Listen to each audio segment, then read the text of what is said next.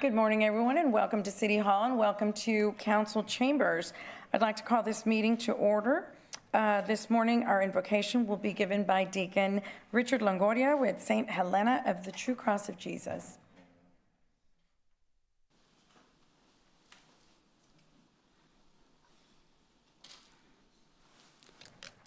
Holy God, Holy Mighty One, Father, Son, and Holy Spirit, we ask that your graces come upon our city council, on the individuals, and all our city, those who work for Corpus Christi, and those who live here in every way. We ask for your blessings of kindness, grace, mercy. May all friction and jealousy among our council be ended in every way. May they work together for the goodness of our people, for the goodness of our city. May you come upon them and send your Holy Spirit upon all our city council members and all who are here today, and grant them the wonderment. May they all reflect the light of Jesus Christ upon each other and upon all who are in Corpus Christi. We ask for your blessings and your mercy upon them. We pray this in the name of the Father, and of the Son, and of the Holy Spirit. Amen. Amen. Thank you so much, Deacon. And this morning, our Pledge of Allegiance will be to the flag of the United States and to the Texas state flag will be led by Mallory Reyna. She is a senior at Harold T. Branch Academy, top 10 in her class, and she is in the paramedics program. I pledge allegiance to the flag of the United States of America and to the republic for which it stands, one nation, under God, indivisible, with liberty and justice for all. For the Texas Pledge. Honor the Texas flag. I pledge allegiance to thee, Texas, one state, under God, one and indivisible. Mallory, thank you, and good luck in your studies. Ms. Huerta, would you please call the roll? Mayor Paulette Guajardo. Present. Council members Roland Barrera. Here. Sylvia Campos. Here. Eric Cantu will be late. Gil Hernandez. Here. Kaylin Paxson. Here. Everett Roy. Here. Mark Scott. Here. Carolyn Vaughn. Here. City Manager Peter Zanoni. Present. City Attorney Miles Risley. Here. Mayor and Council, a quorum of the Council and the required charter officers are present to conduct the meeting. Thank you, Ms. Huerta. Section E is our city manager's comments and update on city operations. We have one item, Mr. Zanoni. Yes, we do. Good morning, Mayor and members of the council and the community. We have one item for the city manager's report, and that will be an overview of the 88th annual Buck Days Festival, which will be celebrated this year from April 30th through May 10th. And so, as we know, Buck Days has been around for a number of years. This Buck Days will be 88 years since it was first started in 1938. And it's one of Corpus's largest community events, and it draws tens of thousands of visitors from the entire coastal bend region. So it's held at the Bayfront, and the event has something for everyone, as Johnny Filippello will tell us here in a moment. There's rodeos, concerts, a carnival, and parades, and much more. An important note is that since 1996, the Buck Commission has awarded $2.6 million in scholarships for local students, and those monies come through the Buck Days celebrations. So this morning we have Johnny Filippello. He's the president and CEO of the Buccaneer Commission. And Johnny, thank you for being here. He's going to give us some background on some of the prior Buck Days that we've had here, and then talk more importantly about this year's Buck Days event. So I'll turn it over to you, Johnny. Thank you. Thank you, Peter, and Mayor, Council. It's an honor to speak to you guys today. We're excited about the upcoming Buccaneer Days Festival. Before I get into this year's events, I do want to do a just brief recap of our successes from last year. We typically do this once a year. 112,000 unique visitors participated in Buck Days last year. Of those 112,000, almost 20,000 were from out of our market, so out of the Corpus Christi region. You can see the makeup down at the bottom of this slide. We have people coming from all over the United States, and certainly San Antonio, Rio Grande Valley, Houston are big drawers of folks for the event as well. And then our makeup, when you look at Placer AI, it truly is a makeup of the Coastal Bend and a reach of folks that are attending. What I'm really excited about is this is pretty new information. We just conducted a economic impact report with Tourism Economics. And so of those 20,000 folks that came from out of market, they brought about $10 million of impact with them to our event. That's not counting the other 100,000 or so people that participated in the region. So really excited about those numbers. Buck Days also contributes to about 555 jobs during the 11-day period. And then our tax base, the local and state taxes, about 600,000 is generated off of those 20,000 people coming from out of town. So that's pretty hot off the press information. We just finalized that study and really proud of those numbers. And then more importantly for our organization, it's what are we doing to support education in the Coastal Bend. At the end of last year's event, we were able to award over $364,000, a lot of that in the form of scholarships to local students, but we've also helped the museums, the Science and History Museum, the Art Museum, Harbor Playhouse. There's a variety of ways that we reach those different students in what we're doing. And then our leadership program takes on 20 high school seniors from Kingsville to Sinton and everywhere in between to really learn. And then at the end of Buck Days, we'll award a little over $100,000 to those folks as well. So as we dive into this year, really excited to take two traditions that have typically fallen on the last Saturday of the event, the night parade, the children's parade and the 5K, and we're moving those to this coming Saturday. We're partnering with the City of Portland on that and utilizing Fit the Nim as kind of the center point to make it a kickoff regional event for the community to come in and enjoy. We'll have a cowboy breakfast that morning, free food, live music, fun for everyone to come together, and really just trying to say, hey, we're all part of Buck Days. Come be prepared. It's coming up for the whole community, and kind of taking that children's parade that gets lost on the back end and really giving it its own footing for this. So really excited. If you don't have anything going, it's April 18th, this Saturday, come out and enjoy with us. The night parade, the big tradition that has been with us from the very beginning, is April 25th. The stadium show will again be back at Buck Stadium. We'll start there, go down Leopard, and end on the Bayfront. And our friends at Chris 6 will be broadcasting that live as well on their stations for the evening. So look forward to having each of you guys participate in that with us as well. But numbers are up on both parades, so really excited about the number of people coming out. When I talk come early, stay late, there's a lot happening over the course of the 11 days. April 30th to May 10th, the first weekend, we partner with Crawfish for a Cause, who supports charities, to have a big crawfish festival. There'll be 5,000 folks right there on the bayfront inside the footprint. Our shopping and Stripes Carnival, shopping's really continued to grow year over year. We've got a lot of great vendors coming into the exhibit hall for that. The STEAM Expo I'll touch on even more in a little bit, but it's really taken off with a lot of the out-of-town participation you see in things. And then I mentioned earlier the Science and History Museum and Art Museum. For the price of admission, you get those two museums as part of the attraction as well. So when you come to Buck Days, stay all day. Go check out the museums, come shop and enjoy the live music.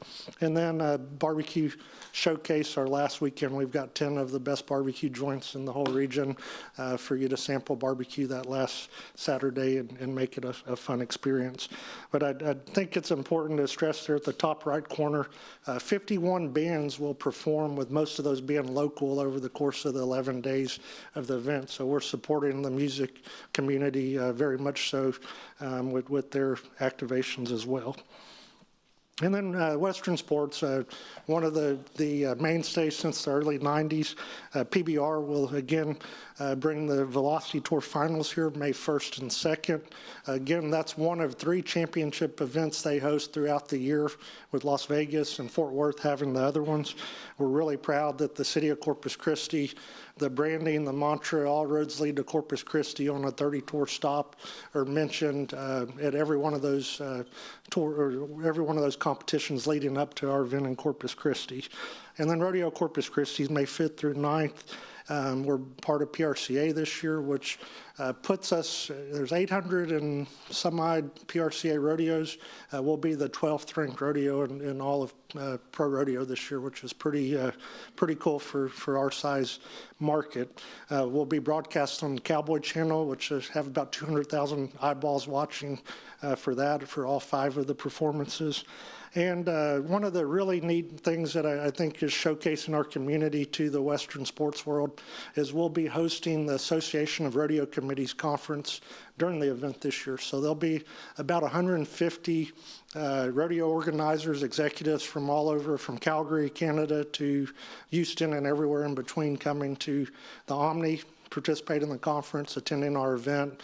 And so it's a nice way to let the rest of the Western sports world see what we're doing down here in Corpus Christi. The concert series expanded this year. The PBR nights will have concerts as well.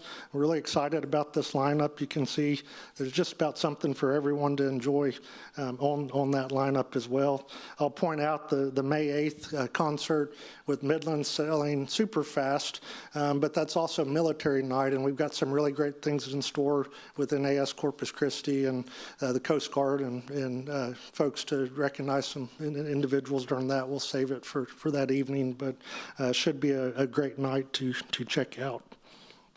The STEAM Expo, this started about 6 years ago, a concept that Citgo and us came up with saying, let's do something called robotics rodeo weather, and it's just exploded. You can see all the great partners that have jumped on board with us.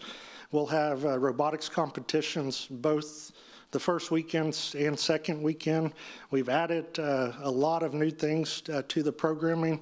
An aerial drone competition for young people. It's already sold out in new competitors. It's, I think, in its second year in existence, but there's a lot of excitement around it. And then we've added what's called VexU, which is a university robotics competition this year. So we'll have teams from the University of Michigan, University of Central Florida, A&M College Station, A&M Kingsville, and a few others sprinkled throughout, coming to compete in our robotics competition right here in the Coastal Bend on the university level. So really excited about those things. We've got some great 4-H programming as well, food challenge, public speaking, those type of things. Overall, about $90,000 will be awarded to these young people as we compete in those different segments.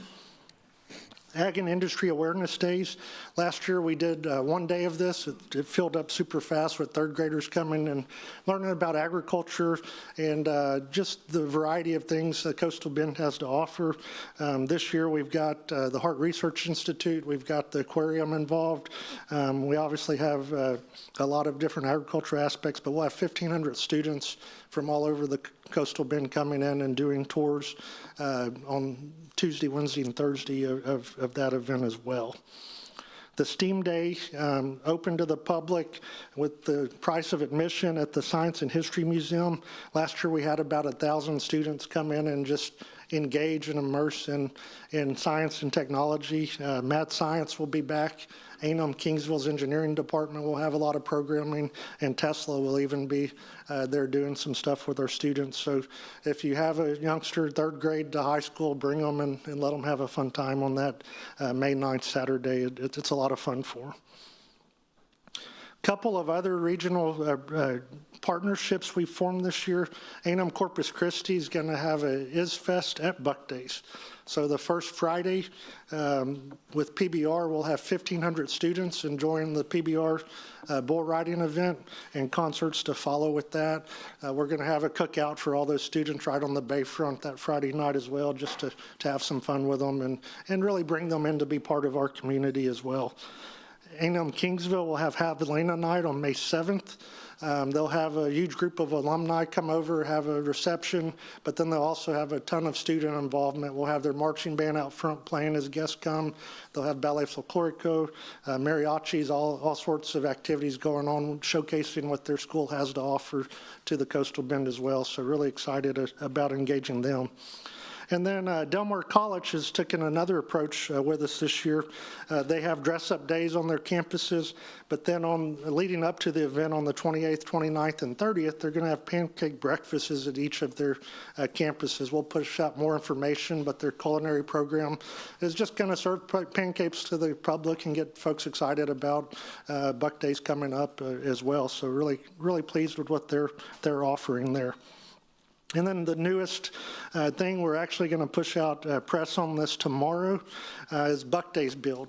We've partnered with Habitat for Humanity. We're going to build the frame of a house right there on the festival grounds. And then over the 11 days, once it's done, we'll move it to where the foundation is and let the home be finished. It's a fundraiser that we've started a commitment. HUD 8, our presenting sponsor, has pledged a starting amount, and we're promoting with QR codes at the festival and on our website for folks to make donations. Our goal is to help fully fund this house for a single mother and her children to move into as soon as we can get it accomplished. But really proud of the partnership we're able to come up with Habitat on this as well. So you can see there's a ton happening, a lot going on each year. It's how can we do it better, and how can we bring more people into the tent to work with us and goal here, and look forward to having the whole community out during Buck Days. If you have information or need information, buckdays.com is the best location for that. And I'd be remiss without talking about the RTA. Our transit authority does an amazing job of shuttling folks from all the outer line parking lots, but then also helping us on parade night with those disabled being able to catch a ride to their bus center on Leopard Street, and then being able to enjoy the parade in their footprint. So really a lot of great partners, over 100 plus companies that come together to make it happen, and 300 volunteers. And then the city staff. Y'all's team is always top notch on helping make it all come together. So thank you guys. With that. Thank you, Johnny. And congratulations on 88 years. This is amazing. And we appreciate the numbers. I would love to maybe ask you to email those to the council. Absolutely. Or that presentation. Yeah, absolutely. Thank you. Thank you so much. Yes. Yeah. Good job, Johnny. That's great. Thank you, Johnny, for that. And Mayor, that concludes the city manager's report. Great. Thank you, Peter. It's 11:48, so I think we're going to go ahead and start public comment a little early. As we begin the meeting, I'm going to go ahead and take a moment to address rules of decorum. The council chambers is a place of public business, a forum for civic discussion, decision-making, and service to the people of Corpus Christi. It is not a stage for personal attacks, disruptions, or vulgarity. We will not tolerate violations of decorum. We're here to do the people's work, so we'd like to proceed in that spirit. If you would like to speak on a specific agenda item during its discussion, you do not need to sign up beforehand. I will ask for public comment when the council considers the item. At that time, you may come up to the podium and speak. At this time, I'll ask our city attorney, Miles Risley, to review the council meeting rules of decorum, which will be displayed on the television screens above. All citizens must be courteous, polite, and respectful of one another, including the city council and city staff. The mayor and council members shall be referred to by title and/or title surname. All remarks must be addressed to the mayor and city council and not to the council members as individuals. Citizens are only permitted to speak on city-related subject matter. Speaking on any non-city related matter is prohibited. Loud, boisterous, profane, or obscene language or behavior is not allowed. Citizens must refrain from any disturbing noise, demonstration, or other act disrupting to the city council business. Thank you, Mr. Risley. In-person comments are limited to 3 minutes. For call-in or WebEx video speakers, Corpus Christi residents receive up to 3 minutes and non-residents up to 1. A visible timer positioned near the city secretary's desk will help manage the allotted time. If you have a petition or relevant information, please present it to the city secretary before speaking. Our first speaker is Tom Taglaboo.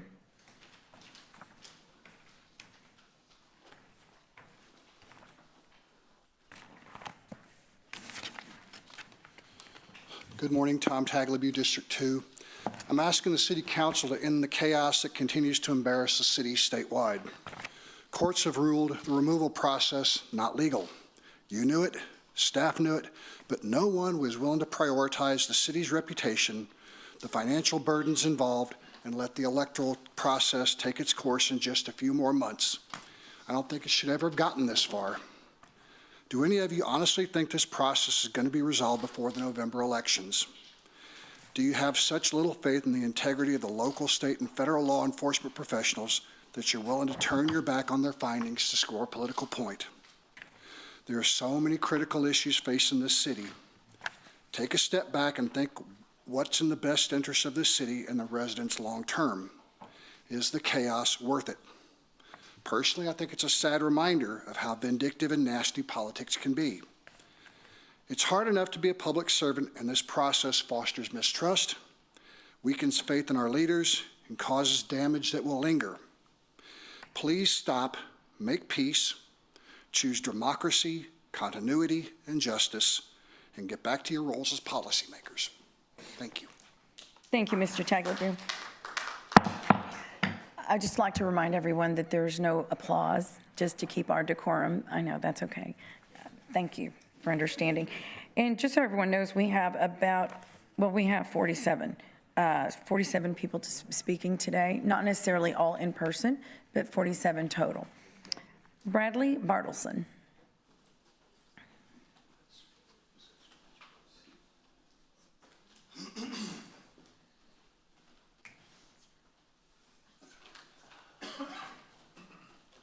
I have a presentation to feed up there.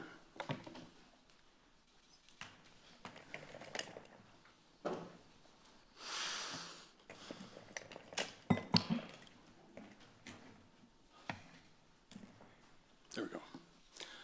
Okay, good morning. I'm Brad Bartleson, Corpus Christi. Lack of strategic planning yields crisis mode operation, dealing only with what's urgent and important. Perhaps you're right now thinking, why are we listening to something that's not urgent?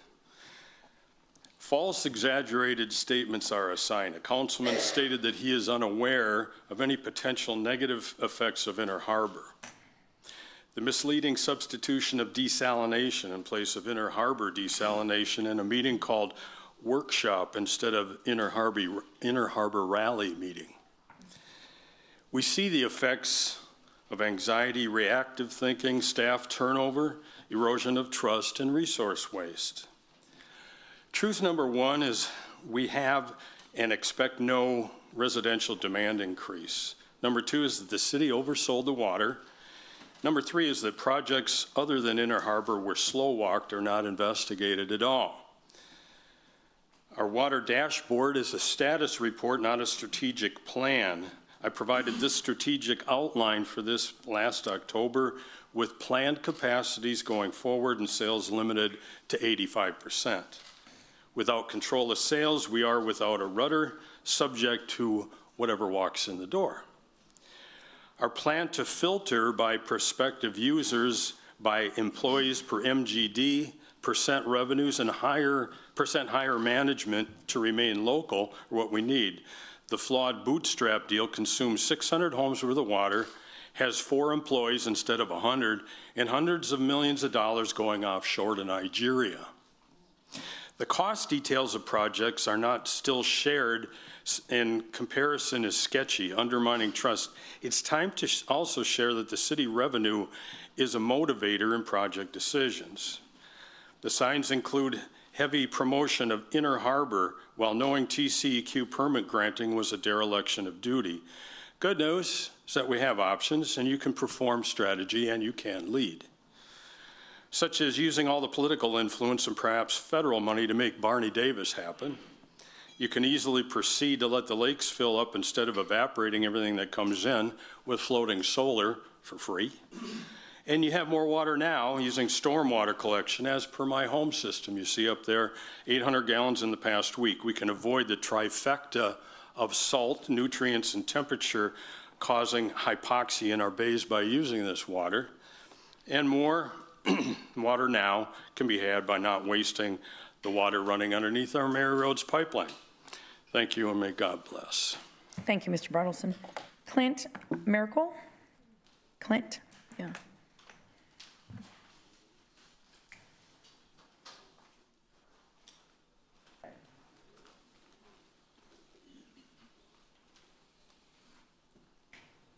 Do I just start?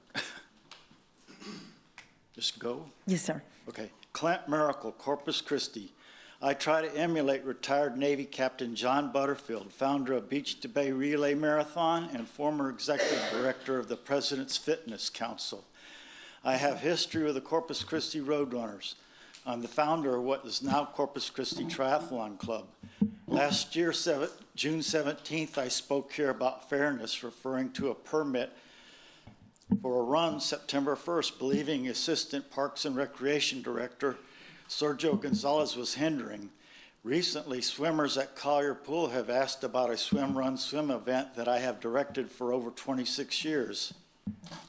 Everyone should be entitled to the same privileges that VFIT's Victor Betancourt gets from city officials. Sergio Gonzalez is apparently in cahoots with VFIT, then taking advantage of Corpus Christi Triathlon Club. Examples: July 7th, Corpus Christi Triathlon Club president asked my approval to have a swim, run, swim like mine, yet evasive on details. He mentioned the club was approached to have one at Bill Witt Pool Labor Day weekend. Heard nothing more about it until August 6th at club meeting, where we were told Sergio's idea, but only date available was Monday, September 1st, same day and time as my run. I let them know my objections and the reasons why. Someone asked the pool rental fee. He nervously responded, "Don't think there is one. I pay pool rental." I said, "It's still going ahead with it. VFIT should not be involved." He said he asked if okay without VFIT. I replied, okay. September 1st, skeptical me drove to Bill Witt Pool after my run. Sergio Gonzalez, VFIT, Victor Betancourt, and their equipment trailer were all there. The name of the event was mine. It conflicted with an event of mine on my birthday. Parks and Recreation should have the invoice and proof of payment from Corpus Christi Triathlon Club. Their entry was also 2.5 times more than mine. Fair is fair. If pool rental is waived, I could avoid charging participants, making it easier to put on. None of this seems coincidental or fair to me. People lose jobs with this kind of conduct. Thank you, Mr. Clint. Councilman Paxson. Thank you. Peter, this is the second time that this community member has come to us asking for fair consideration for his events. I believed that last time we had staff look into it, and now he's back again. If we could please have a direct conversation with him, determine what his details are, and see how we can make it correct Yeah, we can do that, Councilwoman. today. Yeah. Thank you. Yeah. Councilman Hernandez. Yes, Peter.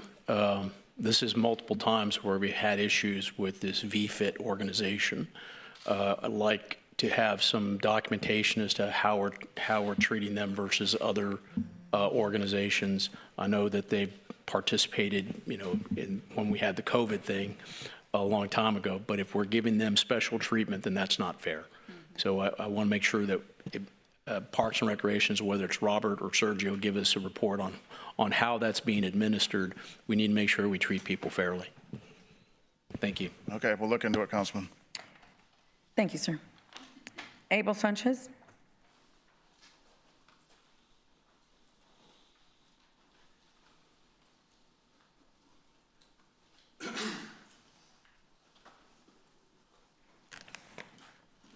Thank you, Mayor and council members. I have some documents. I turn them into the secretary. Mm-hmm.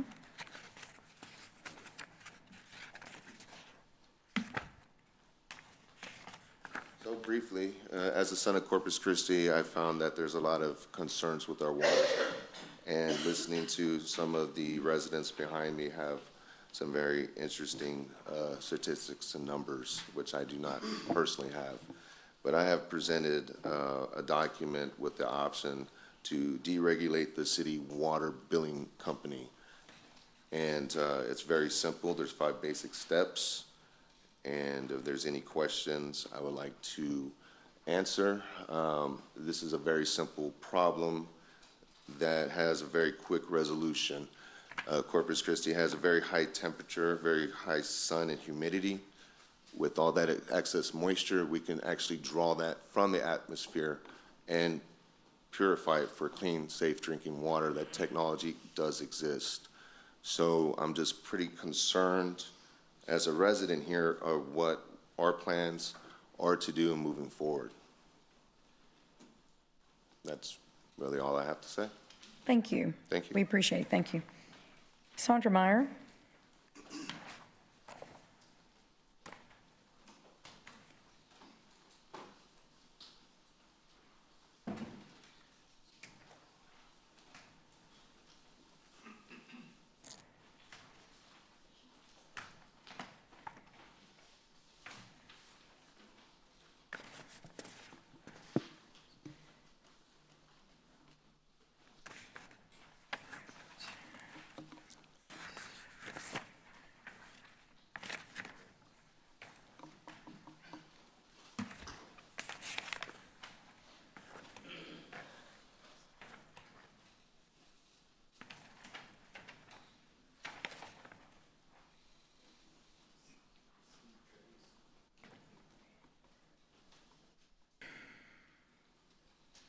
Okay, Sandra Meyer, District 4. Y'all know I come from an audit background, and as an auditor, we love policies and procedures. Policies and procedures will keep you out of trouble. I have a feeling, I've tried to hint at some of the ethics rules that y'all need to be complying with to stay out of trouble, and I'm almost thinking that maybe it's gotten to a point that y'all are embarrassed to go ahead and bring up the issue. So today, I want to put it out, public record, because for transparency and public trust, everybody needs to know that there are 3 of y'all that have gotten donations from either David Ajit and his hotels or Doug Ellison, the attorney. You need to disclose those. Councilman Gil Hernandez, he chaired the audit committee. The city auditor returned to work on August the 28th. The same day, the Homewood Suites allegation was assigned to the auditor. The next day, he receives a campaign donation from Mr. Ajit's hotel. September 30th, when the lawsuit is filed, is Doug Allison, is the attorney that worked with the auditor also. He gave, the Ajit David's hotels gave Mr. Hernandez a campaign donation then. The proper thing is to say, I've had these donations, ethics policy says I cannot deal with this. And I've quoted the top 2 things at the top. Eric Cantu is when, in January, he received 2 campaign contributions from Doug Allison and the Mr. Ajit's hotel. On the sheet, I've written down which hotel it is. Kaylin Paxson, this tears me up because we want you to do well. We trust you. Please disclose that you got 2 campaign donations also from the hotels. It is not fair for y'all to be complaining about campaign donations and not disclosing conflicts of interest when y'all have some that's very relevant, and it will protect you if you disclose it. It's still not time, or there's still time. Everybody makes mistakes. Everybody may forget about the policies and procedures, but this is important for y'all, please. And like I said, and me and my church members, we want you to do well. We want all of you to do well. We don't want people getting kicked off the council. Thank you. Thank you, Ms. Myers. Kenneth Castro. Councilman Cantu. Miles, I got a question. What's the maximum donation we'll receive that we can't vote on an issue? Is it $2,500 or how much is it? Do you know? Is there any kind of guidelines? Can you turn on your microphone, please? I believe the ethics ordinance refers to certain items at 2,700. I have to look up that particular provision. But there's a limit? It's with respect only to a certain specified subsection. And I'm with you. I think everybody should close that. That's what I did. I put on my financial report. I really like the city of Corpus Christi to be just like Austin, Texas. Everybody only gets $300 per person. I mean, you know, I don't think, you know, all these donations for a city seat, you know, like a mayor's race, $500,000. I mean, that's pretty crazy. So, thank you. Thank you for clarifying that, Councilman. Kenneth Castro. Yes, sir.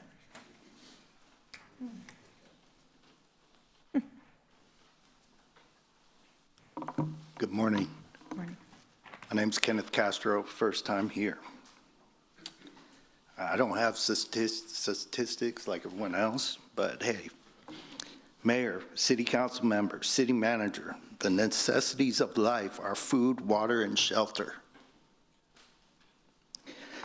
As for stage 3 water restriction, public has sacrificed water usage, but the refineries continue to use more than the past. Questions are the refineries being fined for using more water than the year before, according to the city manager's statistics?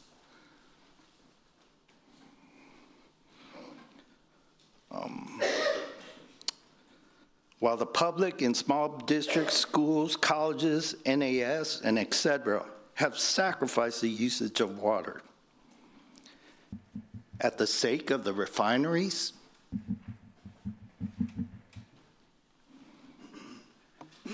city manager and CCW officials, what are y'all doing?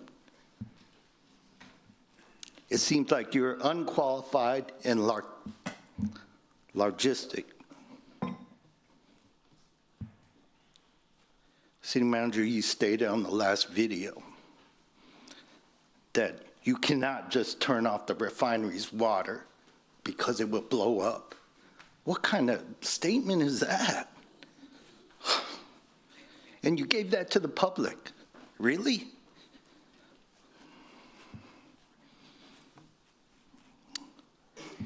Groundwater pumping. Groundwater pumping. That's good for the residents of Corpus Christi. But it's like rearranging the deck chairs with the Titanic when you factor in the refineries.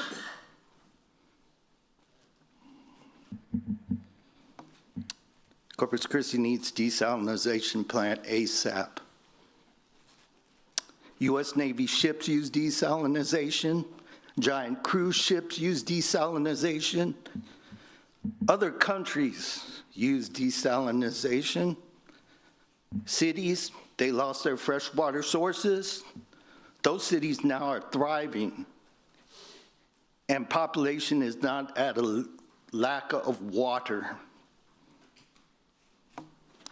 And this is my opinion, but for the future of Corpus Christi, and it's is to establish a law on high volume users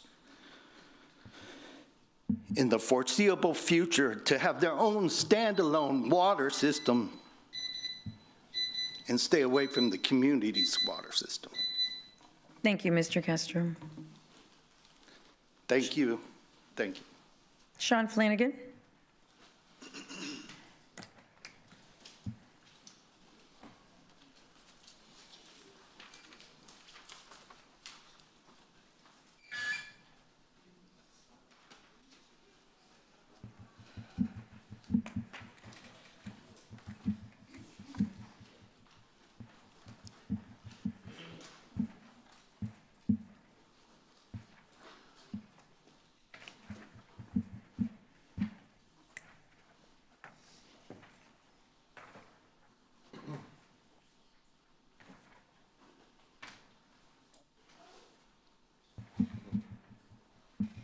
Hi, my name is Sean Flanagan. I live in District 2. I got two purposes talking today. The first purpose is to talk to you about, alert you to an event that's going to happen at Cole Park Amphitheater from 6:30 to 8 p.m. on Sunday, the 17th of May. We're having a One Nation Under God prayer rally to celebrate 250 years of being a nation under God. This coincides with a national rally with the same title being held on the same day in the National Mall in Washington, D.C. Through prayer and song, we will organize around 3 themes. First, thanksgiving for our nation. Second, prayer for unity among our citizens. Third, forgiveness when we as an individual or a nation has fallen short of the mark of Christ. We have 10 ministers interspersed with songs leading the praying. I have given you each a flyer and sent you got a PDF that's up on the screen, and everybody in the audience, everybody in the city is invited to this event. It's a non-political event. We're trying to pray for our country and our city. Second deal is that this is a difficult day. It seems like y'all have difficult days every time you meet.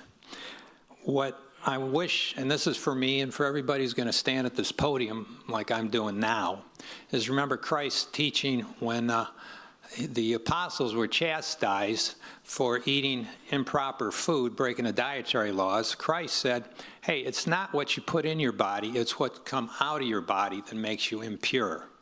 Your words. If somebody stands up here, or you all amongst yourselves, and disagrees with you, or tells lies about you, or does personal assaults against you, personal complaints against you, you have no control over that. You have total control over what you say. When you are replying to things of that nature, you can disagree agreeably, you can point out falsehoods agreeably, and if you're better off meeting personal invective with humor and humility. In other words, and that goes for not just you all, but everybody that's standing up here, is like, you know, here's the deal. This is our city council, and we're going to disagree. You guys, I disagree with a lot of you about a lot of things, but you got to do it with dignity, and we got to respect each other, and that's the example we're hoping to see throughout the day today, so thank you. Thank you, Mr. Flanagan. Jason Falwell.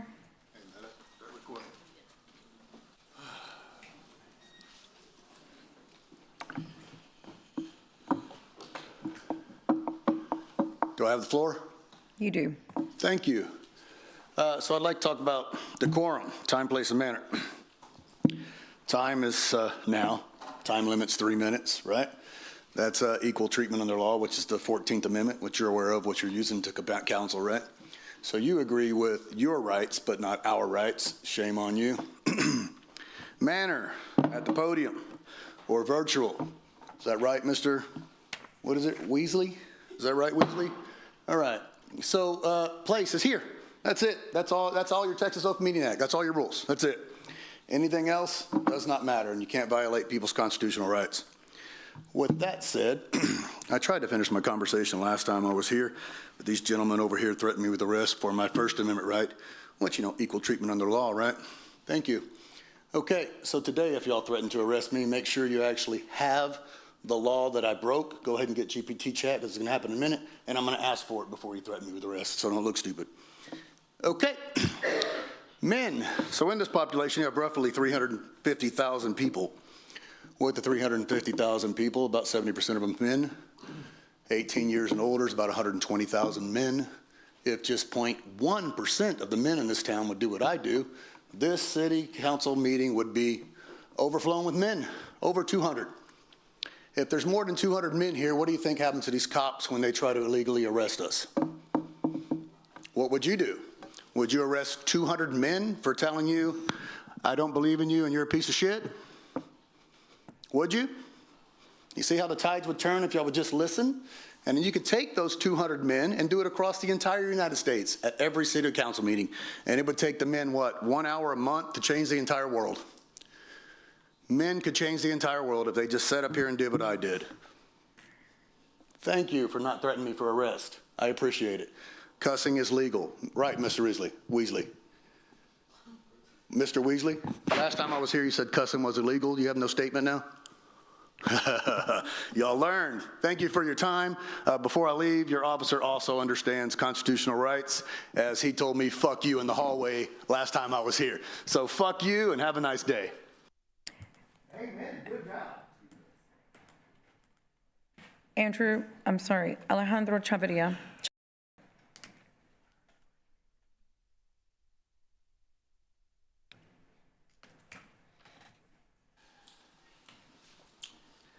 Alejandro Chavera, District 3.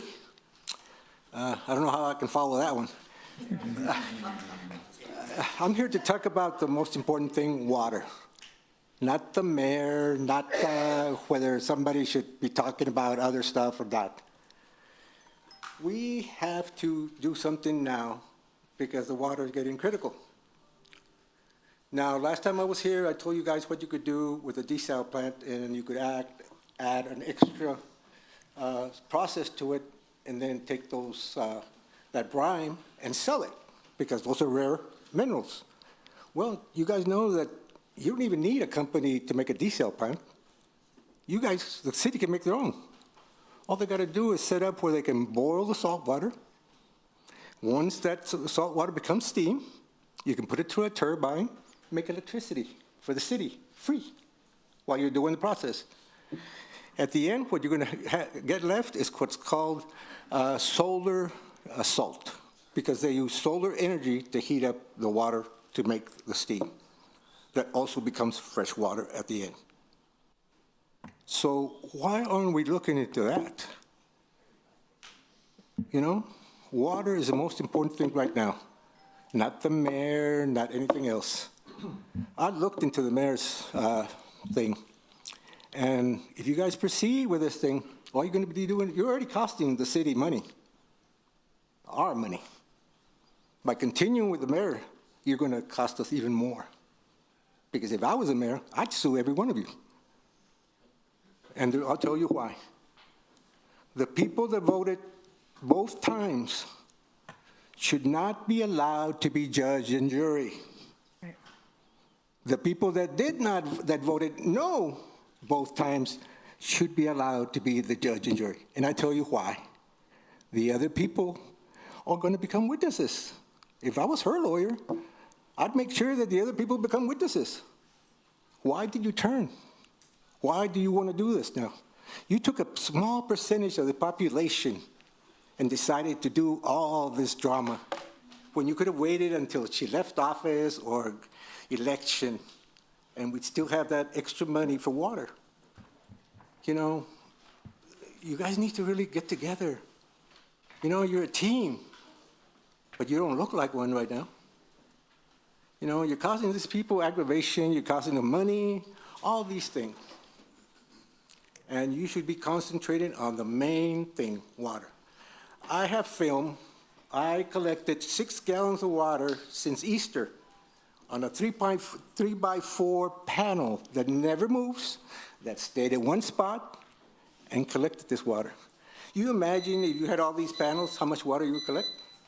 Thank you very much, and I got my prototype. Okay. Thank you, Mr. Chavera. Scott Barraza.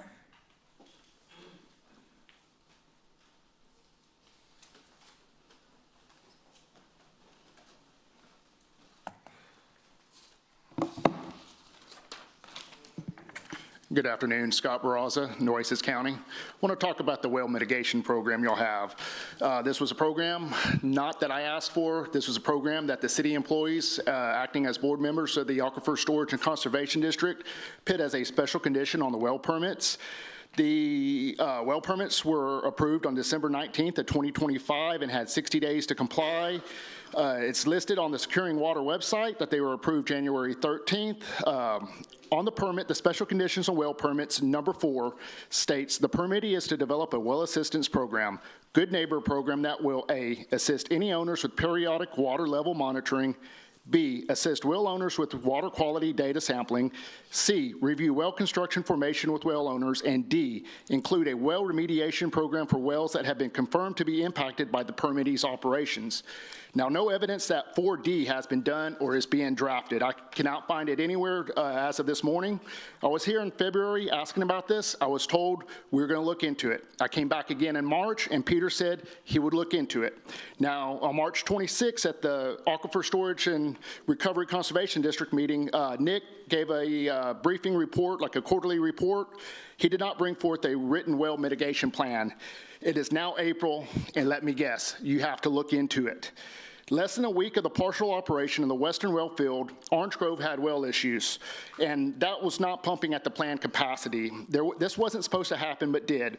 Rural well owners are both concerned and worried, and rightfully so. Will our wells be like Orange Grove's and have issues caused from your wells? It wasn't supposed to happen there, but it did. Would our wells be any different? No well mitigation program exists, just a data collection program. Council will be different and staff as well next year. This needs to go beyond word of mouth and be codified somehow. Esteban Ramos, the CCW Water Resource Manager, he couldn't answer my question on well spacing rules and told me I had to do a public information request, and I did. And still there is no response from Belinda Balderas, the Senior Management and Analysis for CCW. These are both the General Manager and Administrator for the Corpus Christi Aquifer Storage and Recovery Conservation District. I sent my request February 19th. I also sent a request asking about the well mitigation program. That too was met with silence. With this type of behavior from them, I don't expect any help from the Corpus Christi Aquifer Storage and Recovery Conservation District in regard to well issues caused by their permit holders. And with that lack of action forming a written well mitigation plan from the city, it appears rural well owners won't see any help if those wells, the city's wells cause their wells issues. Hire a consultant or do whatever you need to do, just get it done. My opinion on this, as well as many others in rural Nueces County and surrounding counties, we're all of the opinion that we're just shit out of luck if our wells have issues caused by the city wells because nothing is being done. Don't you just love good neighbors? Thank you, Mr. Barraza. And Miles, would somebody please address his inquiries? Jesus Wong?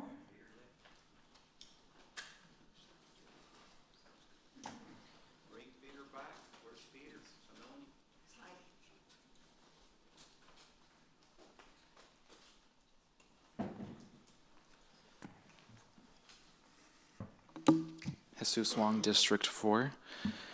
Good afternoon, Council. I stand here as a community member, organizer, and a university student. About a year ago, a colleague and I were sitting in the council chambers when a community member spoke during a public comment about the Adopt a Park program. Inspired by that moment, Texas Rising adopted Doddridge Park, located along Ocean Drive, and committed to monthly litter cleanups. We wouldn't have otherwise known about the program, so this is our way of paying it forward. Across our 11 park cleanups, we've engaged about 90 volunteers, ranging from university students, business owners, and community members just simply looking to get involved. Over the past year, we've collected roughly 78 industrial-grade trash bags, roughly equating to 573 cubic square feet of waste. And trust me on the math, I am confident in my grade school skills. And most of that trash is consisting of plastic bottles, straws, styrofoam, a handful of vape pens, disposables. And tomorrow, April 15th at 6 p.m. marks our 12th park cleanup and 1 year since we initially adopted Doddridge Park. We invite members of the community to join us as we celebrate this milestone, and also encourage other individuals and civic organizations to consider adopting a park through the city's Adopt a Park program. According to the website, about 33 out of 132 parks have been adopted. And again, picking up trash once a month for an hour and a half may not sound like the most fun thing, but surprisingly, picking up trash and witnessing the beauty of that park is the few enjoyable things that have come about despite turbulent times. So thank you again. I invite everyone here to attend our park cleanup tomorrow, and I look forward to it. Thank you. Thank you, Mr. Wong. Susie Saldana?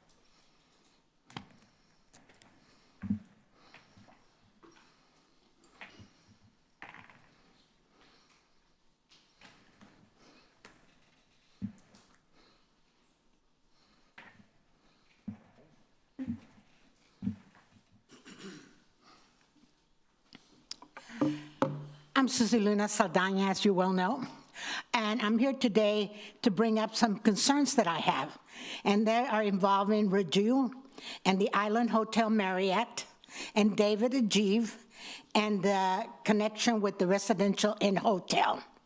On August the 27th, the city of Corpus Christi entered into a business agreement with Padre Island North LLC on Baraju for the development of a dual-brand island hotel Marriott and a conference center. The agreement clearly states that the company would invest an estimated $34 million into construction projects, including 200 hotel rooms and a conference center during the space. Based on that representation, the developers received an approval of $2 million incentive. Heard $2 million before, have you?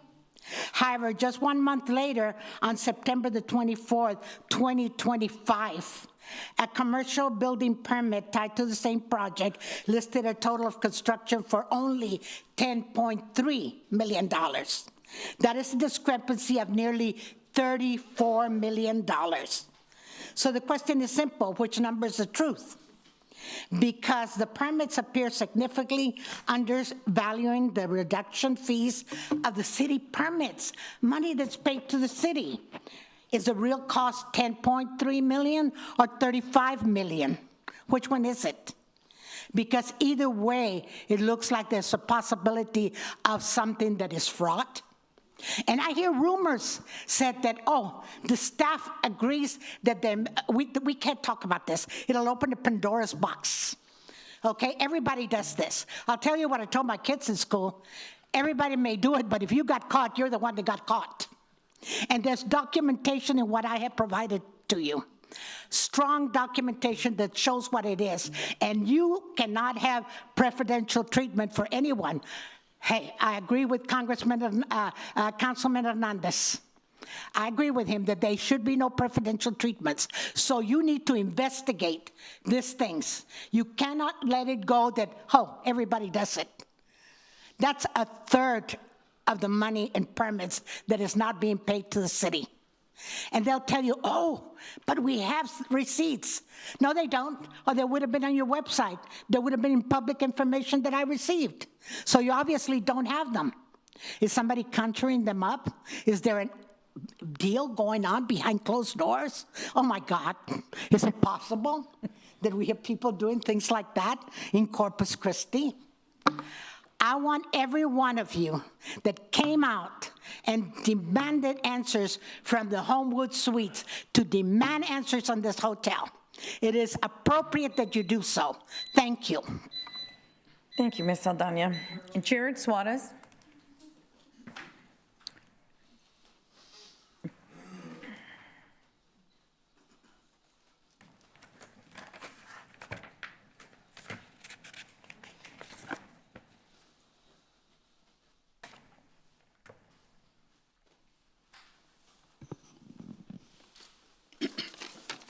Jared Suarez, District 2. The city is in severely compromised position over basic human necessity, water. We are mission status critical. This alone ought to be the singular utmost importance of reasons to impeach the mayor. The responsibility lies with the mayor. The mayor and the council's implied consent of approval from the city's manager's actions have resulted in epic failure. As a result, the community now faces the consequences of the leadership from the mayor, and that has not prioritized the needs of its citizens but that of her own. Of course, allegedly, that is. Is the agenda to impeach the mayor a political power move? Maybe, maybe not. What I do know is those running for city council somehow all seem to be tied to the mayor. If she stays in and her pawns elected, they will obey her every demand, refineries first, and then possibly consider the residents, again, allegedly. Also, the city is roughly $1.9 billion in debt, yet we are paying the city manager more than what the president makes. Why? We, the people, should vote on the salary and that of the council and mayor, no more self-pay raises. My opinion, he should be paid minimum wage for his performance. I am not against desal plants. I'm against the experimental desal plant being in a closed bay and not even a plant to make profit from the salt that would be extracted. Dumping the salt back into the water will kill our wildlife ecosystem that will stop the revenue we get from the fishing industry. The salt dumped back into the water, it will eventually overload the desal plant. The salt content of the water will become higher as the years go by. The salt will be too much for the filters. How much would that cost us to fix when that breaks down? Sources say that the mayor already pre-sold all the water that will come from the desal plant to refineries, again, allegedly. Yet our tax money will foot the bill for the desal plant to be built, which in turn raises our water bill. The refinery should pay for the desal completely since they will only benefit from it. Aristotle in his Book of Ethics says that to be a politician is of the greatest good a citizen can do because a politician self-sacrifices for the city they serve. How extremely far we have gone from self-sacrifice for the greater good to now, how can I best serve myself and get the best kickbacks? Our judgment before God sees all our intentions and what we do in secret. We cannot hide from nor escape God's perfect justice and punishment. Do what is right, even at the sake of your reputation, even if you can't afford any more Gucci bags in the near future. Thank you. Dr. Rick Barrera.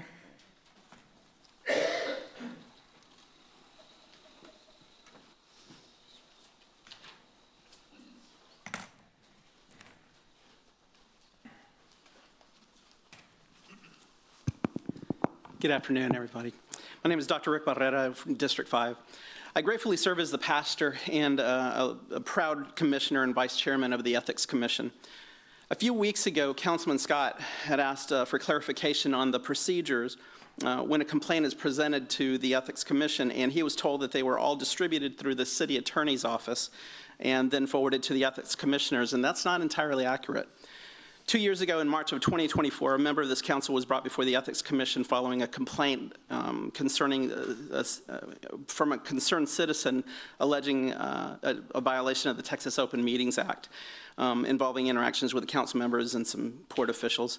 That council member was ultimately cleared of any wrongdoing. However, shortly after that meeting, that hearing, a revision to the Code of Ordinances was presented to and ultimately approved by this council. That revision capped legal expenses and allowed city officials to retain their own legal counsel, and there's no significant concern over that. The concern arises with the provision directing the city attorney's office to review all complaints and determine unilaterally whether or not they're forwarded to the Ethics Commission. Not the city attorney's fault. Miles and his staff do a fantastic job for the city. That change, however, is contrary to the very reason why the Ethics Commission even exists. Since that change was made, please hear me, since that change was made, not a single complaint has made it to the Ethics Commission in over a year and a half. All of them have been dismissed by the city attorney's office. The Ethics Commission exists to give citizens a voice, to ensure transparency and accountability in public service.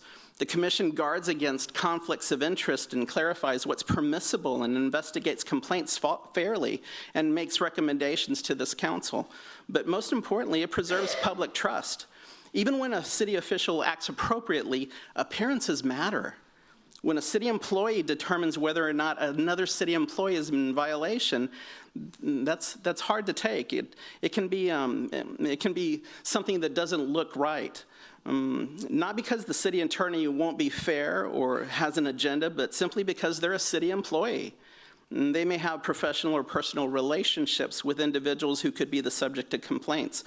Early last year, the commissioners voted unanimously to recommend restoring the original language to the Code of Ordinances, allowing all complaints to be reviewed by the commissioners that you folks appointed.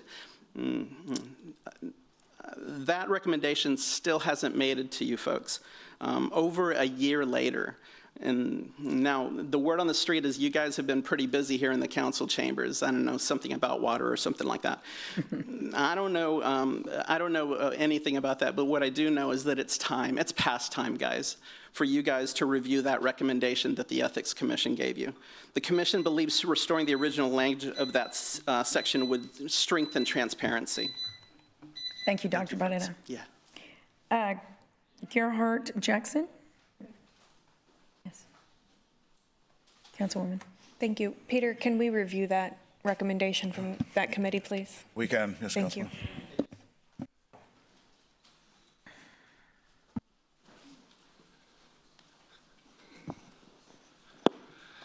Hello, Corpus Christi. Yesterday, I was at your school board. They passed a new Texas Senate Bill 13, went into effect at the beginning of this school year. All school boards in Texas have to have a library review committee for books added to or removed from the school library.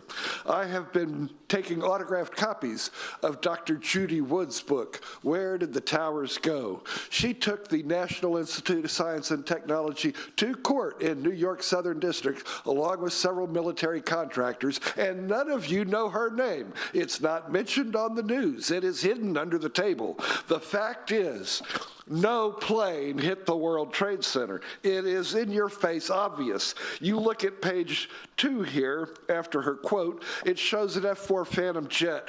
That's Newton's third law, instant and opposite reaction. The instant that nose touches, the explosion begins. All debris field forms externally to the collision. You watch it on 911 and the building flies right through it. The plane doesn't even wrinkle. It goes right on by, not a single piece of dust as it enters and goes completely into the building. Finally, a fireball after it reaches the center. Another one is the free fall. You look at page 3, the time it would take in free fall for a vacuum compared to the collapse of the tower times and so forth. Mr. Jackson, they broke the molecular bonds. I'm sorry to interrupt you, but it must be city related. I can't understand you. I'm hard of hearing. May I please finish my 3 minutes? Your comment must be city related. So how is Texas Senate Bill 13, and the school board must review this book. I'm putting it in your face. You are a gullible fool if you think an airplane knocked down the World Trade Center building. Dr. Judy Wood goes 500 pages of publicized information that is beyond doubt, and it is in your school board and will be. All Texas school boards need to review this. Thank you very much. Thank you, Mr. Jackson. Rachel Caballero.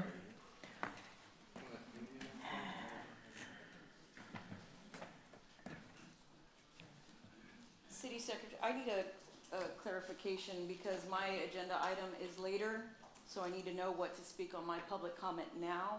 Will I be given the opportunity to speak on my petition later in the meeting if I speak about it now, or should I speak about something else? Well, you have a choice to speak now on the item or when the item comes up, when it's being considered.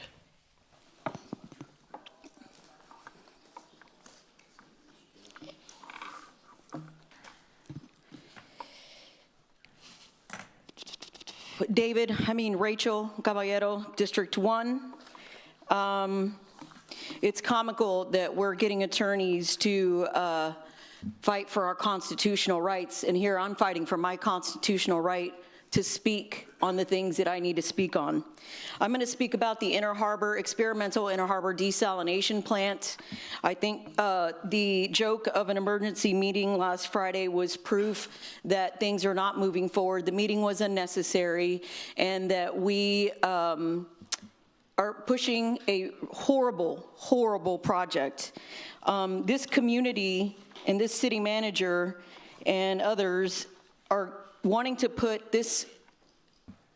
all of the ratepayers to have quadruple water rates for approving an experimental Inner Harbor desalination plant. We're already in debt $3 billion. $3 billion, and there's no water to show for it. 60 million, one of our lovely, thank goodness, last term council members said that, yeah, they have squandered about 50 million of that money. It's been squandered because there's nothing to show for it. Corruption comes at a really, really, really expensive price for our community members. Chris Six did a story on April 3rd and showed how we as a community are conserving. We have dropped in usage from February to March from 395 MGD to 361 MGD. So when we conserve water, where is the water that we're conserving going? Oh, large volume water users, their usage was 871, and it has increased to 900 MGD. So we're saving water, and industry is taking it because we don't have an administration, or we haven't had in the last 10 years, 20 years, elected public officials that represent the community. The scales are upside down. It is time that we get public servants who serve this community and do not serve themselves, do not serve their industry partners, do not serve their contributors from their campaigns. We cannot continue to bear the weight of what industry is taking. We've been a good partner to them.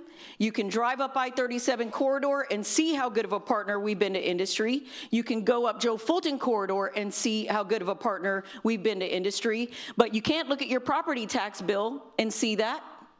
You can't drive our streets and see that. Start representing people. It's time. Robin Sanders.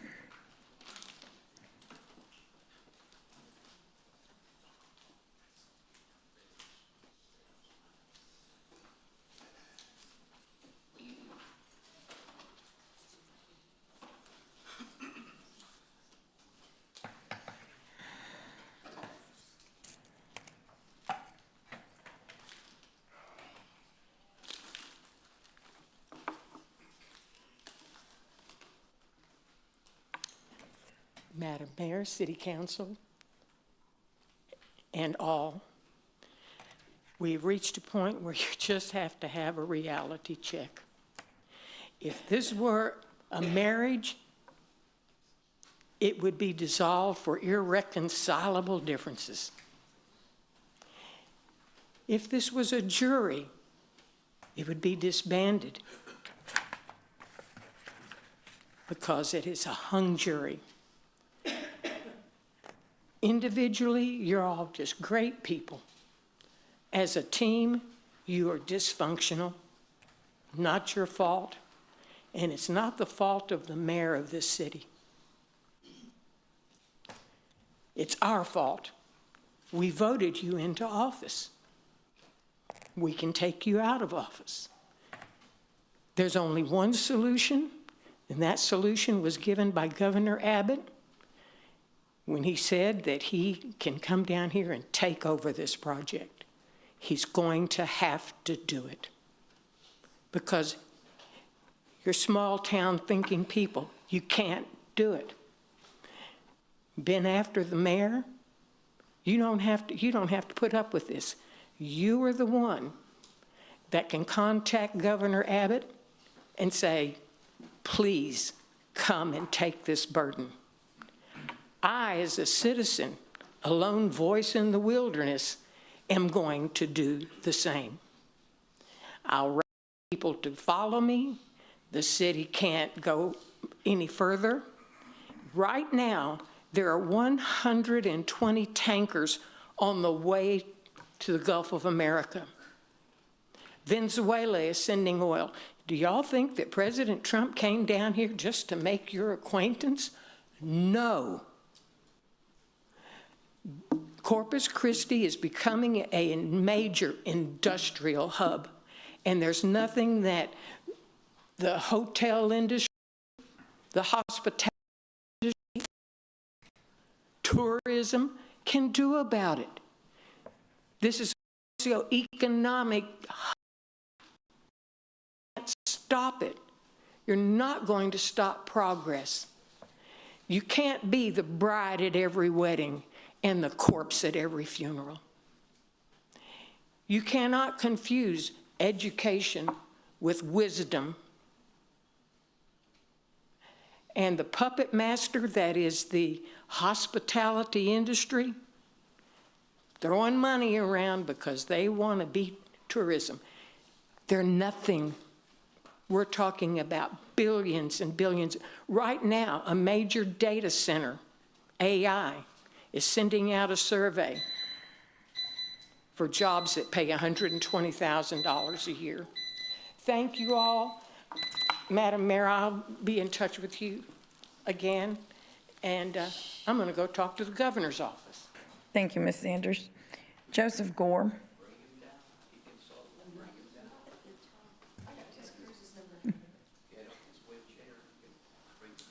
Thank you, Mayor, City Council, City staff. Very good to be here. Thank you for having me. Joe Gore, District 5. Corpus Christi needs water, not witch hunts.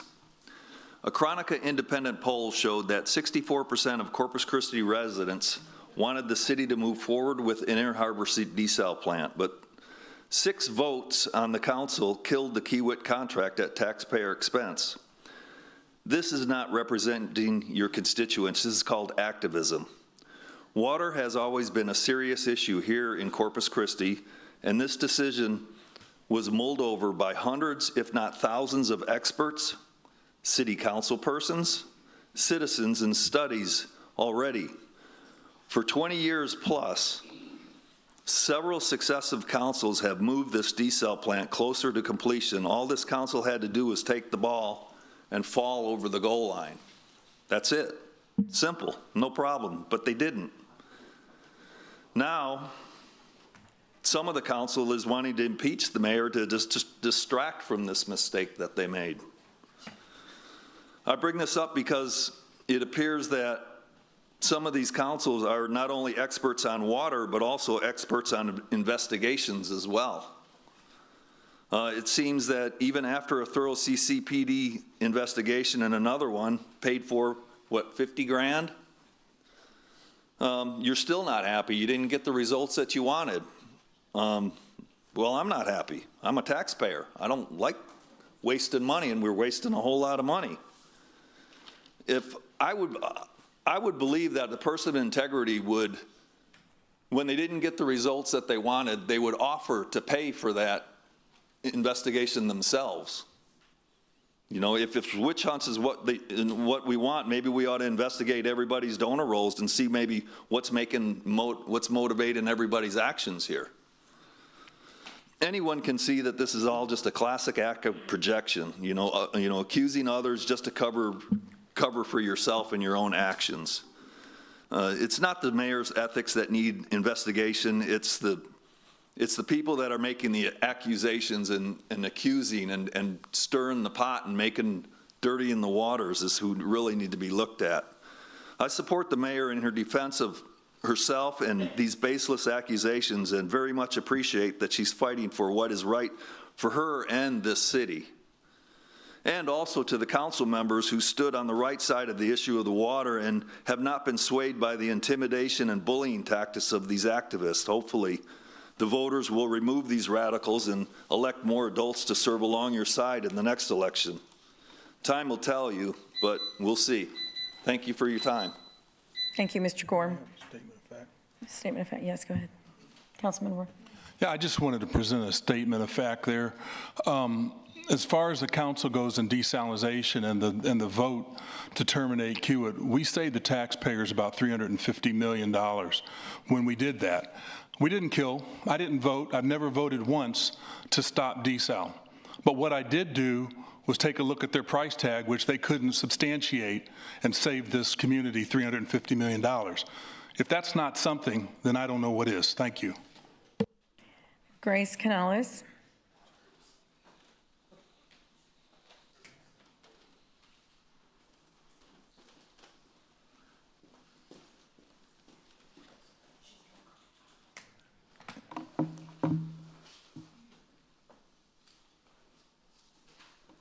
Hello, I'm Grace Canales, and I live in District 4. As a lifelong resident of Corpus Christi and a student, I am not just frustrated, I am alarmed by how long this water crisis has been allowed to escalate. Right now, our reservoirs are sitting at roughly 14% capacity overall, with Lake Corpus Christi around 8.5 and Choke Canyon near 7%. If you don't see that as a warning sign, then the residents of Corpus Christi are screwed. Our water supply constitutes for 7 counties and over 500,000 residents. Industry accounts for a significant portion of this city's water use, often estimated at over half of the total supply. Yet despite that, the burden of conservation continues to fall heavily on residents, while long-term solutions remain unclear or delayed. This is not a new issue. For decades, we have known our water supply was vulnerable. So the question is no longer what is the plan, it is why were stronger actions not taken sooner? Great idea for desalination plant, but dumping that sludge right back into the bay, yeah, no. Y'all are ready for real solutions, but don't want to invest. People are already leaving the city because they are losing confidence in its future. That's sad. What concrete actions are being taken right now to reduce industrial strain on our water supply? What measurable steps are being implemented to secure a sustainable source of water for residents? And why does it feel like we are still reacting to this crisis instead of having prevented it? Water is not optional. It is a basic necessity, and right now, it does not feel like it has been treated with the urgency it deserves. We do not need more reassurance. We need accountability, immediate action, and a clear timeline. What are you doing today to ensure that Corpus Christi has water tomorrow? Thank you. Thank you, Ms. Canales. Jody Fedler?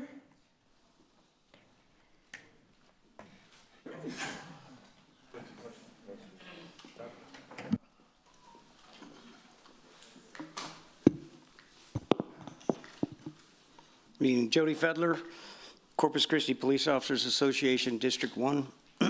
I'm here today to express the POA's support for our mayor. Public safety is one of the most fundamental responsibilities of any city government. Mayor Paulette Guajardo has been a champion for public safety since she was elected in 2016. And as a proponent for public safety, Mayor Guajardo, excuse me, has been committed to two things: protecting the citizens of Corpus Christi and making the city safer, and protecting the officers of the police department. We would be remiss if we did not take a moment to recognize the near decade of steadfast support given by this mayor and council to improve public safety throughout our great city. These efforts include adding additional staff, new facilities, updated equipment, advanced training, and continued public support. There is little doubt these efforts have added up to the safety of this community. Equally important is the investment in officers. Funding for 506 officers demonstrates a serious commitment to maintaining a strong and effective police force. It's not just about numbers. It's about making sure our departments are properly staffed so our officers can do their job safely and effectively, and so our community receives the level of service it deserves. We respectfully urge all city members, we respectfully urge all members of City Council to conduct themselves in a manner that ensures that all actions taken are guided by established laws, proper protocols, and a commitment to fairness above all else. In the world we live in, unfortunately, versions of events and/or opinions of events are many times dictated by social media, emotions, and misinformation, and not by facts that dictate the truths of this case. Thank you. Thank you, Mr. Fedler. Ron Graben.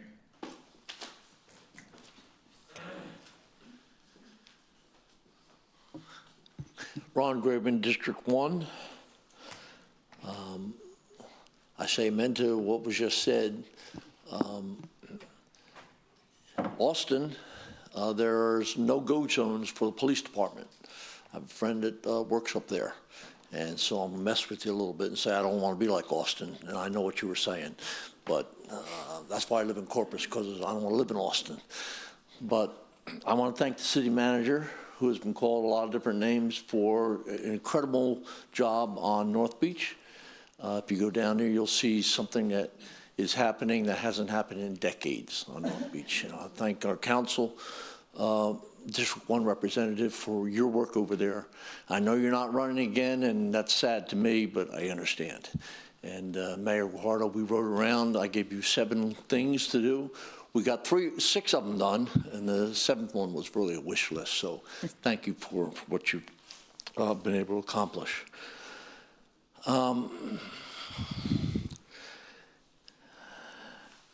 The Farfield study isn't going to really settle anything. Either you're for it or you're not. It's just not the point of contention that you're going to be able to argue about. Al Gore predicted 20 years ago certain things. He still says he's right 20 years later. So you know, you need to look at that and say, what are we doing?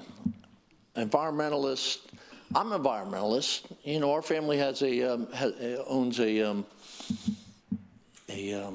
forest in New Zealand. And we take those trees and we harvest them and we bring them all the way over here. And you know what we make out of them? Toilet paper, which everybody, I assume, uses.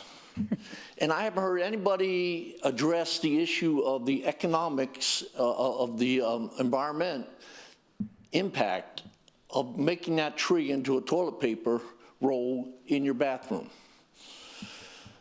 So if you don't have toilet paper, hopefully you have a bidet, but now you're taking water away from the industry. If you don't have a bidet, I don't want to shake hands with you, all due respect. I've been to India before. So I'm just trying to point out to you that there are certain things that are highlighted as environmental, and it's like a smorgasbord environmentalist. We have to survive in this world, or else we can go back to living in caves and cooking over wood. I got off the plane in New Delhi, India, and I said, J-Raj, what's going on here? I can't hardly breathe. He said, well, that's all the poor people. They cook with using cow dung patties. They put straw in there, and then they cook it. So I wish I could get to the mayor, but I'm sorry. Thank you, Mr. Graven. Christian Resendez.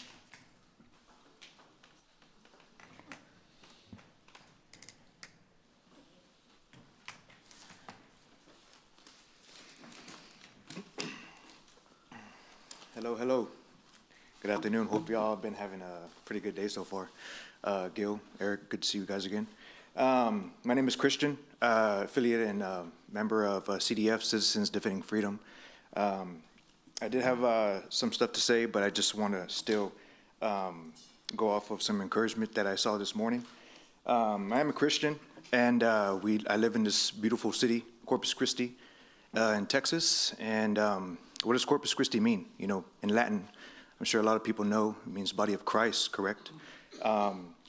So a lot of us Corpus Christians hold that dear, and because we stand on truth, we stand on morals, leadership, respect, compassion, and of course, yes, love. And so the encouragement I want to share today with you guys is this. We've all done things that weigh us down and make us wonder, why do I seem to do what I know is wrong? In Scripture, sin is described as actions that miss the target that God's asked us to aim for, living a life centered around loving God and others. While there are universal actions and dishonor God, small acts of disobedience also pull us away from Him.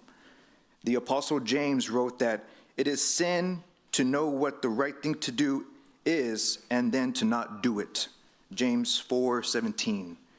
In other words, if you know what God is asking you to do, yet you still decide to disobey Him, then you are undermining God's authority in your life. Sin entices us because it is self-gratifying, but it results in eternal separation from God and others. That's just some good encouragement I want to share with you, ladies and gentlemen. Y'all still doing a great job. I am an athlete and a coach here in this community. Working as a team is very important, and I hope that y'all continue to work as a team together and you listen to us, community. And I know there's a lot of enticement, negative, but I hope y'all guys can make the right choices and the right decisions for this community. There's a lot of wasted projects that have happened in the past. I mean, I know a lot of some of y'all were behind it. If not, the outlets, Slitterbond, a lot of businesses that continue to go bankrupt and leave here. Corpus is a beautiful, beautiful city. I'm an electrician. I work for American Electrical Power Company, and I've traveled around Texas, and everybody loves Corpus Christi. I love Corpus Christi, and we need to continue to make this community grow and flourish. I mean, I see it all the time. Austin, San Antonio, Dallas. I used to live in Fort Worth area. Houston is all flourishing and booming. I mean, they have high rises going up like crazy. And why is that not happening here? It needs to happen here because this is an amazing, beautiful city, guys. Thank you, guys. Thank you, Mr. Resendez. Samuel Andre Fryer.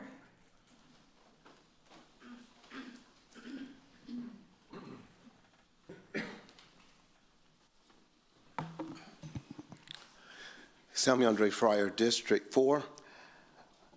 I'm thinking about a movie quote, and it says, "This town needs an enema." Now, before I'm misunderstood, I'm not talking about necessarily removal of the mayor or anyone else per se, but I am talking about a process that needs to take place. In Proverbs, the 6th chapter, it says, "A scoundrel, a wicked man, is one who goes around with a perverse mouth, winking his eyes, shuffling his feet, pointing his fingers, who continually plots evil with deceit in his heart, stirring up strife. Therefore, his disaster will be sudden. In an instant, he will be broken with no remedy. 6 things Adonai hates. Yes, 7 are an abomination to him: haughty eyes, a lying tongue, hands that shed innocent blood, a heart that plots wicked schemes, feet that run to evil, a false witness who spouts lies, and one who stirs up strife among a brother." You know, it's interesting because we're sitting here, I know in May the 17th, they're talking about a national time of prayer. And if we really think about that, a lot of times the 2 Chronicles 7:14, when it says, "If my people who are called by my name will humble themselves and pray, if they would seek my face and turn from their wicked ways, I will hear from heaven, forgive their sins, and heal their land." The problem is most people overlook the fact that it's really referring also to if the Lord allows the heavens to be like iron and there's no rain on the land. Aren't we not in a drought? Is it not time for certain things to take place? We hear interesting things, for example, efforts to obstruct what? My pet project, the Inner Harbor desal, when it comes to individuals who are just standing their ground, feeling doing the right things that they feel is the right thing to do. Well, guess what? What do you think God cares more about? Does he care about disrupting or obstructing the progress of a pet job or something, or does he care about obstructing justice? I think he cares more about obstructing justice. Now, let's think about a few things. I know that the Code of Ordinance, Article 211, talks about different things. Oftentimes you hear, oh, we're obstructing, we're overlooking the democracy. Well, first of all, if I'm not mistaken, we're in a constitutional republic, not a democracy. So why do we use those kind of words? We're not a democracy, a constitutional republic. And guess what that means? We the people are the government. That means we have a responsibility. Just because someone is elected, it doesn't absolve them from any criminal actions from above the law. It doesn't elevate them above scrutiny, and it doesn't elevate them above accountability. We need to hold everyone accountable, and oh, what tangled webs we weave when we first seek to deceive. Thank you. Julian Hernandez.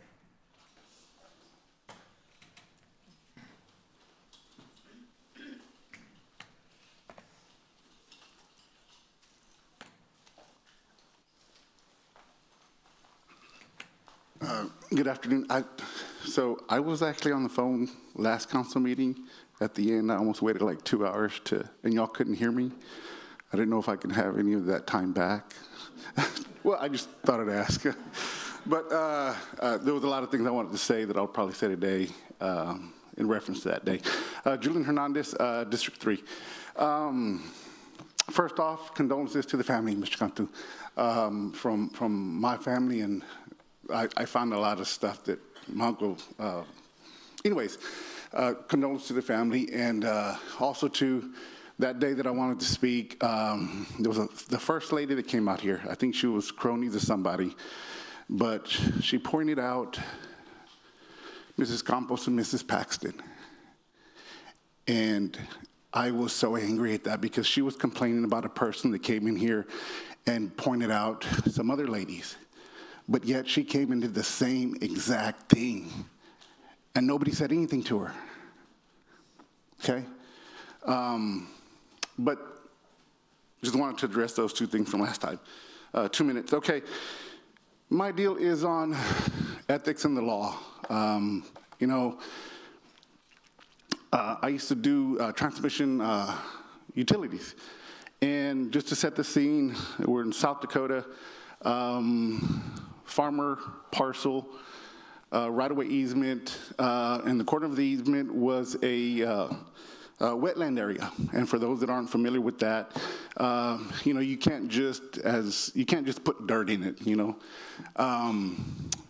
But we drilled a hole about 15 feet in diameter, about 60 feet down, so we had a lot of spoils left.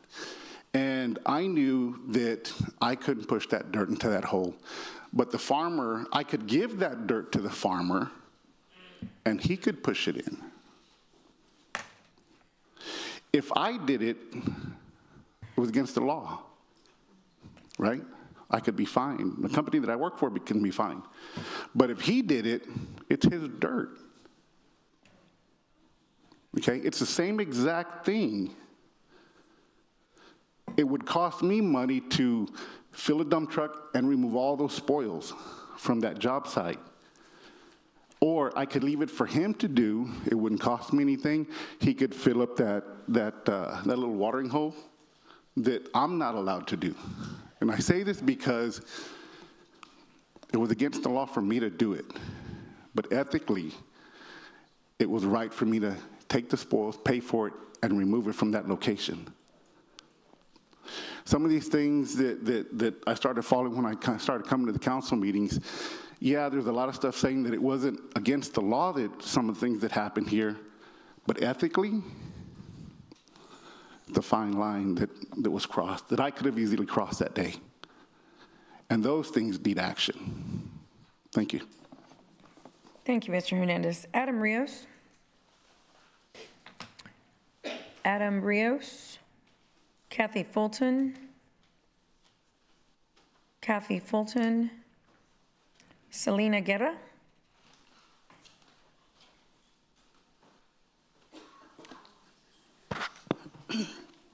My name's Selena, I'm District 2.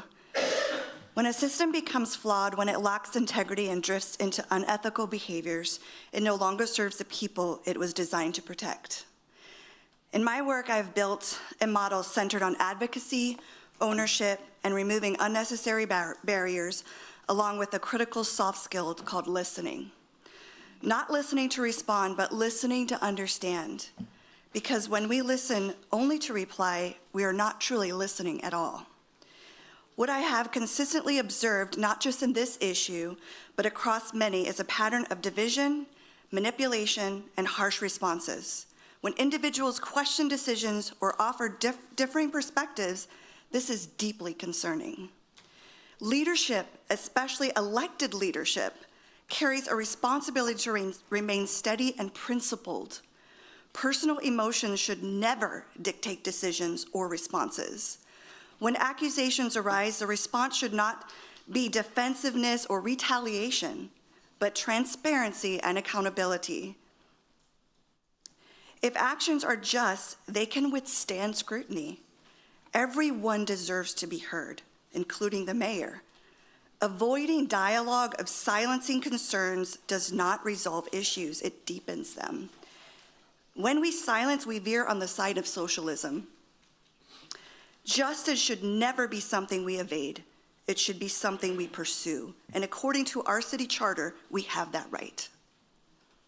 Retaliation is not a sign of strength. It is often a sign of resistance to change. True leadership seeks truth, even when it's uncomfortable. It invites accountability rather than punishing those who raise concerns. When over 2,200 people, and today 2,355 to be exact, people recognize that a system may be flawed, that is not something to dismiss. It is something to examine closely. It becomes a responsibility to advocate, take ownership, and acknowledge the reality of the situation. At the end of the day, leadership exists to serve the people. We, the people, not the other way around. If a system protects injustice instead of addressing it, then that system itself must be questioned. That should never be a political thing, but it's about doing the right thing. As it is written in Proverbs 31:8 says, "Speak up for those who cannot speak for themselves, for the rights of all who are destitute. Speak up and judge fairly. And that's what the people in this courtroom have done every week. I watch it live almost every single week. Thank you. Thank you, Ms. Guerra. Jasmine Evans?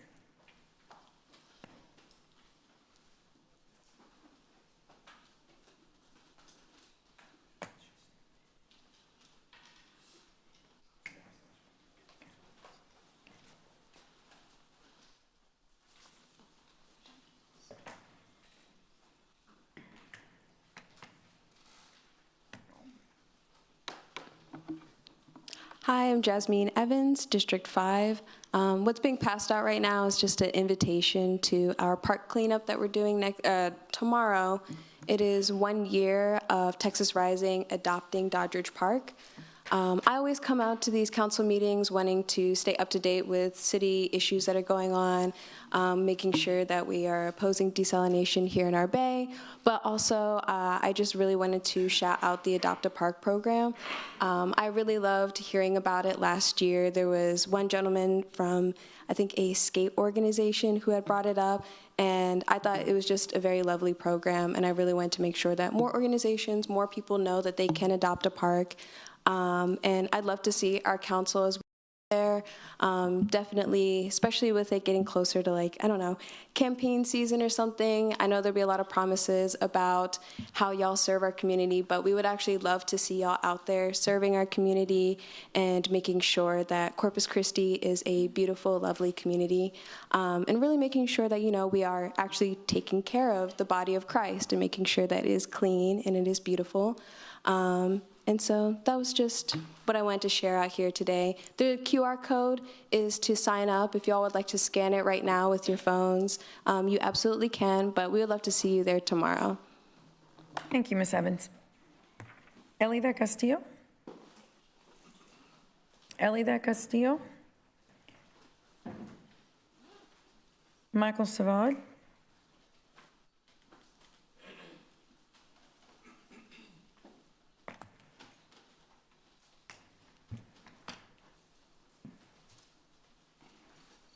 Good afternoon. My name is Michael Savode. I'm a recent legal immigrant crossing the border from California to Texas. I left California a few years ago, 3 or 4 years ago, because of what I considered the despicable political environment that I was living under. I moved to Dallas. I thought that would be a much better situation. But when I got there, I realized there was a city council that must have had a very strong California influence. This influence, I think, is under the misnomer of political correctness. In fact, they started to do things that reminded me way too much of why I had left California. In fact, they took the mayor, Eric Johnson, and he actually left the Democrat Party and became a Republican because of the way the city council was acting. Last summer, I decided, okay, enough of Dallas. I'm going to move to Corpus Christi. I had been here a long time ago as a young Navy officer at the Naval Air Station before I went to Vietnam. And I said, there's a place. It's on the ocean. I miss that part of California. And I came here last year, and one of the first events we attended, my fiance and I, was the Corpus Christi Jazz Festival. We were sitting at a table by ourselves, and we watched this lady walk around talking to all the people who were there. I'm thinking she must be a representative of the Jazz Festival. Well, she came over to our table, sat and introduced herself as Paulette, strictly Paulette, no sign of a mayor. And we said, we just moved here and we were interested. She sat down with us and went on and told us how much she loved Corpus Christi, how beautiful the city was. And then by coincidence, she says, oh, by the way, I'm the mayor. And that kind of took me back, and I said, wow, you're doing one heck of a job. And since then, she has helped me find places to go and make what I think Corpus Christi my final resting place. I hope that doesn't sound too bad. But I want to stay here. I want to see Corpus Christi continue to grow. I think it's a great place. I don't think we need to change a system that is working. So I read about this, 50,000, almost 50,000 votes for a mayor candidate, not because of promises she made, but because she had been an elected official doing that job for already 2 terms. This wasn't campaign promises. People liked what she had done. In a campaign filled with 6 or 7 candidates, she almost got 50% of the vote and wouldn't have needed a runoff like many of you have. Don't let that take place. City Council, don't Californicate Corpus Christi. Thank you. Thank you, Mr. Savode. Robin Cox?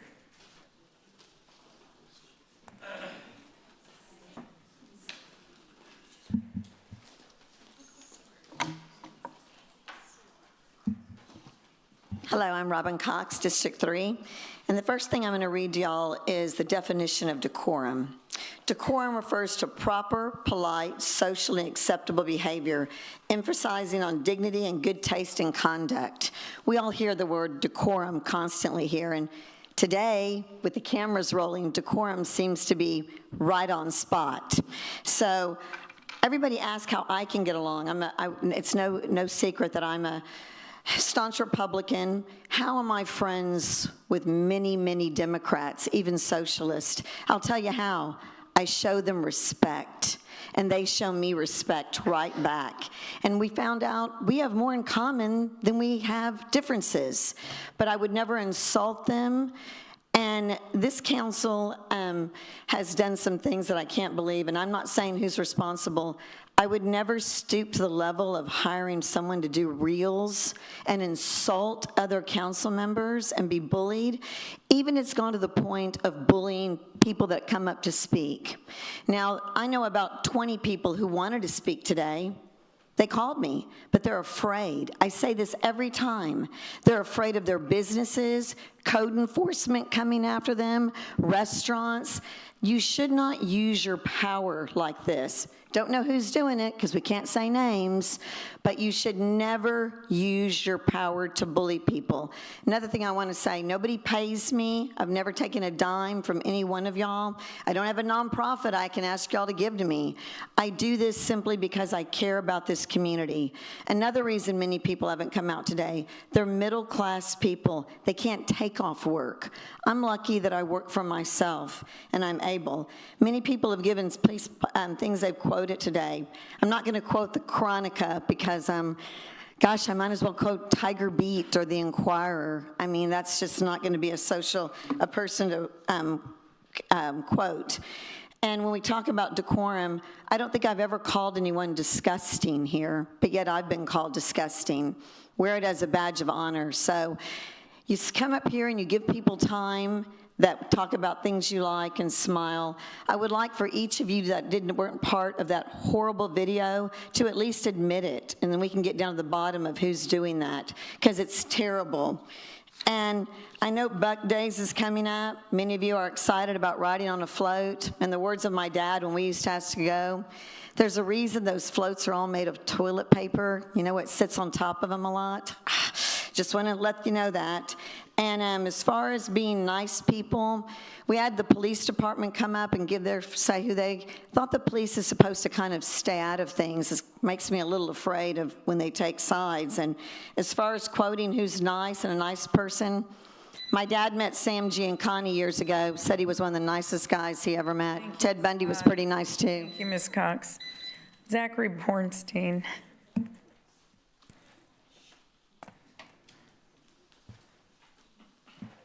Councilman, my condolences on your loss. Zachary Bornstein, District 1. I have a video I want to play from the emergency. No. How much staff time we have spent?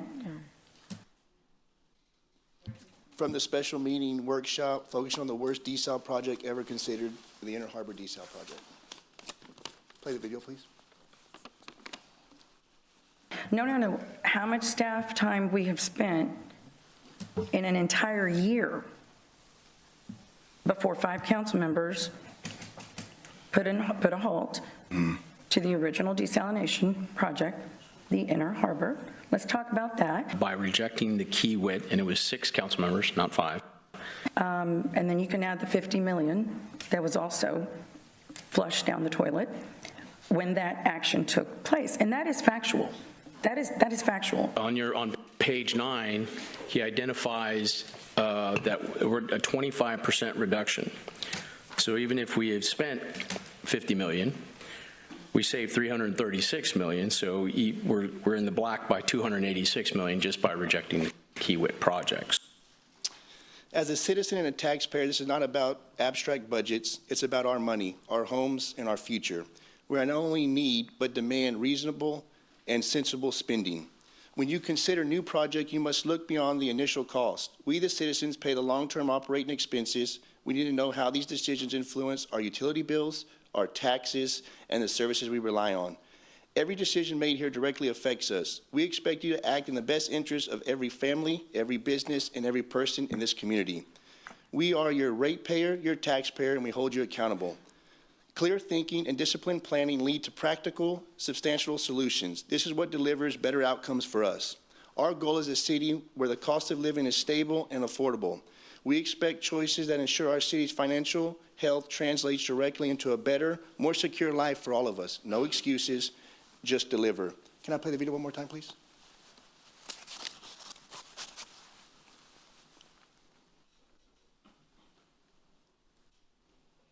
No. How much staff time we have spent in an entire year before 5 council members put a halt to the original desalination project, the Inner Harbor.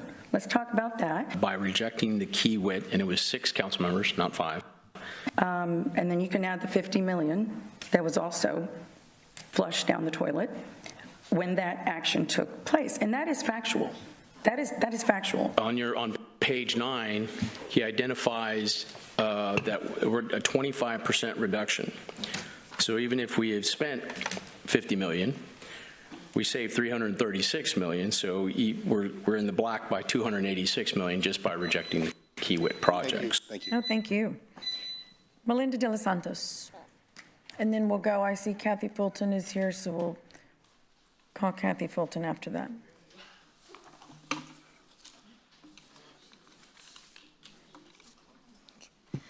Good afternoon, Melinda De Los Santos, District 2. I'm here to support the petition regarding the mayor. Our citizens have a right to truth and transparency. I mean, we just got to look at the corruption that's coming to light everywhere. First off, I want to say that the 2020 election was still stolen, and it's going to come out. Second, Ken Paxton is reviewing all the property tax increases in Texas cities and stuff that have been unlawfully done. Child care fraud in Minnesota, California hospice fraud. So yes, there's a level of mistrust that's going on. And I'm just going to take it a step further. I sent a text to some of y'all that I had recently gone to a human trafficking course in Greenville, Texas. The information I received validated much of my research over the years. It awakened me of the depth of corruption which nefarious activities occur at the global, federal, state, county, and city level. I was very disheartened upon hearing of cases in which our government, police, sheriff department, city councils, school boards, CPS, judicial system, and religious organizations failed in protecting one of the most vulnerable of our society, the children. So yes, and I'm just going to give you an example because people are saying, well, everything was investigated and stuff like that. Well, let me give you an example of a 12-year-old daughter who was sold by her dad to a pimp. The first client was a chief police, along with his investigators. And you know what she was told? She was told, you call the police, you will get us. Another client was a right-hand aide to the governor of the state. So yes, there is a big mistrust going on with people in power. So all I'm asking for, I'm not saying that, I'm not here to argue that there wasn't some type of investigations or stuff. I'm not saying, some may argue that no legal conduct was found with the mayor from the investigations. by our police or legal representatives, but I can only laugh after the numerous cases I heard going to this course from people who go and save these kids, and these same entities, the police, the sheriff, the judges, they all failed these kids. So yes, I'm sorry, I do have a mistrust going on with people in power. So I'm not here to condemn you, Mayor. All I'm asking for is some truth and transparency. Thank you. Thank you, Ms. De Los Santos. Kathy Fulton? And is Adam Brios here? No.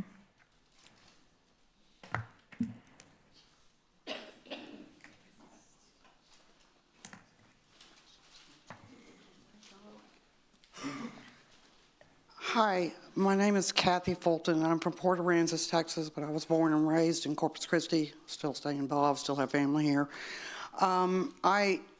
I've got a couple of things, and I want to say that I was trying to get here as quick as possible, but I was at the Nueces River Authority meeting, which was quite interesting. And I really don't understand how this council, how certain people on this council seem to think that they can remove the mayor based on, I'm still confused about the whole thing with 5 signatures. It really makes no sense. She was elected by the voters of Corpus Christi. Like over 47,000 people voted for her. So how can y'all decide, well, we're just going to take that right away from those voters? Doesn't matter if you're Democrat or Republican. To be honest, I don't adhere to either party. What to me does matter is that this is a democracy. And you just don't wipe out those 47,000 people by saying, well, we're going to do it our way. I just think that this is just, it's a witch hunt for a reason I don't understand, and I think is wrong, very wrong. Now, I support the mayor. I have my differences with all civic leaders on a regular basis. Just ask the mayor over in Port Aransas. That comes up kind of regularly. But at least I can express that civic discord in an environment and then have discussions about it. And we may not come to an agreement, and we may come to an agreement. And that's what needs to be happening here with this council. Y'all need to kind of like line up and get into a better agreement.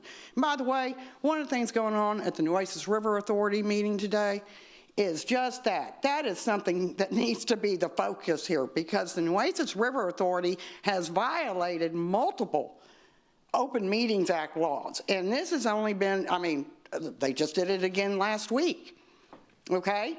And they've hired a, quote, outside firm, but they also did it again on that because they had already selected somebody, but without having it done by the board. So the meeting today was because they got caught.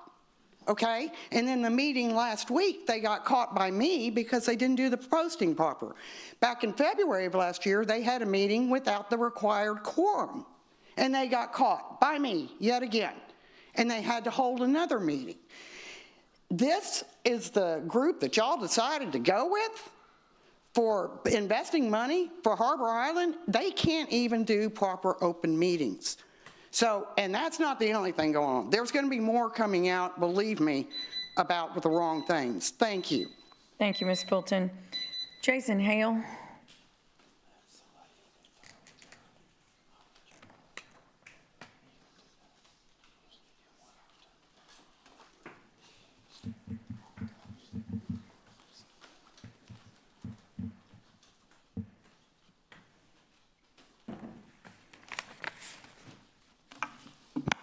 Thank you, Mayor. Good afternoon, council members. Jason Hale, Corpus Christi. Okay, today I'm a little thrown off because there was some news about the modeling for the Inner Harbor. But yeah, today my comment is about the Inner Harbor. It's coming up for a vote in 2 weeks. We were supposed to have preliminary modeling results available then. Apparently that's getting pushed back 30 days. But today I just wanted to kind of raise some questions about that because I was curious, we were supposed to be voting on the project with the preliminary results, but what I was wondering is, do we have a vote and a meeting scheduled for when we get the final results. And the reason that's important is because, you know, we're doing this to make sure it's safe for the environment. We want to know the ecological impacts, but we're not even going to have that once the final results are available because those are water quality results. And we have to translate water quality results into ecological impacts. So, you know, that's like a month, maybe longer after we get those final results that were supposed to be in June, may now be July. So I wanted to raise that. Also, since it is a contract, I wanted to ask if basically if the ecological impacts were determined to be severe and unavoidable, will the city be able to exit the contract without penalty? You know, we need water. We need our water dollars to go to projects that are going to happen. And so I want to make sure that we're responsible with our, you know, ratepayer funds. So I have a minute left. I just wanted to raise a statement of fact. At the workshop on Friday, I think city staff had mentioned that DO, dissolved oxygen modeling, was being done. And I just wanted to clarify that as far as I'm aware, it's not being done. Although it would be great if we did get it done. The ecological experts have stated this. I know we were kind of late to that when it came to the statement of qualifications, request for qualifications, all that kind of stuff. But if y'all do move forward with the Inner Harbor, it would be great if you also chose to do dissolved oxygen modeling. And yeah, that's it. Thanks. Thank you, Mr. Hale. Melody Cooper.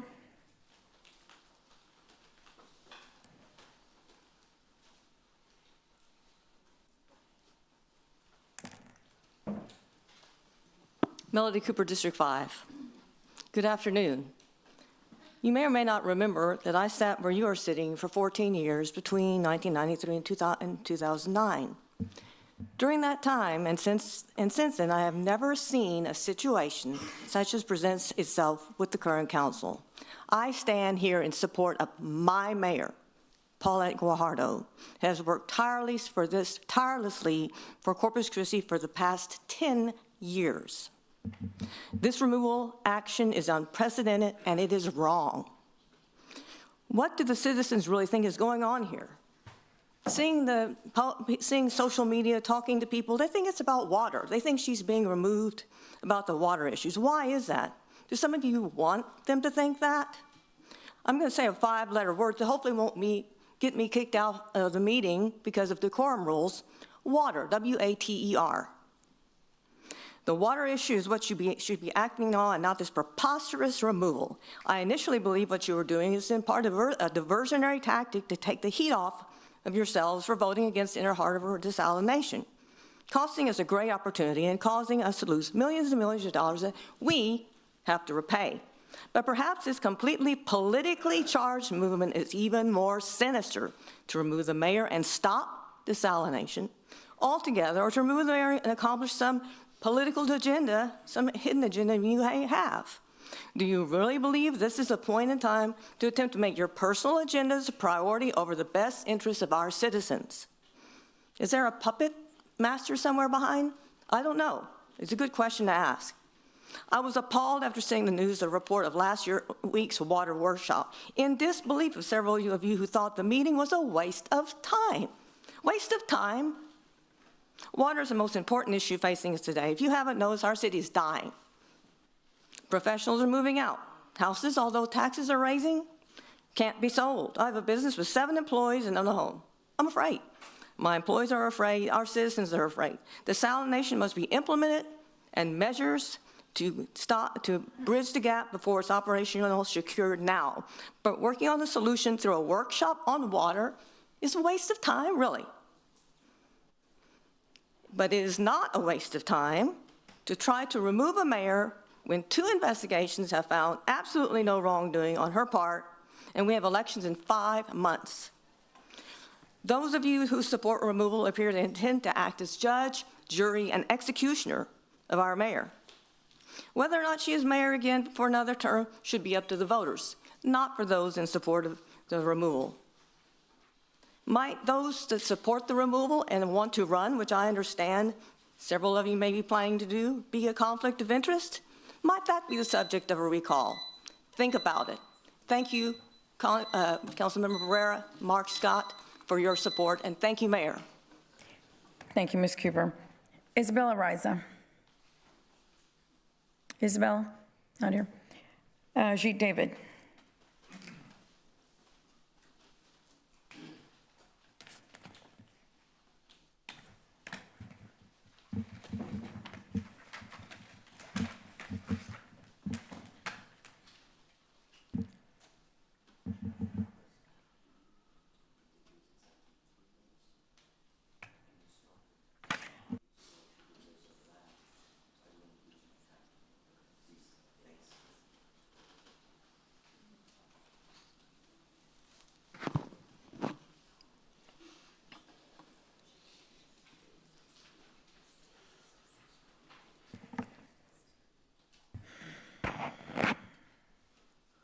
Good afternoon. Ajit David, District 2. Able to save the taxpayers of this city millions of dollars. Okay. Thank you. One last comment. We're gonna, I've only spoken once. Okay, so we're gonna go ahead and call the vote. Rebecca, take a roll call, please. We're calling the vote. Wait a minute. Take a roll Wait a call. minute. We still have questions here that we don't hear things from them as well. We're gonna vote on this and move All right, forward. fine. You guys put it on, we're voting. Fine. Rebecca, please take a roll call. So for a roll call vote, Councilmember Hernandez. Aye. Hunter. After waiting for 7.5 years for desal and following 5.5 years before that for any progress in desal in the city, I have to vote yes. Okay. Pesley. Yes, okay, no problem. Roy? No. Suckley? Yes. Barrera? No. Mayor Guajardo? No. Okay, the item fails. Great, thank you. Sorry, I'm just tired of hearing all this fancy talk about desal and the process and this. It's simple. How much is the bill going to go up? Because that's what the people of Corpus Christi care about. They don't care about, you know, the process of desalination or reverse osmosis and blah, blah, blah. Some people may. Most don't. My parents don't. They want to know, what is this going to do? And by the way, desal is a long-term plan. That is not a short-term plan. We will have that plan in 8 years. We will not have it in 2 or 3 or 4 or 5. I'm going to leave that alone. I don't want to get into a whole nother discussion. But it is, let's make that clear. All right, well, we're not going to get a desal plant in the next 3 years. That's an 8-year plan. We'll call a timeout. We'll quit campaigning, and let's just vote. Excuse me? Issue. But the bottom line is that we are committed to the city's permitting process. We want to help you in any way we can if you choose to solicit our help. I know that the port worked very well with the city back during the days of the Mary Rhodes pipeline. In fact, our staffs who engineered and built the pipeline. So I think there's a lot we can offer the city with their desal plans if you want it. If not, we're here standing by hoping you get your permit wherever you want it. It's that simple. There is no working together. Again, we are not going to the port and building docks. The port doesn't need docks either. There are no shortage of docks, by the way. Why the port is coming over to this side to try to build desal with no customer. And we're not trying to build desal. We're just going for a permit for the city to use, if you so choose. That's all we're doing. Yeah. Just an alternative. I don't know how we can be more clear on that, Mayor. And that is why Corpus Christi doesn't have desal today. Thank you. Thank you. Statement of fact. I'd like to clarify something. What was left out of all of those clips were, had we done that, ladies and gentlemen, we would be giving our water authority away to the Port of Corpus Christi. So billions of dollars of infrastructure that you have paid for over decades, and those before us, would have been handed over to the port for them to control the regional water. That's why I was against giving the port the green light to handle our water. We're the water authority. None of that is said. But Mr. Ajit, I appreciate your passion. No, sir, we're good. Thank you. All righty. You have a statement of fact, ma'am? Councilwoman. Statement of fact, I believe what we saw was the option to partner with another entity to provide regional water quickly. That was what was discussed. And I think regardless of the face of that partner, if we can all come together and find water, that's actually what we want. Yeah. Also, I don't think we're supposed to directly call out public commenters. Yes, so again, what's always left out as a statement of fact is that our water authority would have been given away to the port. We can nod heads all you want. I was there. So, thank you. Christopher Olivares. Christopher Olivares. Okay, now we'll move on, Rebecca, to WebEx video. Yes, ma'am. The first person is Sean Merritt.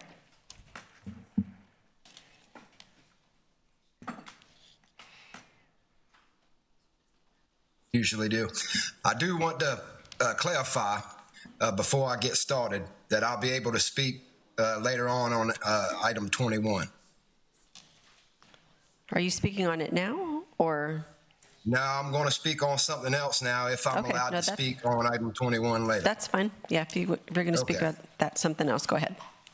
All right, thank you. Sean Merritt, District 5. I've been here 2 years, and there seems to be three sides to this discussion. There's industry, there's residents, there's environmental protection. The issue isn't choosing one. It's how do we balance all three evenly? Today we are running on single-digit reservoir levels, limited groundwater that isn't fully online, and future supply that hasn't been built yet. Residents, about 14% of total use, have cut billions of gallons. They're monitored, restricted, enforced. Industry, the largest water user, roughly 60% of the system is industrial use. Then the pressure isn't accidental. It's by design. And that's not shared responsibility. That's an imbalance. You don't tell a guy eating one bologna sandwich a day he needs a diet, while the guy at the buffet 24/7 keeps eating his fill. And this isn't anti-industry. It's about aligning cost with demand. If we build desal the traditional way, costs are going to go up and get passed to the residents by about $9 to $11 per bill. If we build it smartly, capture brine instead of dumping it, we create revenue that helps stabilize rates and fund the city. And this is already being done. Eli Israel, salt recovery, Rachel Care, magnesium recovery, high sand plant, Dubai, large-scale solar integration in a similar industrial corridor to ours.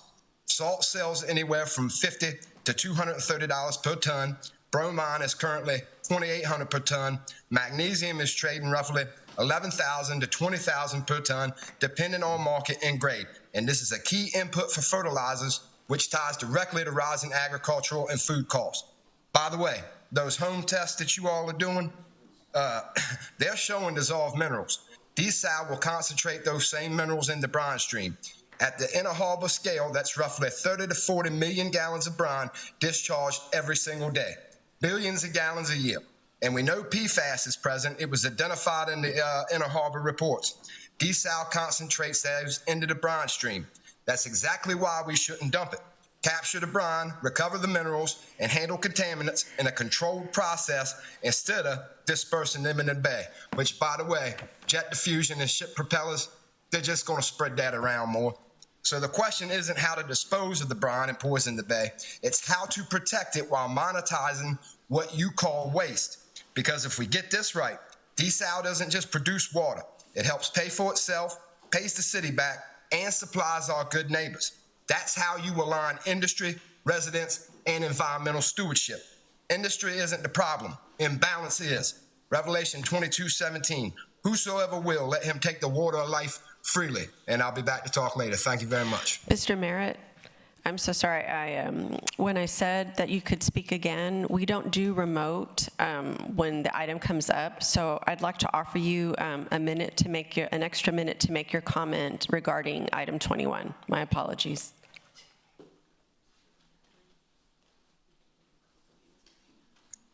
I appreciate that, but just a minute is not going to be enough for what I've got to say.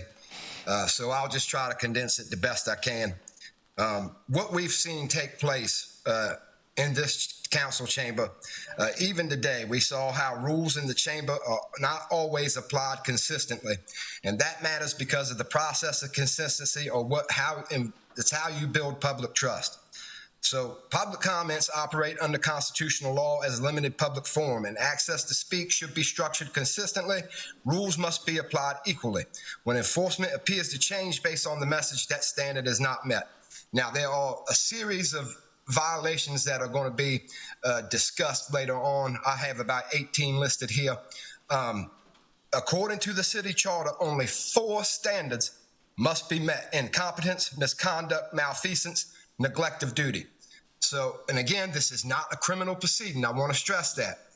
This is clearly based on the city's charter and the ethics violations defined therein.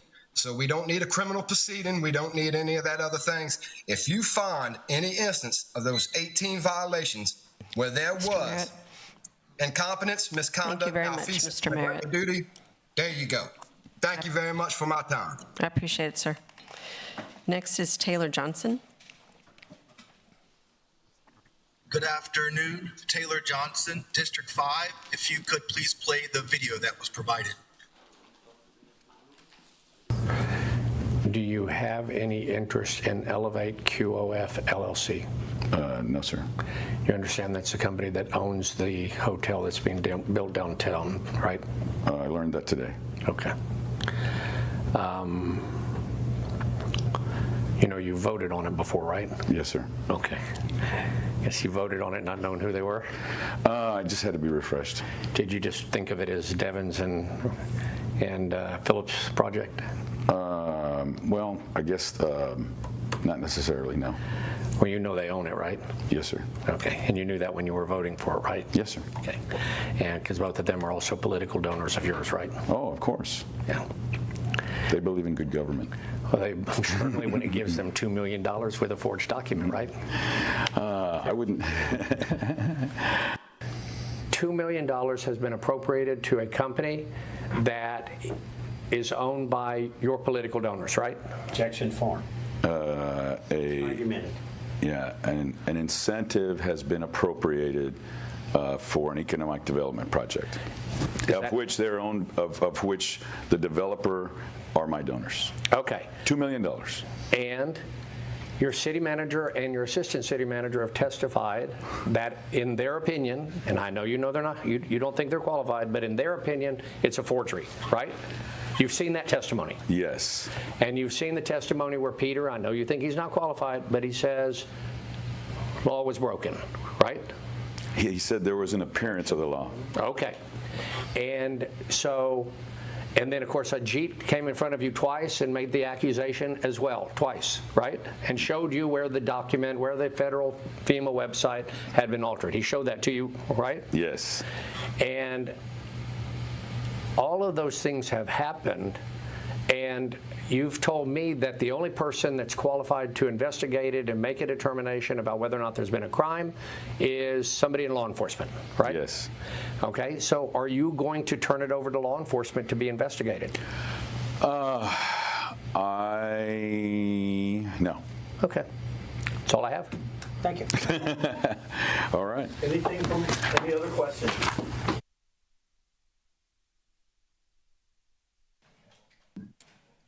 That is all. Thank you. Thank you. Next is Tracy. My apologies for mispronouncing your last name. Jank. Yes, thank you. Tracy Jank, District 5, and I'll ask the video submitted be played at this time. I know you've admitted it's your slide, and I know you're the one who created the slide. I have a very specific question for you. Did you drop that text box, the one that's shown right now, the larger one that obscures the release date and the release number? Did you drop that text box there? I already told you that I had done that, yes, that there was a. And did you drop the second text box that's now highlighted that again obscures the release date? Again, it was a formatting issue. This wasn't an omission. This was somebody obscuring data on a federal slide, right? Yes. But That's that I know. different than an omission, right? Right. Okay. That's what makes it criminal as opposed to an accident, right? And I understand. Oh, definitely. Right. It was altered. And then when you read the entire PowerPoint, it's so obvious that the reader or the writer wanted one to be led to believe that the FEMA was just recent, even words like recently released and this and that. And part of it goes back to the narrative. Mike Culbertson said, hey, we can't, this has to be tied to infrastructure. And so then they catch the scheme that, okay, FEMA floodplain, that's infrastructure. The fixing the bottom floor so it meets the floodplain, and they stuck with it. Got it. And then they develop a narrative to fit it that they just found out, because people would say, like, shit, they should have known about this a long time ago. After review of the presentations, deposition testimony, investigative materials, and applicable Texas and federal penal statutes, the PowerPoint slide at issue appears to have been intentionally altered to cover the dates that appear on the government website. You agree that documents were altered. There's no doubt about that. The screenshot was definitely altered, yes. Did it look intentional? Can you, as a police officer, you look at stuff like this, you can say. So it would be hard to argue that it was not. Thank you. Yeah. I think what you're telling me is during that time frame, you were not in the loop as to what the findings were for the investigation. Correct. And so, therefore, you had no knowledge that it was something illegal in the process that you were voting on. Right. Okay. Right. Okay.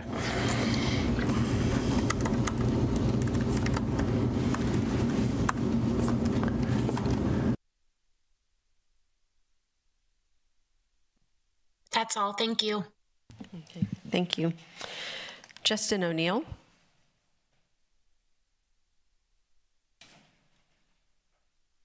Video that I provided. I'm sorry? Justin O'Neill, District 5, could you please play the... Go ahead. I come before you today because I'm really appalled that our city is being sued. It's being sued because of all the lack of process from this council. Our illustrious mayor is named 31 times in this lawsuit. Also, one of the things that really bothered me in looking at this lawsuit is that it says Mayor Paulette Guajardo privately solicited a fellow councilman's vote during the public meeting in violation of Texas Government Code Section 551.021 and 551.143. To me, you are the keepers of the process of Corpus Christi. Your job is not to run the city, it's to set up policy.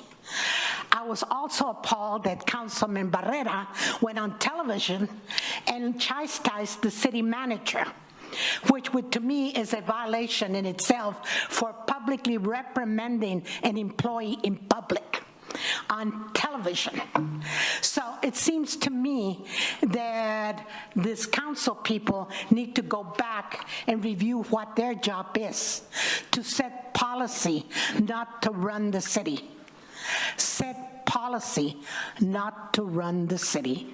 So I'm very appalled at this behavior. I'm grateful that the person filing the lawsuit is not asking for money from the taxpayers.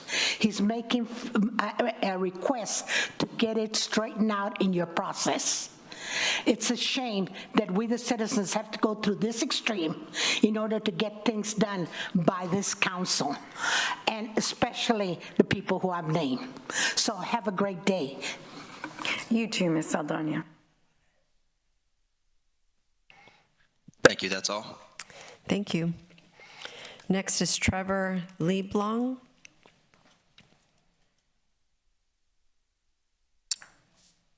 Hello, can you hear me? Yes, we can. Trevor Lieblong, District 4. I couldn't make it today. My infirmities get the best of me quite often. I've been watching as much as I can and trying to pay attention. I served with a squadron, BAW 115, on the USS Midway, home ported in Yokosuka, Japan, which is our sister city, which everybody's always surprised when I point that out. I think there should be a lot of more coverage on that to bring international borders together.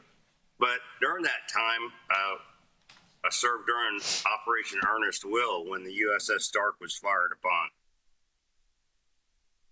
And in that time,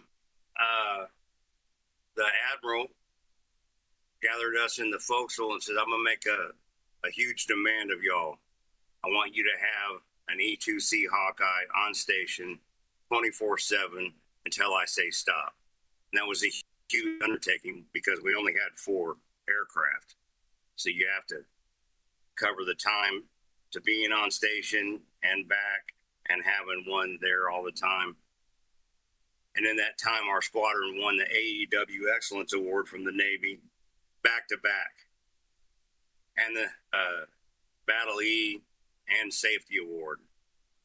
So I have seen good leadership in my life. And as a crew leader on the base for a good long time, 15 years or so, I saw a lot of good leadership out there. I'm not seeing it in this case.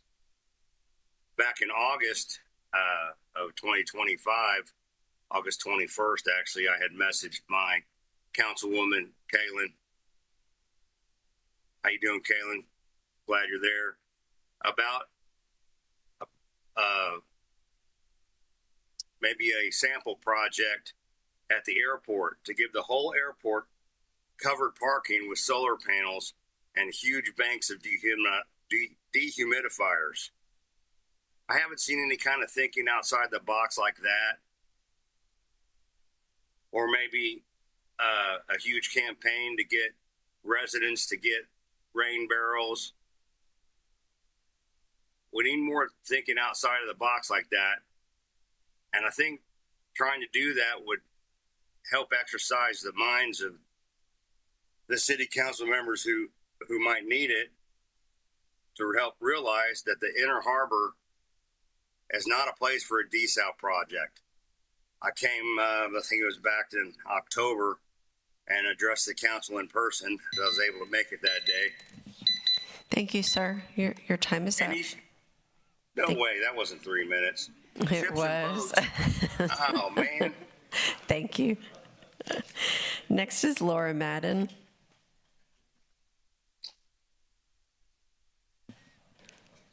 Hello? Yes. Miss Madden? Hello? Can you hear us? Hi, can you hear me? Yes, we can. Okay, thank you for allowing me to take the opportunity to speak today. Lord Madden, District 1. So I keep hearing everybody talk about how many votes the mayor got. And I'm not sure where that comes into play, because the mayor didn't take any votes away from any other council members. We all, as a community, voted for the mayor and then voted for our district representative. So it really doesn't have any play in how many votes she got. I think that we need to stop chastising the other council members for following city procedures. You know, blame the citizens if you have to blame somebody that wanted to put a petition into action. I don't know how we got to give so much power to the mayor, that the mayor could have held this off for so long, for so many months, and then all of a sudden we want to address it because months have gone by, and now it's like everyone is against the citizen for actually bringing something to attention that needs to be noticed. we have a council member for each district, and each council member represents the ones in their district. And the mayor, and in case everybody has forgotten what a mayor does, a mayor acts as the chief executive officer of a city or town, responsible for overseeing daily operations, managing municipal departments like the police, fire, and public works, and implementing city laws. They work with the city council to set policies, budgets, and serve as the main public representatives. But each district has a representative. The mayor does not act as the one person that makes all the decisions, and everybody is upset at the council members and, calling them 3 or 5 because they voted the way they should. They're not going against the mayor. They're just voting what the district wants. And, using social media and the tea lady and the tea guy and the car salesperson to conduct your business is not right. I don't see any other council members going to the Chronica or the tea lady. Thank you very much, Ms. Madden. Address. Your time is up. Okay, thank you so much. Thank you, ma'am. Micah Hunt Hertz, are you online?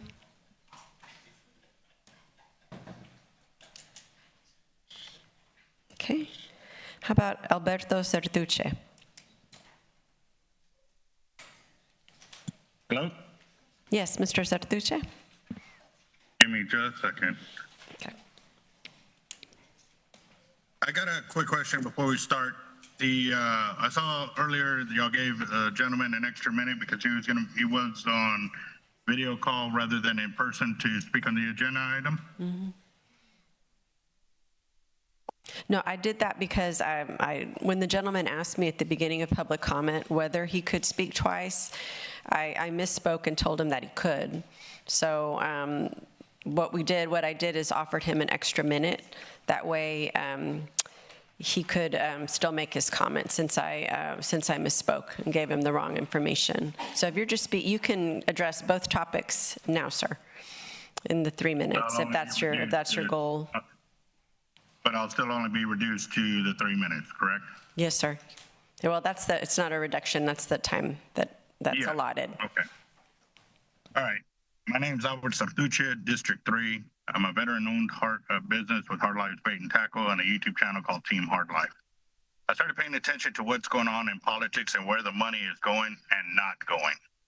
I have seen pay raises for city officials while closing and or reducing public service areas, while streets get neglected, city water problems on the rise, and see where the monies that are asked for taxpayers or businesses that charge the public for entry squander their profits, the American Bank Center being one, amongst dozens of other failed projects. I also seen where they fear-mongering over the overselling water while not holding industries accountable for what they are using, while taxing the taxpayers and making them pay for it all. My property taxes grew over $20,000 in 1 year. How in the world does that happen? What is that supposed to be paid for? Thank God Paxton is looking into this for the state of Texas. I kept up with the detailed information that is being given and made public. When the mayor ran for office and used the promises for those who voted for her, years later we have seen where those promises turned into lies. We have seen where the mayor keeps saying all of the tests that have been done, another lie being told to the public. The far-field models haven't been done, the DO hasn't been done, while she speaks down to those who don't support the experimental desal plant because it truly is an economical and ecological disaster waiting to happen. Where is the transparency and accountability to what is being told to the public? Why is this city charter, and this is why the city charter is important, where there have been other proposed desalination plants or sites with way better and easier ways to produce water to get rid of the brine into deeper water and more. Don't release the sludge, TCEQ, to stop the permits where the pollution is going to be released into the saltwater environments, killing our bays, estuaries, and killing hundreds of local businesses. I was an abused child, and seeing this firsthand and having seen where the mayor publicly attacked citizens when they addressed it, the attacks of abusive men against women within our city, and is this her way of saying she's defending abusive men? Or are those who defend her also okay with abusive men? We see where there are so many questions not being answered also on the desalinization plant. How much will the city be held accountable if the experimental plant gets approved and then has to be stopped because of the pollution in the bays is too extreme? Who and how much is it going to cost to clean our bays, estuaries, and regrow all the death created by the brine and sludge? What it's going to cost to remove the hazardous materials, truckers, driver permits, and so forth for the experimental desal plant? He demanded her questions to be answered. Why aren't you getting the questions that we're asking answered? Thank you very much, sir. Right, Mayor, that concludes the public comment period. Thank you, Rebecca. We're going to go to boards and committee appointments now. All right. The first board for your review is the Airport Board, which has 4 openings. Ricardo Talavera, Jeremy Taylor, and Mark Almaguer are seeking reappointment. I move to reappoint. Second. Okay, we have a motion and a second. All in favor say aye. Aye. Any opposed say no. The motion carries. Okay, and then that would leave you with 1 position to fill. Okay, we'll open. I'm sorry. One moment, Mayor. Gentlemen, can you show on the screen, our control room, our voting template, please?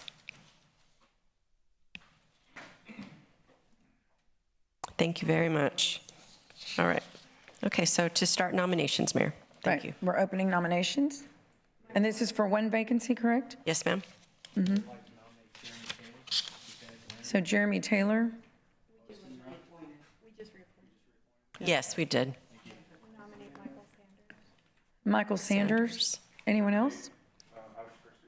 Alex Garcia.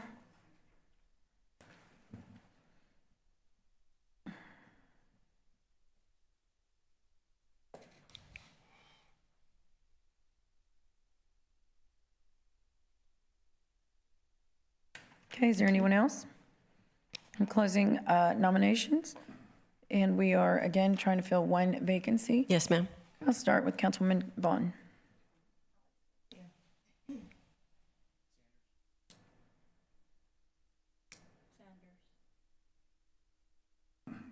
Sanders.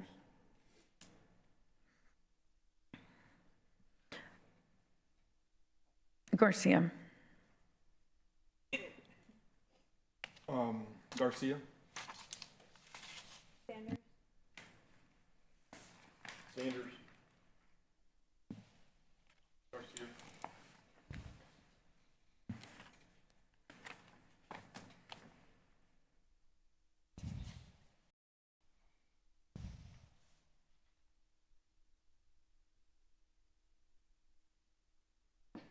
Okay, Mr. Sanders is appointed.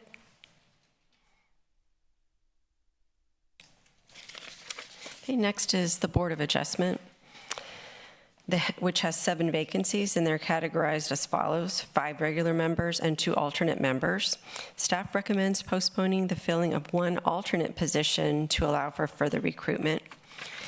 And please note that the board typically requests the appointment of an alternate member to an open regular member position and the appointment of a new individual to fill the alternate position.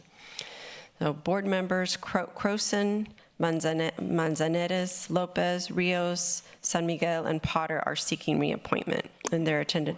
Okay. Okay, we have a motion and a second to reappoint. All in favor say aye. Aye. And any opposed say no. The motion carries. So Alan Potter currently serves as an alternate member, and the board requests that he be appointed as a regular member to fill the vacancy left by Sue Corey. I move for approval. We have a motion and a second. All in favor say aye. Aye. Any opposed say no. The motion carries. Okay, so then that creates that vacancy for an alternate member, and that's what we're asking you to delay right now. Delay that appointment for additional recruitment. So that concludes that one.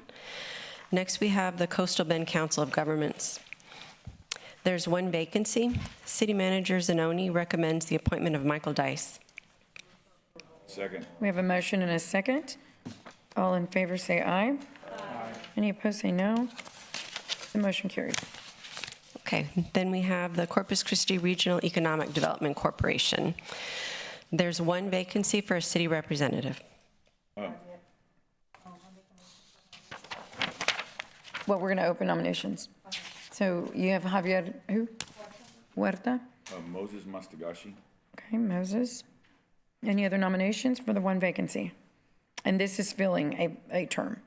Yes, ma'am. Right. Okay, well, do you have one? Say that again. We have Moses Mastagashi. No, what? Oh, this is to fill a term. Okay. Yeah. Okay, we'll close nominations, and I will start with Councilman Cantu.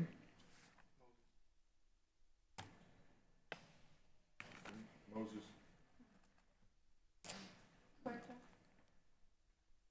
Moses. She said Mastagasi. Huerta. Did you get that? Sorry, mine's Mastagasi. Yes. Mastagashi.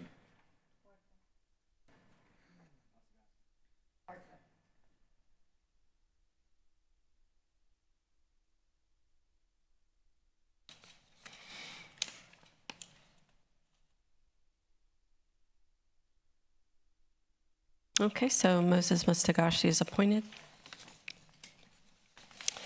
Next, we have the Crime Control and Prevention District. There's one vacancy. Each council member appoints a board member subject to confirmation by the full council. Councilmember Barrera nominates Billy Bellew as his appointee. So if we could entertain a motion to, I move for approval. okay. Okay. We have a motion and a second. All in favor say aye. Aye. Any opposed say no. The motion carries. Okay. Next is the Reinvestment Zone Number 7, the London Area Board. On March the 25th, Nueces County appointed Bart Brazelton to the board, and that's instead of Commissioner Mike Pusley, and that is subject to council confirmation. Move to approve. Second. All in favor say aye. Aye. Any opposed say no. The motion carries. Okay, and last is the Senior Corps Advisory Committee. There's one vacancy for a Senior Companion Program, SCP volunteer category. At this point, there's only one applicant. It is difficult to fill because it is that one particular category, so we bring it for your consideration. Move to approve. All in favor say aye. Aye. Any opposed say no. The motion carries. Thank you very much, and that is to appoint Maria Castañuela for the Yes. record. Thank you very much, Mayor and Council. Thank you, Rebecca. Do we have any requests to pull any items on the consent agenda, items 3 through 14, to consider individually from the council? Number 7, number 12. Okay. And do we have any requests from the public to pull an item to make public comment at this time? What item is that?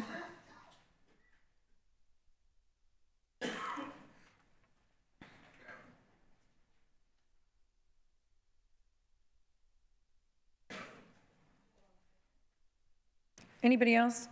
Yes, sir. Number 7? Okay, so that's already pulled. Does anybody else, would anyone else like to make public comment? 4? Okay. Okay, so I'm going to entertain a motion to approve the consent agenda with the exception of items 4, 7, and 12. Second. Okay, we have a motion and a second. All in favor say aye. Aye. Any opposed say no. The motion carries. We are going to break for lunch, and then we will return and discuss those items. So the council is going to go into executive session on items 23 through 25 per Texas Government Code Sections 551.071 and 551.072. We will return.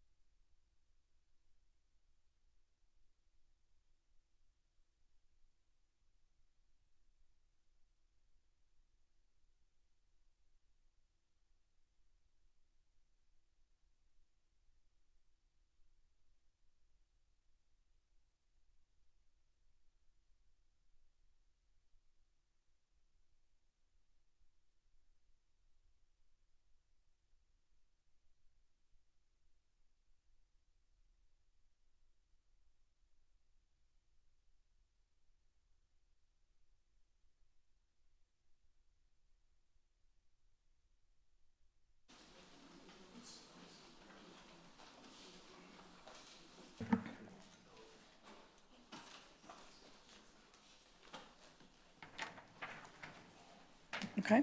Okay, we're going to reconvene our meeting, and we had left off on section I, our consent agenda. We had 3 items pulled. Number 4 is for Mayor, I public. think we have a motion after the executive session. Oh, okay. Okay, not yet. I'm sorry. My apologies. Okay.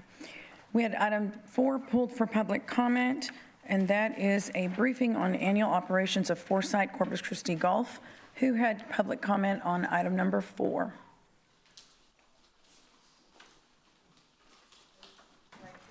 You pulled 4.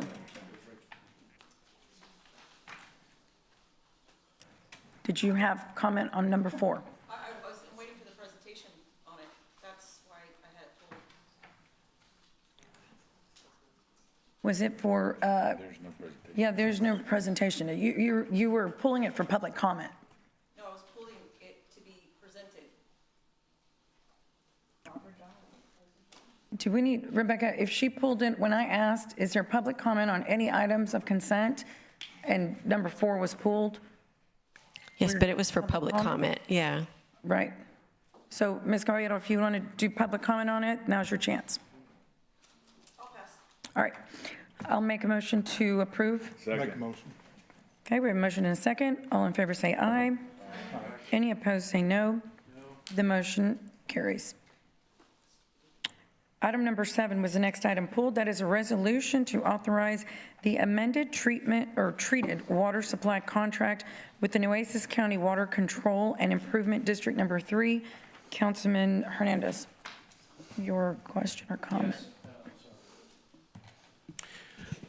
This is, and if you want to go ahead and do the presentation on this, that's fine. What I was trying to, wanted to get more information on specifically for public consumption is what the total cost is and what it is on a per 1,000-gallon basis that we're charging Wicked 3. Okay, Wesley Nebian, I'm Director of Water Systems Infrastructure. So on the, what we will be charging them is what we would normally be charging them if they were a wholesale customer would be the $1.80 per 1,000 for treated water. Okay, wait a minute. Are you talking about not the raw water? The raw water is $1.18, but treated water should be $2.07, not $1.80.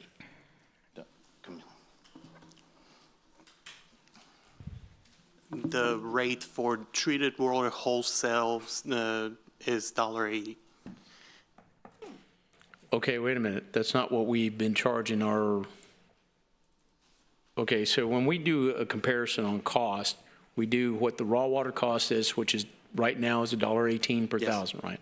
Mm-hmm. Since it's their raw water that we're treating, since they can't treat it themselves, we're not charging them for the raw water. I get that. But we'd always had the estimates for treating that water at $2.07. At what point in time did we have a different cost for wholesalers? It's part of the ordinance. Oh, wait, let me finish. And we have different contracts with different wholesalers that apply, that have different costs associated with them on that one. So why is this, since this does not have a contract, why are we giving them that specific rate? Because by that rate is for wholesalers who take it at the source of the meter, does not use the network, like for example Alice, which has a different treated rate. So we treat this one as a wholesaler who takes it at the source. Does that also apply to Gulf Coast Growth Ventures, because they're not using our system? Mm-hmm. So they're getting it at the $1.80 treated rate as well? Yeah, the same as South Texas Water Authority. South Texas, because it's their pipeline? Yes. And it's $1.80 what? For the treated, $1.80. Just $1.80. For the Can you break that down? Can you break that down in terms of cost? In which way? How much? What does it cost? I mean, you usually have a breakdown as to how much it costs to treat water. Is there an additional cost for treating water? Because and let me see if I can explain this. We had already said that anything coming out of Owen Stevens was that cost. That's what you cost to treat it. We didn't include transmission costs. We didn't include distribution. We didn't include meters. Just what comes out of Owen Stevens, and that was $2.07. Can you tell me how that's different, even though they're not using our system, but we're still calculating it beyond Owen Stevens? I would have to pull I don't have the rate model in front of me. I'll have to pull it to exactly separate it for you. But that's the rate that is calculated in the rate model. That is part of the annual ordinance for rates for the different customers. Okay, so Peter, you're going to have to try and get this explained to us a lot better than how it is right now, because if we're talking about them using their system or their pipeline, well, we're talking about costs coming out of Owen Stevens, not necessarily using the transmission line or any of our systems. So how does that, I want to make sure I understand how that works, not only for this particular contract, but for other contracts. We can definitely go over as part of the rate. We can have that discussion. It's always been that way. It's the first time I've heard about it. I've been on council for 7 years, that there was a different treatment rate for wholesale than regular treatment. Okay. Well, Okay. I want specifics as to what the difference is. That's what, 25 cents per thousand gallons, 27 cents per thousand gallons? Yeah, somewhere around 27 cents, yes. Okay, that's a lot of money over time, over volume. So I want to just make sure I understand how you got that. Sure. We can go over that in the rate that's in the model. Well, I expect you to bring it back to us before then. Yeah, that's not a problem. Whether it's a memo or direct discussion, I expect to have that information. Okay, absolutely. Yes, sir. Thank you. Councilwoman Campos. Well, I went ahead and just looked it up about, I went to our utility water service rate schedule. And again, did you just say that the 1,000 gallons outside is $1.80? For the treated water from Owen Stevens, it's not on the rate schedule. The rate schedule includes the transmission, the distribution costs, other aspects of it. Okay, where is the, like he said, where is that other amount, the 20 something, 207? The treated water costs are embedded in the rate model as part of your rate. It's part of the overall So it's cost. it's not listed anywhere here? No, it won't be listed. That's an aggregate of all the costs associated with distribution, transmission, treatment, everything that goes into it. Wow. Okay, yeah, no, we definitely need a breakdown because I did not realize that. I see the raw water rates inside and outside at $1.18. Raw water for non-rate payers, $1.36, and then for resale, $1.33. So none of that is accurate? That's the raw water rate. That's not the treated water rate. The treated water rate that you will see on our schedule of values includes your distribution costs, your pumping, your treatment costs, all of those combined in the system. Okay, yeah, it doesn't show it at all. Okay, yeah, I sure would like to see that. Thank you. Councilman Barrera. Here, but the only item that we're voting on is the fact that that it's no cost to them if the TDS is over 1,000. That is correct. If the TDS is over 1,000 and we have wells running, it's an and statement. We have to have both going on. Then we provide them water at no cost. So I move for approval. Okay, we have a motion and a second. Yes, sir, we sure do. Thank you. We're going to go ahead and open public comment. Come on down. Item number 7.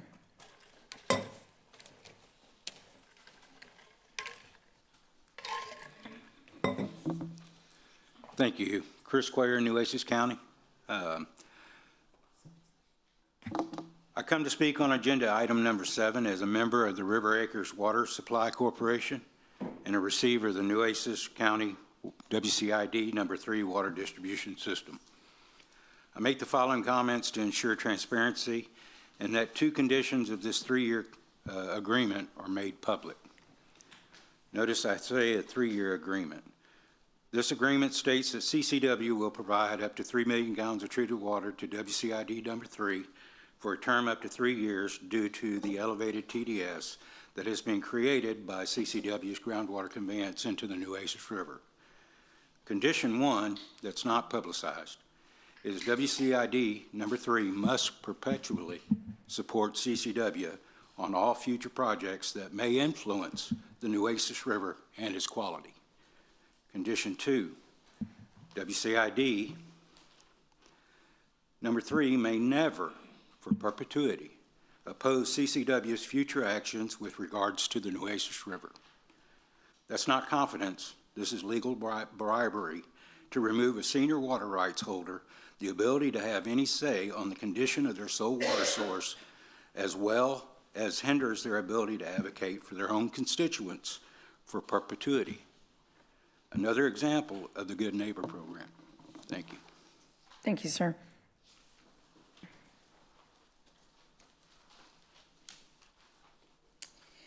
Rachel Caballero, D1. Part of this contract says, city can take treated water from the district should the city deem it necessary.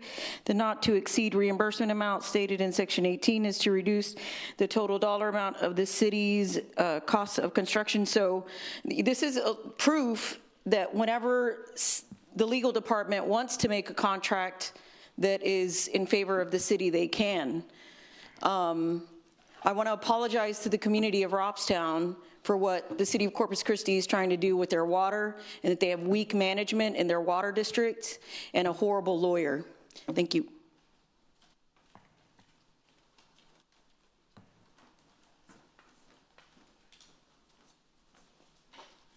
Scott Barraza, Nueces County. I can't help but to think this agreement is very much like a well mitigation plan I've been asking about. It spells out the what, the when, and the cost on it, even though it's not a well they're mitigating. It's the river water. You already got $1.7 million in damages there coming out as a result of these wells, because the wells have, in essence, wrecked the river. 2 miles south of the Wesley Seal Dam in Jim Wells County, used to be a lot of fish. We used to see them gar swimming in fish. Now we just see the turtles. Don't know why. Don't know if it's a TDS or the arsenic. One concern I have with this agreement, I believe it's necessary because Robstown needs clean water, so it is very necessary that they get clean water. However, I have a concern with the contaminants remaining after those 3 years. You're going to provide them water at no cost as long as the TDS is above 1,000 and you're pumping. What happens when you stop pumping, but the TDS remains over 1,000, or there's other contaminants like arsenic coming out of the wells that remain in the river that you're now going to hold WCID 3 hostage and sell them water back as a result of your actions? Thank you. Thank you, sir. Anyone else? This is item number 7. Come on down.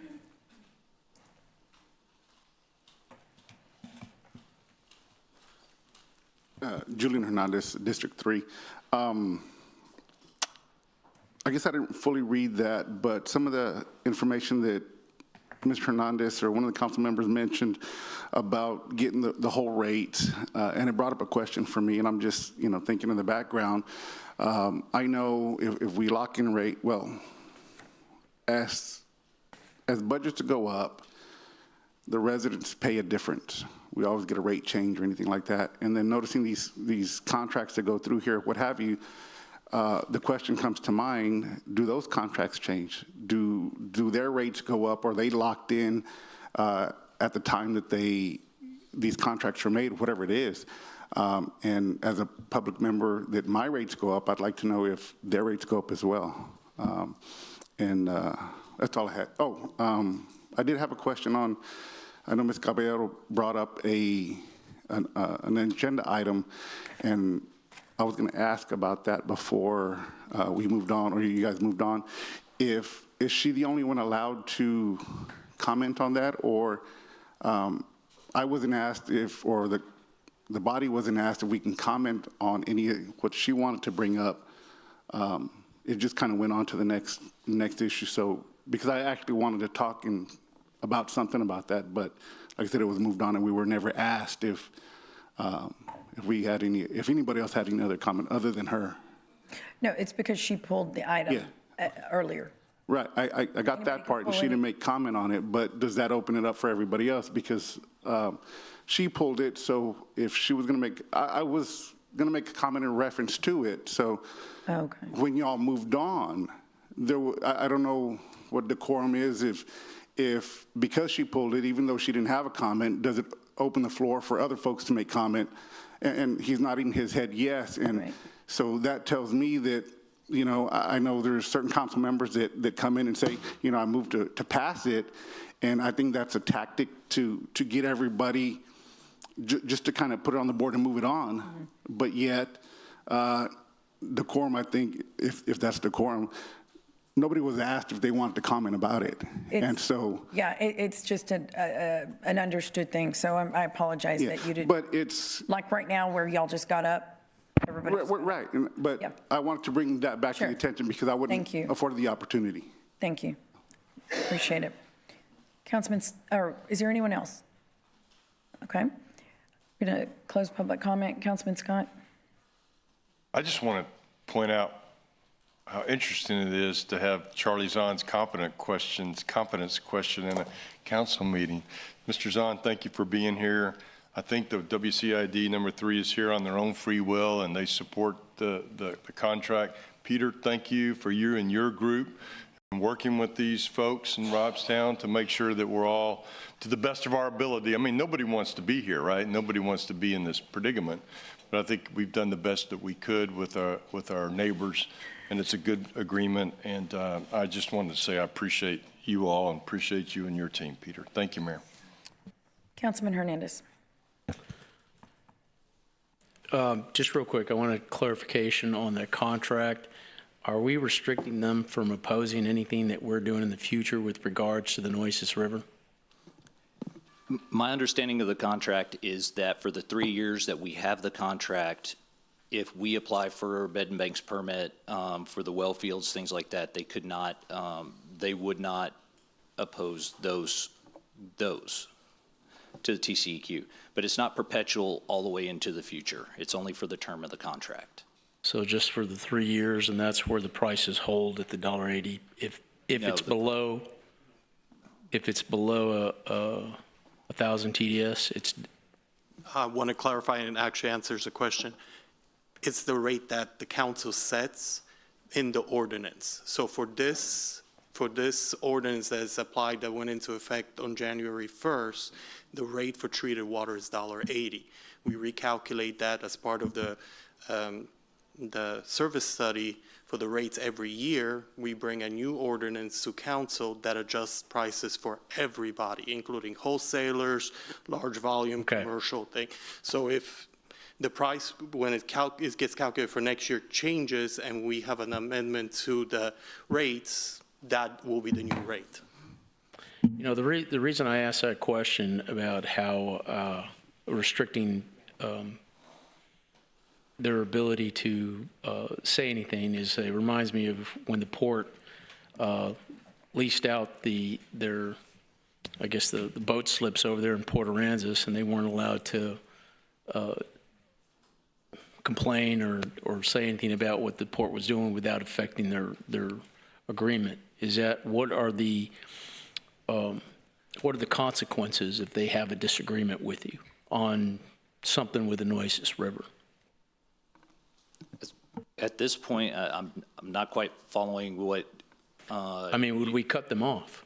No. If they disagreed with us on the. I believe they have terms in here. No, would not. If they disagreed with, we have the ability to terminate the contract just as they do at any point during. No, I understand that. You know, but what I'm saying is if we're affecting it may not be us completely, right? Obviously, we can be affecting the TDS within the river, depending on how much well water we put in, right? And that would affect their ability to treat water. But I want them to be able to address any issues with us without consequences of us cutting them off. Is that what what I'm trying to say, is that we shouldn't hold a hammer over their head if they disagree with us? No, I fully agree, and I think we've been working together on many issues that we've had. I mean, would you? Yeah, we can have, there's lawyer Charlie Zahn can speak to that. My name's Charlie Zahn, and I'm counsel for WCID number 3. I worked a provision to the last provision, Mr. Hernandez, that we worked out in this agreement with Ms. Aguilar, that in the event we have a dispute such that you're talking about, we have 30 days that both parties must sit down and try to negotiate an agreement between the parties before the city of Corpus Christi could terminate the contract. Okay, so Charlie, I just want to make sure that we're treating you fairly, right? That we're not bullying you into doing anything. And sometimes we're the big bad, wolf of Corpus Christi. I believe that we're happy, and I would tell you, I believe the citizens of Robstown, contrary to what you heard a few minutes ago, are going to be happy with the agreement that we have, because they're now assured in the future that they have an adequate supply of water in the event that we're unable to treat water out of the Nueces River Basin. Okay, well, Charlie, you have my contact information. If you come across any issues, you let me know. Thank you. And Mayor, if I could, I do want to thank your staff for working with us. City Manager Zanoni and Miles and your legal staff, they worked with us. We had some tough issues that we had to respond to. I would tell you that the first time we took this to my board, it was 3-2. Last night, it was 5-0. Thank you, Mr. Zahn. We do have a motion and a second, so please submit your vote.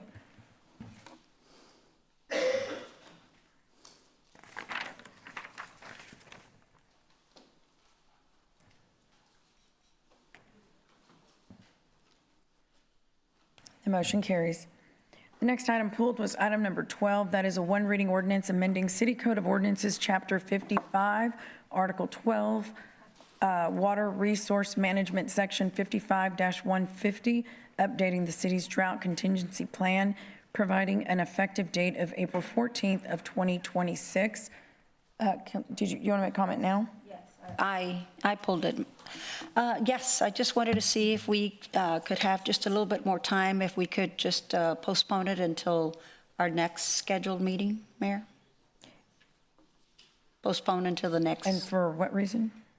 So that we can have more time to review the language on the code of the ordinance. So why don't, are you presenting on this? Yes, ma'am. Well, let's present on this and see what exactly is going to be. Sure. What information is going to be given to us. Okay. For the record, hello, Mayor, Council. My name is Esteban Ramos. I am the Assistant Director of Water Resources or Water Supply Management.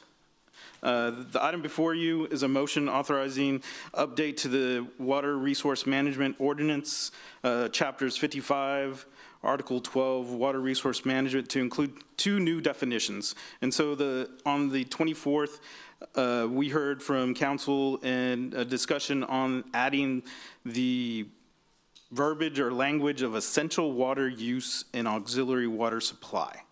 Next slide.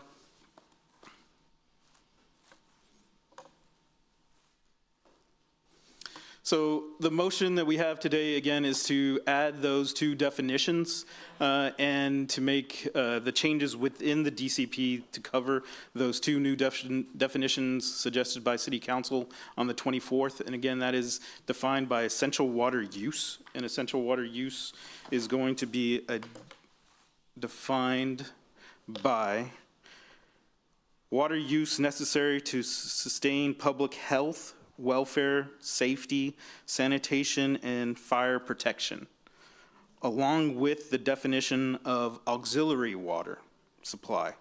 Water supply from a source that does not originate from Corpus Christi water supply system, whether treated or raw. With those two updates, I feel that it adds clarification to the DCP and provides extra support for the intent of protecting our water supply. And Esteban, we are not doing anything different than what the chief, and I guess, Chief, I want to know from you if you're okay with this. I don't want to do anything against what some of the things you stated last time we talked about this. Yes, ma'am. Brandon Wade, Fire Chief, so that's correct. So we put the language, the definitions that we talked about before, utilizing the words, the public health, welfare, safety, sanitation, and fire protection that was already used throughout the document. We just put it into a definition and then updated the DCP throughout it and the ordinance to reflect that definition. And then again, added the auxiliary water supply, which we talked about water wells or a source coming from outside. So that's what the update was. I think this is a good plan and exactly what we talked about before. Okay, so the process is not changing? The process is not changing. We just added the recommended language in there. Okay, Yes, great. Councilman Hernandez. Okay, so this addressed what Councilwoman Paxson had brought, and she's not here, but had brought previously to address her the issues she had asked for, right? Yes, sir. Okay, so what happened to all the other discussions we had during the workshop, the water workshop, where definitions for multifamily housing and all that stuff, is that coming back at a later time? What are we doing there? Yes, under my understanding during that discussion was to take additional comments, because on the workshop for the 21st, we are going to talk more about curtailment, definition of allocations, and we're going to work our discussion through that. I thought it was proper to bring all that so that we wouldn't be keep on amending the DCP and amending the DCP. So that was kind of the intent. Yeah, Councilman, that will come back to City Council if there's a council meeting on the 28th. That's a recommendation on the agenda today, is to make the 21st another workshop. So we're going to amend the DCP twice? Yes. Or more than once? Twice at least. Councilwoman Paxson and the 3-signature memo that was brought forth several weeks ago talked about doing this immediately. And so that was the majority of the council wanted to do it immediately. We recommended do everything at one time, but we can do this now if you want, just adjusting the definition, and then we'll bring back the DCP on the 28th. Okay, so that's, when this came up, I was saying, well, we haven't done any of the other edits. This was at the recommendation of council. We didn't recommend this, doing multiple changes, but we can support it because it's a minor amendment here. Okay, I mean, if you want to do this in piecemeal, that's okay. I was going to ask to table this until we got all the amendments ready to go, but if you want to do this now, I'll defer to Who signed the Paxson. 3-signature memo again? There was 3, I don't have. Right, I mean, I'll defer to Councilwoman Paxson if she wants to move forward with this right now or wait until the other amendments come in. But, I mean, I don't have a problem with that. I just didn't understand why we were doing this in pieces. It was a request of the 3-signature memo. Okay, thank you. Councilwoman Campos. I'll defer to Councilwoman Paxson. Okay, Councilwoman Paxson. Thank you. I appreciate this being added. I read through everything that was redlined. I'm okay with most of that, and I appreciate the work that went into it. I do have a question. In the packet, in the redlined version, page 26, under section 16.1, one of the recommendations is to strike domestic water use from that, under the declaration of policy, purpose, and intent. I think based on page 1 of the redlined document, that you would leave that in there, and then that would cause consistency of the declaration of purpose.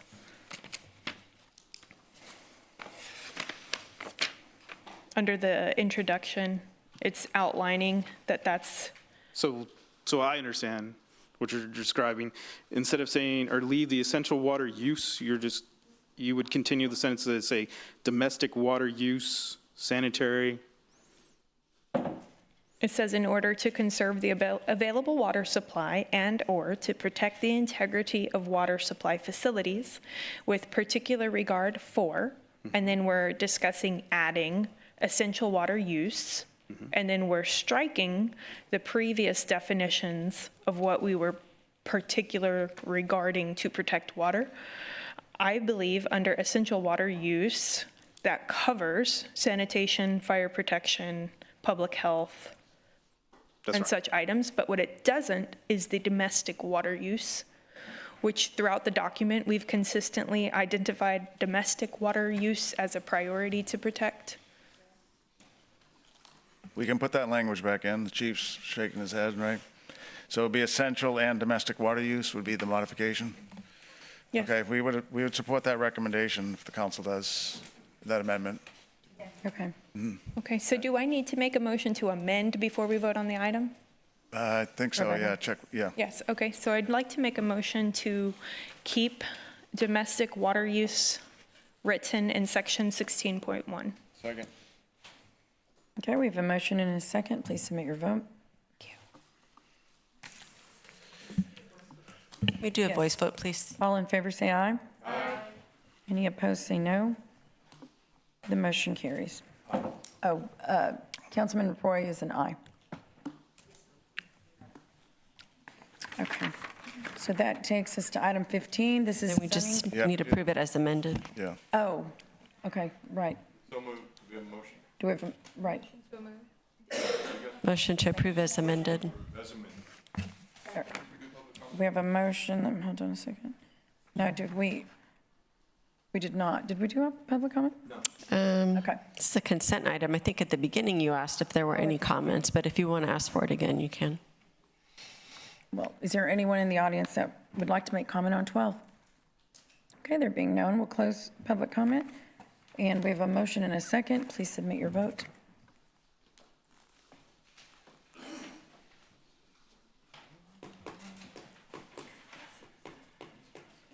Okay, the motion carries. Now that takes us to item 15. This is a zoning case number ZN 9062, Gulfway Mobile Home Park in District 4. Good afternoon, Mayor, Council. Yvette Wallace, Interim Director, Development Services. Before you today is zoning case ZN 9062, Gulfway Mobile Home Park. The property is in District 4 with a request to rezone the subject property from the CG2, which is the General Commercial District, to a CG2 with an SP, a special permit. The subject property will have a new 95-foot telecommunication tower replacing the existing one. The purpose of this request is to allow the replacement of the telecommunication tower of 95 feet. The property is part of the Bayside Area Development Plan adopted on December 10, 2024, and the subject parcel is zoned CG2 General Commercial District today. 8 notices were mailed inside the 200-foot buffer, 0 notices mailed outside the 200-foot buffer, 0 notices were received in opposition, and 0 notices were received in favor. The proposed rezoning is consistent with the elements and the goals of the City of Corpus Christi comp plan. However, it's inconsistent with the future land use designation of government. The applicant's request is compatible with the existing zoning and conforming uses of the nearby properties as a general necessity and use within the very limited on-site activities. The property to be rezoned is suitable for the use to be permitted by the special permit to be applied, and staff determined that the zoning map amendment will not have a negative impact upon the surrounding neighborhood. Planning Commission and staff recommend approval of the special permit, and there are conditions for the special permit. So the special permit only allows the use is allowed by right in the CG2 and a wireless telecommunication facility of 95 feet in height that meets all applicable adopted building regulations. It also allows for off-street parking, meeting the UDC 7.2.2 off-street parking. And then the time limit is 12 months unless the building permit has been submitted. The special permit shall expire if the use is discontinued for more than 6 months. And I stand by for any questions. Councilwoman Paxson? Thank you. It doesn't have that there was any comments from the public. Did we receive any sort of feedback on this? We did not. So we sent out the notices and received no favor or opposition. Okay. And you had listed in here that it wasn't entirely consistent with... It is not consistent with the future land use map, which identified government. Okay, but you're still recommending approval? Correct. There's an existing telecommunication tower there that's 84 feet, and this is a replacement of that tower to a 95-foot tower. Okay, perfect. Yes, ma'am. Perfect. Motion to... We have a motion and a second. I'm going to open public hearing. Is there anyone in the audience that would like to make comment on item number 15? Okay, we'll close public hearing. Please submit your vote.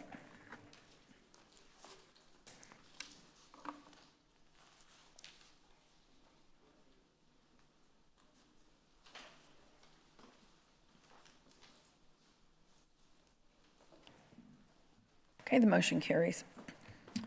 Section L is individual consideration items 16 through 21. Item 16 is a resolution revising the 2026 calendar year City Council meeting schedule. I move for approval. Second. Councilwoman Paxson. Peter, my understanding is the reason or the rationale behind this request was to facilitate action to be taken on the 28th. And at this point, we don't have it confirmed that we'll be able to take action potentially because the far field results. Yeah, so this item was more so to give the council appropriate information on the level one water emergency policy issues. So we had contemplated doing those on the 28th, waiting to the vote on the 28th.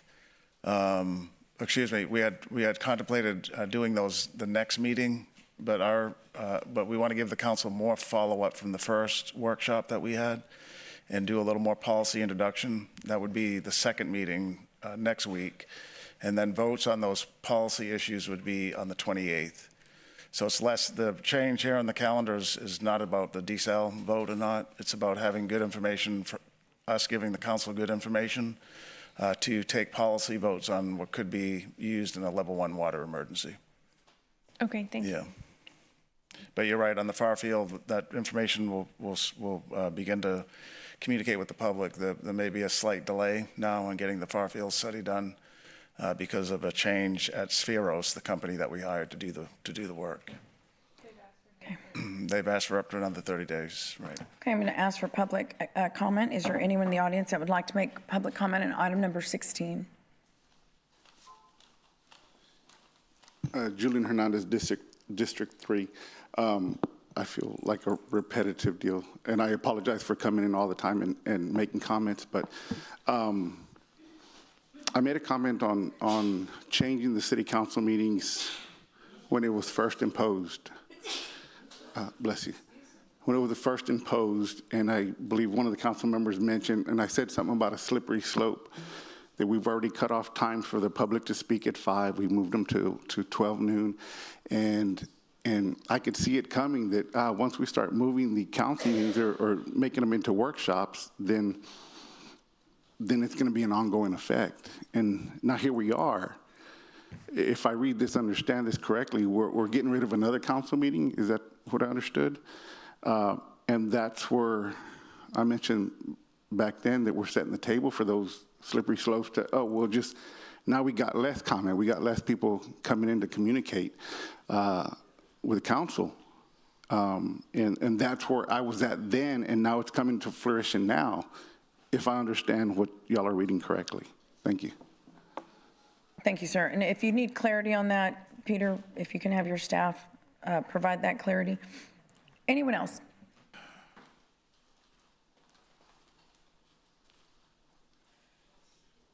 Susie Saldana, and in order for us to make a true public comment, does that mean you're going to cut down on one meeting? That's what we need to know, because if it's cutting down on meetings, you all need all the time you can get.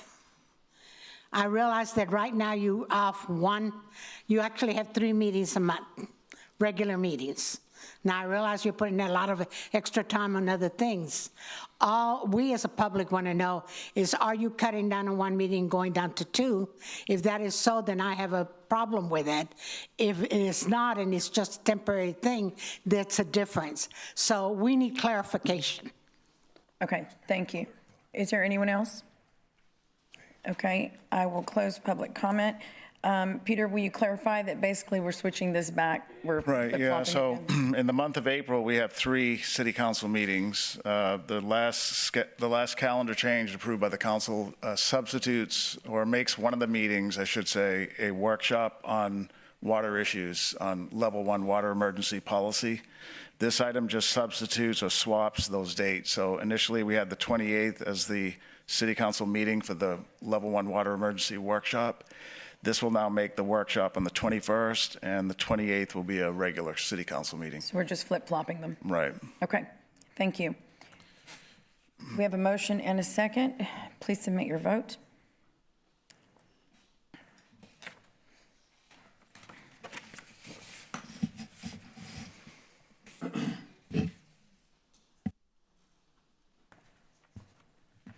Okay, the motion carries. Item number 17 is discussion and possible action to direct the city manager to provide an update on the recent communication regarding the city's revised credit rating outlook to negative for general obligation bonds from Fitch Ratings, as well as potential ratings from Moody's and S&P rating agencies.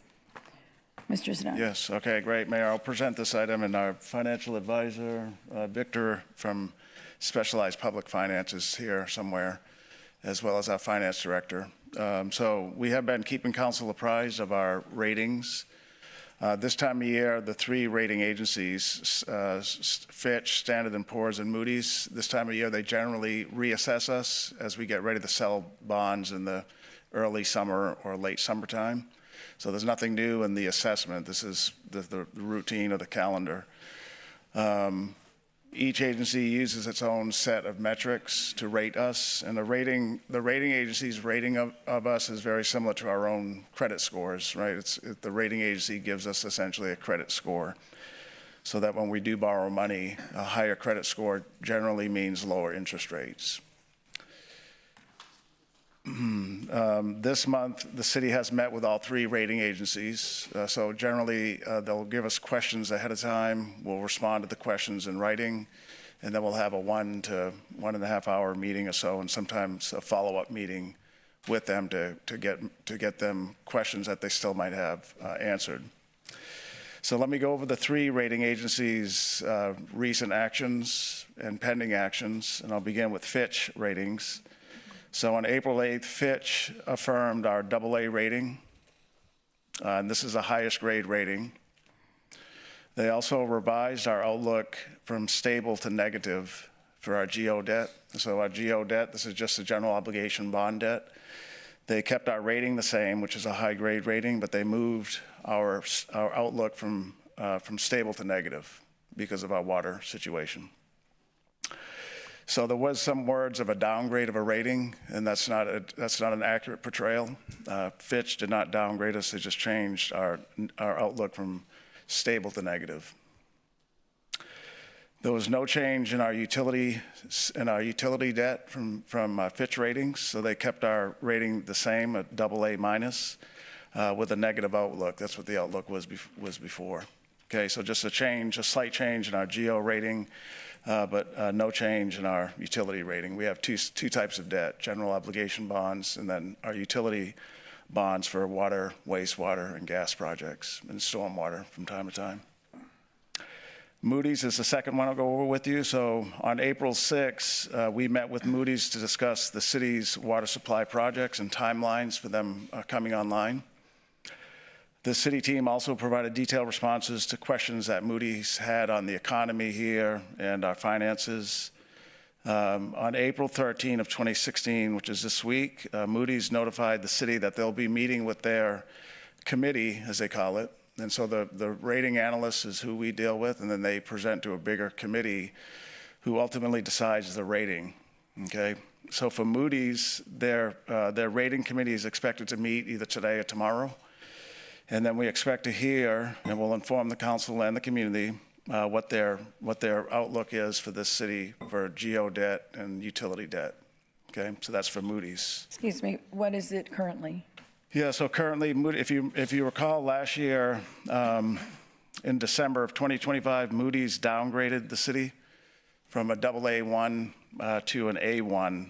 That was for our GO, that was for our utility debt, and then an A3 to an A, excuse me, that was for the GO debt. And then the utility debt went from a AA3 to an A1 downgrade there as well. So we're downgraded all three ways through Moody's. Just two. Just two. Just for the GO debt and the utility debt. Back in December of 2025, Moody's did downgrade us. Okay, and that's news that we know about. We told the community, we told the council. However, this week Moody's will rule again, or I don't know if rule is the right word, but they'll give us their opinion again on our creditworthiness. And they have asked a lot of questions about our water portfolio, and it wouldn't surprise us if they downgraded us again. Of the three firms, they're the toughest. Yeah. We currently don't use Moody's when we're selling debt. They're giving a rating for prior debt that they worked with us on several years ago. Okay, and then the third rating agency, Standard & Poor's, we met with them also on April 9th, and we provided responses to their questions on utility and GO-supported debt. It'll be over the next 2 weeks or so. We expect that they similarly will meet with their committees and then provide the city with an update on our credit rating. And so currently for our GO bond, we have a high grade rating with S&P, a AA. So it's the highest grade, a AA. And our outlook for our GO bonds from October of 2025's rating was stable. And then for the utility debt, we had a high grade rating with them as well, a AA minus. And back in October of 2025 on the utility debt, they did revise our outlook from stable to negative. So Peter, this is, as I'm sure I'm preaching to the choir here, but extremely concerning. Are we concerned? Would you agree? It's extremely concerning. Yeah, it in is other words, concerning. the effect, like none of this happens in a vacuum, right?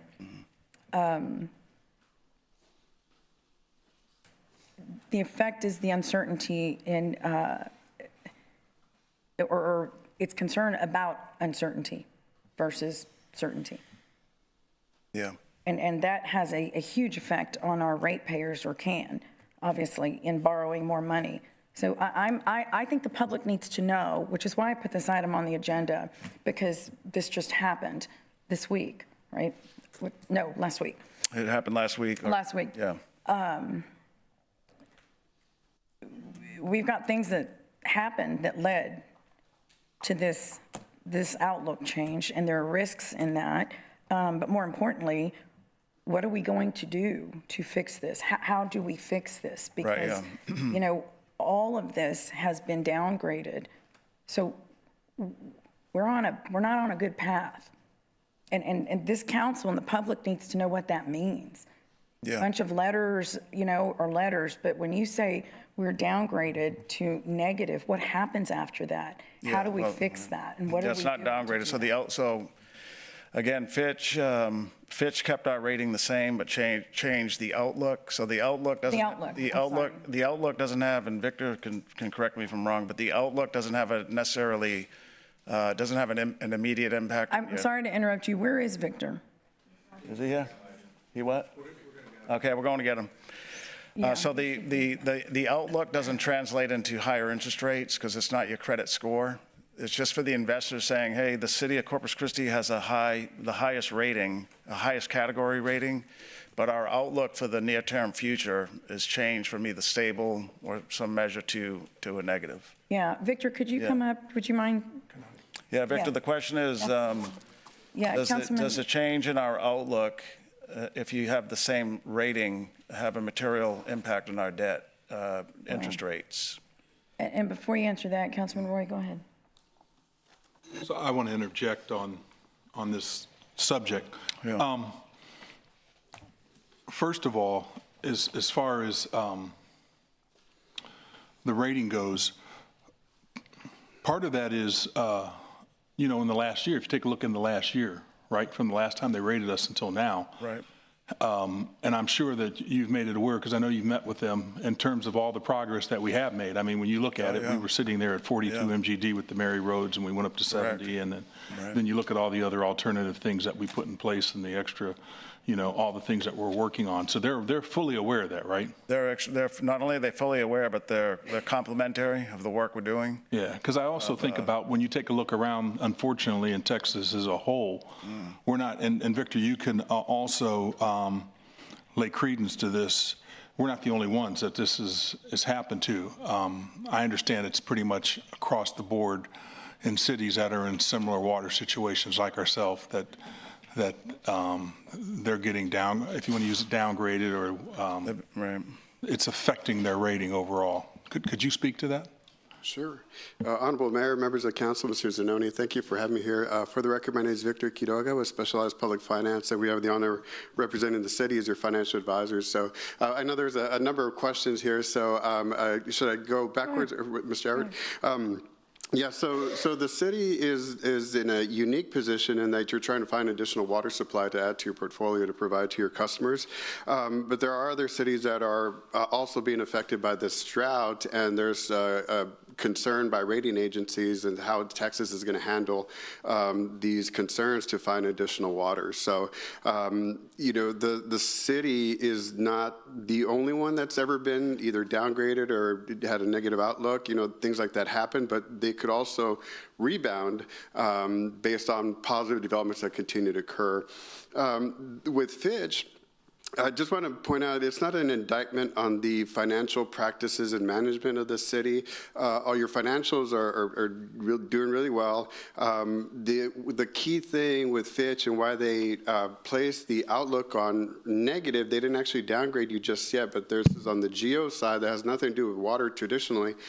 But here now in this drought situation, where the situation that we're in, water is now bleeding over and impacting your other credits. And so Fitch, basically, their main concern is just additional water supply. So they didn't downgrade you all, but they said that we could upgrade you or improve that revision. From negative to stable is if you are able to find a water solution within the next 12 to 24 months.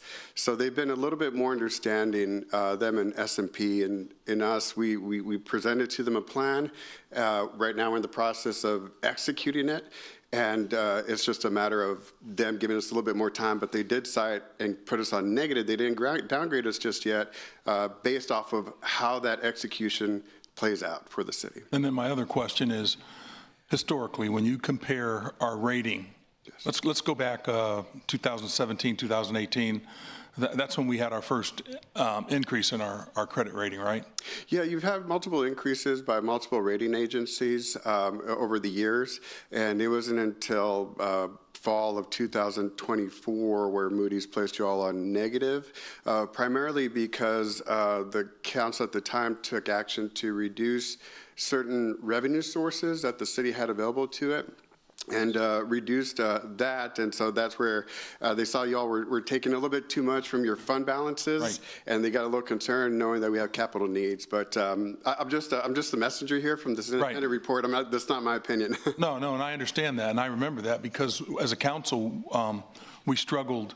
I say we struggled, but there's a lot of debate over that in terms of are we holding too much reserve, and it went back and forth with this council, and ultimately our reserves, and that resulted in our first ding in terms of our credit, right? Yes, there was a ding. Yeah, I just wanted historically for people to understand that, because it's such, when you're talking about credit, there's just so many factors in yes, that, sir. And and hopefully we'll get through this and we'll continue to climb. Yes. Thank you. Yes, sir. You're welcome. Victor, how do we fix this? So needless, well, maybe there is need to say it. We will have higher, we're not on a good path.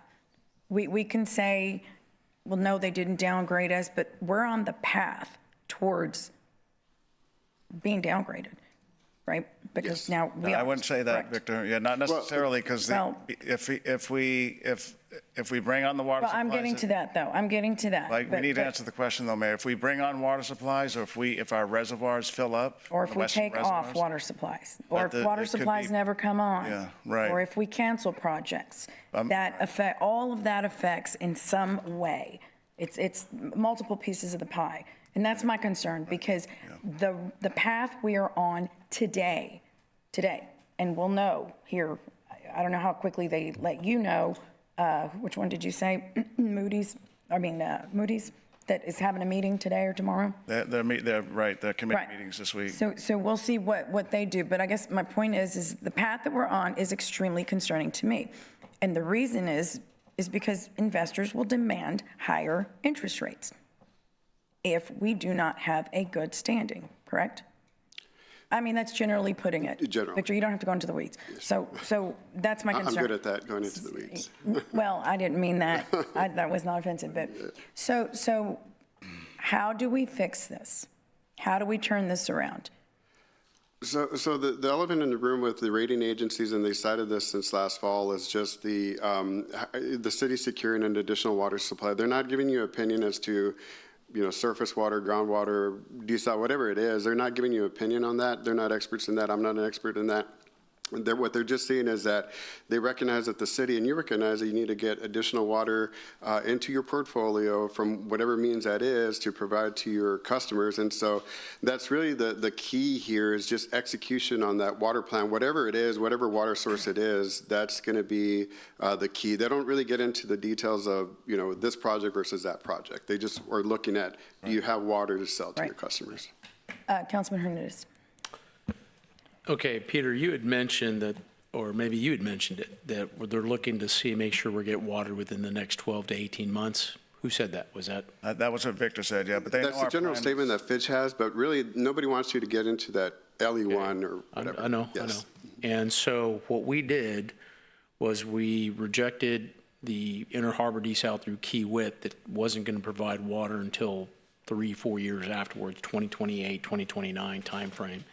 And we replaced it with 3 projects: Evangeline Water, groundwater, the Western Wells in Nueces County, which are, and then wastewater reuse. All are scheduled to have water within the 12 to 18 months, sometimes out to 24 months time frame. Are they giving us credit for those projects to come online sooner than the other project, than the?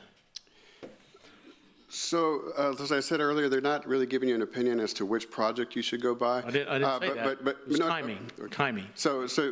But the key is just from, being a messenger from this independent reporting agency and assisting the staff with presenting this information to these independent reporting agencies. All those plans have been communicated to all the rating agencies. So they're factoring everything in. Everything that you just laid out has been communicated to the rating agencies, and the actions they take is their actions. Okay, but all that has been communicated to them. Would we be in a worse situation if we had not done those projects that would have delivered water in the 12 to 18 month period?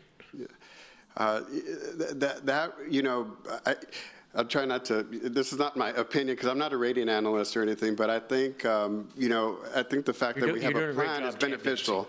The fact that we have a plan is beneficial is what I'll say. But, whether it's what plan it is and what's going to be more fruitful and more productive and more efficient for your constituents, that's for you all to decide. Yeah, Peter, Councilman, who went up and talked to them specifically? They came here, so we came here? Yeah, so you spoke to them? I spoke to them, Michael Rodriguez, Sergio, Victor. The water team. Camille, and they talked about all our short-term projects. Correct, to get water within the short time. Yeah, the answer to the question is we'll get credit if we can bring them on as planned. So if Evangeline starts flowing with 4 million gallons in November, like we've told them, then they're going to give us credit. The issue is they're saying just it's not clear that they'll come on. There's some risk in them coming on as we are planning. And so, but the answer to the question is if they come on as we say they're going to, we're going to get credit for it. Yes. So just from the perspective of us up here, it's imperative that we do those projects that get us water in the shortest amount of time to try to avoid curtailment. That's correct, and they recognize that, Councilman, and they applaud us for that. Thank you. They do. They've said it several times. Yes. Councilwoman Campos. Thank you, Mayor. Okay, I was just curious about the Inner Harbor plant. There was a lot of speculation that the reason that our ratings went down was because we didn't move forward on the Inner Harbor. I think that was some of Moody's comments. Yeah, that was Moody's a year ago. That was. It wasn't the exclusive reason why, but they just said it introduced a little more water uncertainty. But even though they knew that the water was not going to be produced till another. And we told them that. Yeah, and Victor can speak to it because he has more experience in this than me. But Moody's is the toughest rating agency. Yes, I would say so. And two, also, I don't want to minimize the impact of the drought. When we were talking to Moody's back in October 2024, the reservoir levels, which they keep an eye on, were much higher than they are now, and they've drastically gone down because of the drought. And so, these rating agencies, the thing about them is that they in my opinion, they don't do a good job about projecting, looking into the future. They could just estimate or guess as to what's going to happen. They're very much backward looking. This summer, when we go and issue bonds for your needs on the utility system side and the NGO side, our objective and to try to get you the best interest rate possible is to continue messaging and giving these bond investors this message. Of course, a higher credit rating, the better, but also too, you have to recognize some of these bond investors are very sophisticated, that they might not just rely solely on Fitch or S&P to base their investment decision on. They have their own credit analysts working on the credit. But anyhow, I don't know if that was just a long way to answer what Peter. Well, okay, so what if we, hypothetically, so what if we do not go with Inner Harbor and we decide to go with, let's say, Barney Davis? That would be, a different plan, a different, whole financial plan. So how would that be, or Harbor Island, or one of those? How would that fit into the financial schemes of things? I mean, would that still be, I guess my question would be, would we still be able to get good loan ratings? I mean, good ratings on our loans? Yes, so Mr. Everett indicated, so the rating agencies, they look at you, they look at the full spectrum, everything going on, how much are you charging, how much are you efficiently operating your system, all that, who your customers are, who's buying from you. So I think from a rating agency's perspective is that it's good to diversify your water portfolio. Historically, we've only been dependent on surface water, but if you diversify, whatever that is, I'm not here to opine on that. I think the more water sources you have, the less risk you're going to have in the future about being in a low water supply situation. The only question is, it's going to take capital and it's going to take potential rate increases to accomplish all that, but in the rating agency's eyes, the more diversification you have in your water portfolio, the better off you're going to be. But on the other hand, too, we get dinged for going into our reserves, right? If we dip too much into our reserves to get what we need in order to supply the water, so how do we? It's definitely a balancing act, Ms. Campos. They want to make sure, these rating agencies and bond investors, that they know we have a large capital improvement plan to move forward, depending whatever route you go into. But when you're going into an extensive capital improvement financing program like that, they want to make sure that you have a very healthy reserve fund. Historically, just like for the general fund, for instance, historically the city had maintained close to 30% of annual expenditures as your reserve fund.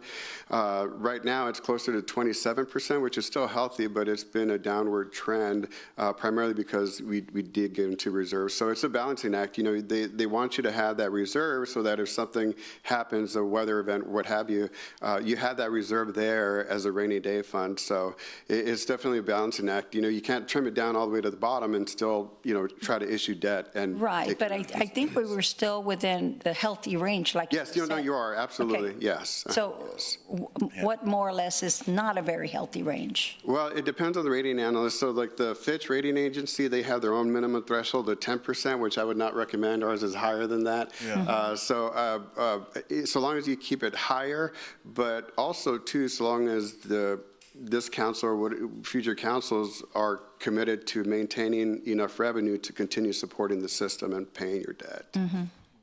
Yeah. Okay, thank you. Councilman Scott. God dang it. Thought I was sucking up. Oh, just a couple of quick things. So when you met with them, Peter, you did articulate that the eastern, western, and the Ed Rochelle wells were temporary solutions or short-term, right? Mid-term. Yeah, we went over Nick was there with us, and between Nick and I, we went over the entire water portfolio, the $1 billion worth of 76 million gallons of new water sources. And we went over the desalination options that the council was considering. But we didn't articulate that we intended to pump those wells in perpetuity. We told them at the 36 MGD rate. What's that? At the 36 million gallons a day rate that we discussed here. We said when other, just like we've told the community, when other resources rebound, we'll use groundwater less or not at all. Interesting. Yeah. My understanding that we kind of had a commitment to our friends out in the western part of the county that we were going to run the wells for the next couple of years to get us, and then find other resources. If it takes that long for the western reservoirs to fill up, yeah. Interesting. Yeah, there's no time. If the western reservoirs go back, they're not going to be happy to hear that. I thought it was 36, and then if we did desal it, we'd bring it back to 20, so we'd try to operate at the the well fields at 20 MGD, desalinating it and putting it through the Owen Stevens. I must have missed that. I did not know that we intended to run the wells as long as we needed. That's the only water source that's helping us right now, Councilman. So it depends on our eastern sources. Even if a desal plant came on by 2029, if Lake Texana is, say, below 30% and the lower Colorado is not running, then we need to use the groundwater. So the system we're setting up, it gives us flexibility to turn a source or sources on and off. Yeah, I get it. And I've been a proponent for, drill, baby, drill in western Nueces County, as some of my friends in the back have pointed out. But it was my sense that those were short to midterm solutions, that we needed to find other resources so that we weren't relying on those in the long term, which leads me to the question about. That's correct, what you just said. Okay. Well, you're saying that until the lakes fill up, and I was thinking it was not till the lakes fill up. It was till we brought a different source on that we could replace the well fields with, like both, desalination. Yeah, I think it's both, Councilman. I think if a desal plant is built in time, or plants, and the west. Yeah, that's why I thought 3 years to build a desal, 3 years to pump the wells. Desal comes on, you can throttle back the wells. At the same time, you're desaling a portion of the well field, so we can. That's correct. We can move forward with 20 MGD a day, which I think is basically half of what we're doing now. That was my concept, which certainly may not be right. Hey, that reminds me, so our conversations with Orange Grove, we do have a hydrologist that's helping us. There's two, so the city has ours and they have theirs, and we provided information to Orange Grove that they can use in their modeling. Are we going to get some response from ours about all that? Is that a 30-day answer, 45-day answer? I don't have the answer, Councilman. I'm looking, Nick's returning tomorrow, but it should be around that time frame. Okay, I'd be interested in that because I think that's an indication of the impact of the wells. Right. And I'm a guy that said, hey, we can get 36 MGD, let's make it happen. Yeah. But that piques my interest. So, and then, so you articulated there's risk with the well field, there's risk with Evangeline. If we don't they don't have standing later this month, then we move forward, right? But you did articulate to Fitch that there are risks involved outside of our control right now. That's correct. With every project, we have risk. Cool, man. That's it. Thank you, sir. Thank you, Mayor. Thank you. Councilwoman Vaughn. I have one question. So are we within what our budget policies and utility policies say? What is it, 20%? What is it? So the reserve fund you're talking about? Yes. So there's a couple of factors. So yes, we are, that's one of the credits that they do give us is that we're very, we have a strong reserve on the utility system side and the general fund side still. What's the percentage though we're supposed to have? Is there a percentage? It's dictated by policy, but typically it's 20%, but the more cash you have, particularly on the utility side, the better. Right now we're in excess of 20%. Okay. Thank you. Yeah, Councilwoman Vaughn, the City Council approved financial policies has it at 25% for the general fund. Yes, sorry. What? The utilities at 25%. The general fund is what? 20? 20. But it's like, it's a little higher than 20 today in the general fund. But that's what we dictate. Right. That's what I was asking. Yeah. Okay. Thank you. Sorry, I got those confused. But you didn't know the answer. I'm disappointed. I have a lot of notes here too. Thanks. Punish myself later. I'm going to go ahead and open public comment. Would anyone like to make comment on item number 17? Yes, sir.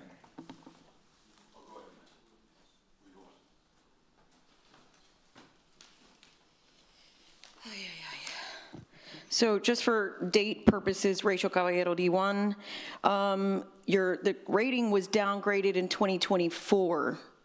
The Inner Harbor Kiewit contract was voted down in 2025. And if you take a look at all of the debt that is owed by the city, including the $140+ million of certificates of obligation that have been taken out over the course of the last 7 years without voter approval, and then you consider the lack of population growth in the area within that same time frame, and then you consider the multiple different projects and borrowing money for the experimental Inner Harbor plant before the full funding was available. Now you have the $1.1 billion in other diverse water projects. So basically, this is just reiterating that we can't afford to borrow more money for the Inner Harbor experimental plant, because it's only going to put us into more debt. And it isn't even fully funded as of yet. So as we play word jumbo mumbo and talking in circles, we've overspent money when we shouldn't have, and now we're in this position. Mr. Weiss?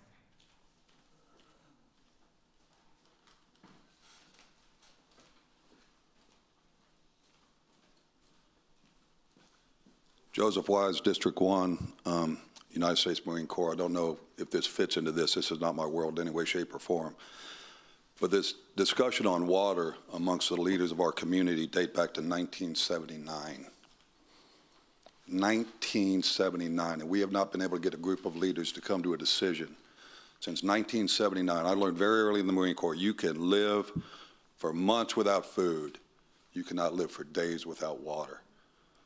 A decision needs to be made, and the bond rating agencies have had enough. Since 1979, we haven't been able to get it together. And my understanding, I could be wrong, I believe AAA is a top bond rating, not AA. I could be incorrect. It's still a very powerful rating, but AAA is your top. So it's a negative slope, agree completely. But as a citizen, we're tired of this young woman said, the minutia. We need some decisions, folks. We need some decisions. Thank you. Thank you, sir. Anyone else?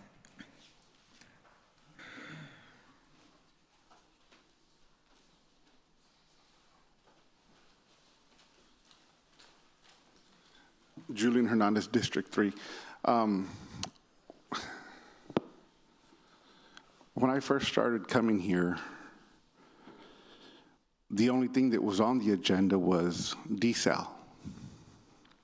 And understanding construction, for those that actually do big construction, it never goes as planned, and it's been said here before. It's always a day late and a dollar short. I've been on projects where they went from $10 million to $40 million, because they wanted it now. And I bring this up because had it not been, so say that desal would have passed, we would actually be in a worse position now, because it wouldn't be online till another 4 years. And we wouldn't be looking for other water sources. And because it was voted down is the only reason, and this is just me, just started coming, the only reason we have other water sources.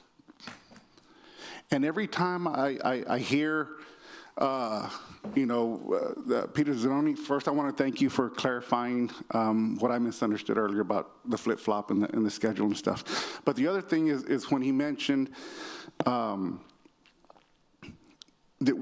we were a negative, but that wasn't affecting our financial situation, we hear the strong push, like, hey, you gotta buy this car when you walk into the car lot. It's like, oh, well, explain how we get out of it.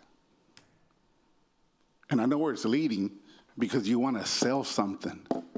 But we got out of it because it was voted down before, and that's why we have water now. Right? Am I wrong? Because there was nothing else being looked at when I first started coming here. But had it gone, we would have been 1.5 billion in the hole, not including what we would have to be doing now. And so those that voted it down then should be congratulated, because now we have other sources of water without the 1.5 billion.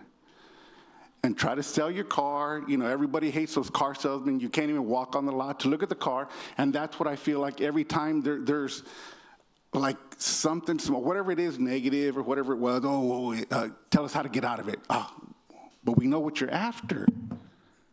You're trying to sell us that car to get in there, and maybe the car doesn't fit our budget. Maybe the car isn't right for our family.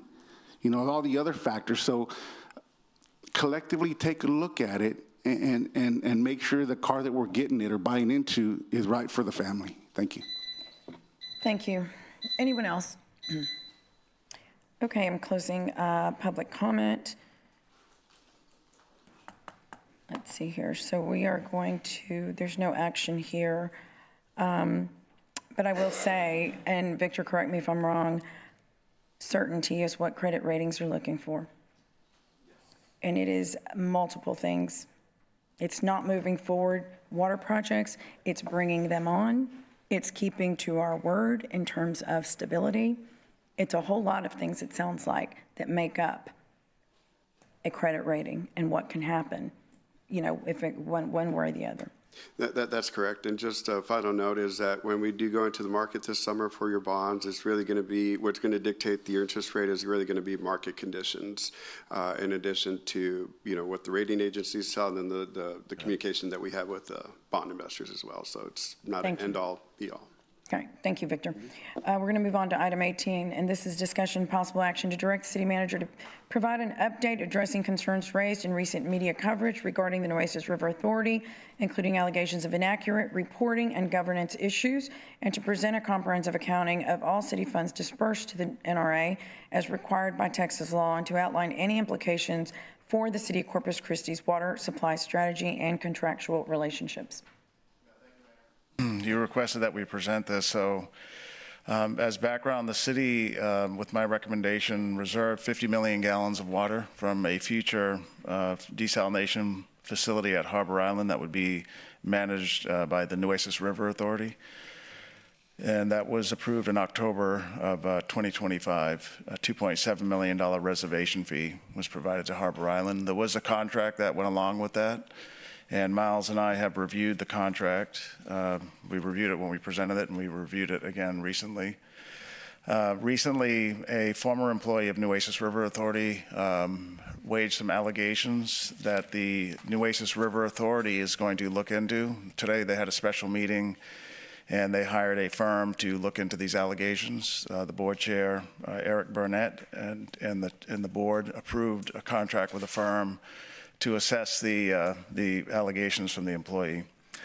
So several questions were asked from me about what exposure do we have, the city, given that we allocated $2.7 million. And this answer here comes from Miles and myself, which is that the exposure is more to if NRA as an agency has a reputation damage because of these allegations. It may make it less likely that they can produce the plant, and then less likely that we can buy water from them. We don't have any exposure in terms of the contract dollars that were paid. NRA is in compliance with the contract terms for the $2.7 million, and the allegations don't provide any risk to the $2.7, with the exception of potential reputation damage should the accusations be true or substantiated. We won't know that. We don't investigate other people's, other entities' issues, personnel issues. They're going to hire a firm that will do that, and then they'll report back to us, and we can report back to council. Now, do we rely on, one of the accusations is that the executive director made some overstatements in terms of how much was reserved in reservation fees. And the question that was posed to me is, does that have any impact? Did that have any impact on our recommendation to the city council or the city council's approval of the reservation fee? And the answer is no. The staff presentation on all accounts, the in-person presentation, the city council briefing memo, the PowerPoint presentation had no reference to how much reservation the Nueces River Authority had obtained from other sources in Texas. And so we believe that there was no, that the statements that were made in terms of how much was reserved or not reserved didn't have any bearing on at least myself and other staff that made presentations to the council. Another question that was asked is, what's the current status of any agreements, funding, or coordination efforts tied to the NRA? Beyond some small ones that we have in daily operations on water monitoring at the Choke Canyon, we do not have any other agreements except for the reservation fee. And then the last question is especially a legal question, which is what safeguards do we have to protect the city's interests should these allegations be substantiated? And Miles says that state agencies are protected, they have protection by sovereign immunity and most types of lawsuits and claims. So it would be tough to try to file a claim, I guess, if some of these accusations were true. However, the representation of what John Byram said in terms of reservation fees weren't used as part of our analysis when we presented to City Council. So, Mayor, that's about all I have to present. Miles is here, and we'll get more information when the Nueces River Authority does their investigation, and they hired their investigator today in a special meeting. Councilman Scott. So I find the accusations troubling. Hopefully there's nothing there, right? Because you're our partner. Correct. I'm a little surprised you don't find them troubling because they have $2.7 million of these folks' money, and I would think that we ought to really be concerned at the accusations and actually, frankly, help where we can to seek resolution and some light on that. Do you know who they hired, and what's the timeline on the investigation? Yeah. Is that something? So it's a law firm out of San Antonio. I don't have their name, and I wasn't at the board meeting. And yeah, I know you're here, right? Yeah, right. It was today earlier, so I don't know how long it will take. But in speaking several times last week with the board chair, they want to move pretty quickly to get some swift reconciliation of the accusations. Could you provide that to us? Who they hired and what's the timeline and what's the process? I think we want to be. I want to share that with people. Okay, we can get you that. I am aware that some of their presentations that list the reservation fees, and one of which, for instance, is East Central, and they list population served 350,000 people. But in East Central Supply Corporation's own audited financial return, they say we serve 36,000 people, right? So in the presentation, it says 350,000 people. In their own audited returns, it says 36,000 people. And so you start to kind of wonder about that. I don't actually know that makes a difference in the financials, but when you're telling people you serve 350,000 people and then the entity says, no, we only serve 36,000 people, that's concerning to me. And it may be a semantics. I thought, sometimes we say we serve, 500,000 people when maybe we serve 450. I don't know. I point out one. There's another, Green Valley. They list 345,000 population served, and I left that document at the office. But when I looked at their financials, they say they represent 36,000 people. So there's two instances where it's 10% of what they show on their presentations, and I would hope that maybe we can help them, be more accurate in their presentations to the public. So I'm troubled by it, and if you could, and I'm conveying that to the public, I'm troubled by the fact they have $2.7 million. I'd sure like to know what the accounting is of it so far. Where's the money spent? Who'd they hire? What's the timeline on that project? What's the breakdown? Are they still building Harbor Island, or a third-party building Harbor Island, and they're moving to just the transmission part of that process, which wouldn't be a bad model. It's just different than what I thought we got into. Mm-hmm. Yeah, we can have, some council members asked me to get an update, have John Byram present to council an update. Okay. And that was prior to this event, so we can do that. Okay. I have gone to their last couple of board meetings, and the board has approved contracts for the conveyance line, design contracts, 2 different firms. And the board chair texted me today that, in his update, that they are close to selecting the design build operator for the Harbor Island plant itself. That'll be done in the next couple of weeks. The design build operator is going to pay on their own nickel to design and build and I guess operate. Right, they'll bring that financing to the table. So our $2.7 million reservation contribution went to the engineering, the selection process? We'll have to ask them exactly where they align that to, but what I do know, they have allocated a lot of money on design for the conveyance system. They've hired consultants to help manage the process, so I don't know if they know exactly how our 2.7 has been spent to date. but we can ask them, they can present that to us. It's okay, just a general, hey, we're doing these 5 things, and it's $10 million, and we spent 3 here, and 4 there. I think would be good to communicate with all the questions swirling around that entity. I'm hopeful that it'll all be cleared up and we can move on down the road, but I do think that some serious questions have been asked that we hope get answered. Yeah, we're going to get answers. So our presentation would be great. Thank you, sir. Yeah, I'll ask John Byron. Thanks. Councilman Barrera. Thank you, Mayor. You know, I thought that employee was still there. Pruski? Yeah. He resigned, Councilman? Okay. Yeah. You know, obviously, I didn't support this project, and, you know, I voiced my concerns with you and obviously in public comment. I'm a little bit more optimistic now that this comes out because I think we might be able to get our money back, even though it may be a long shot. I just would ask that. I've just never felt that the math worked. I mean, if we're getting 50 million gallons, you know, what are they going to do with 5.4 million gallons? I mean, $5.4 million on 100 million gallons. It doesn't really get much, and they don't have any. I don't know that the cost, unless the cost to convey is borne on each entity.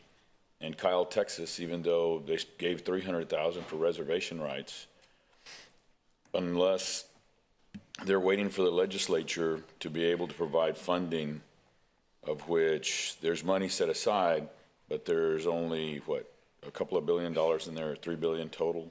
I mean, just the math doesn't work for me. So the federal government. All I ask is that we just be very conscientious. I think this makes it more hypersensitive. I think the other thing that this does is we need to have this opportunity. So once again, as was in the agenda item before, is to provide certainty and confidence. And this just adds all over to the novella that we're living.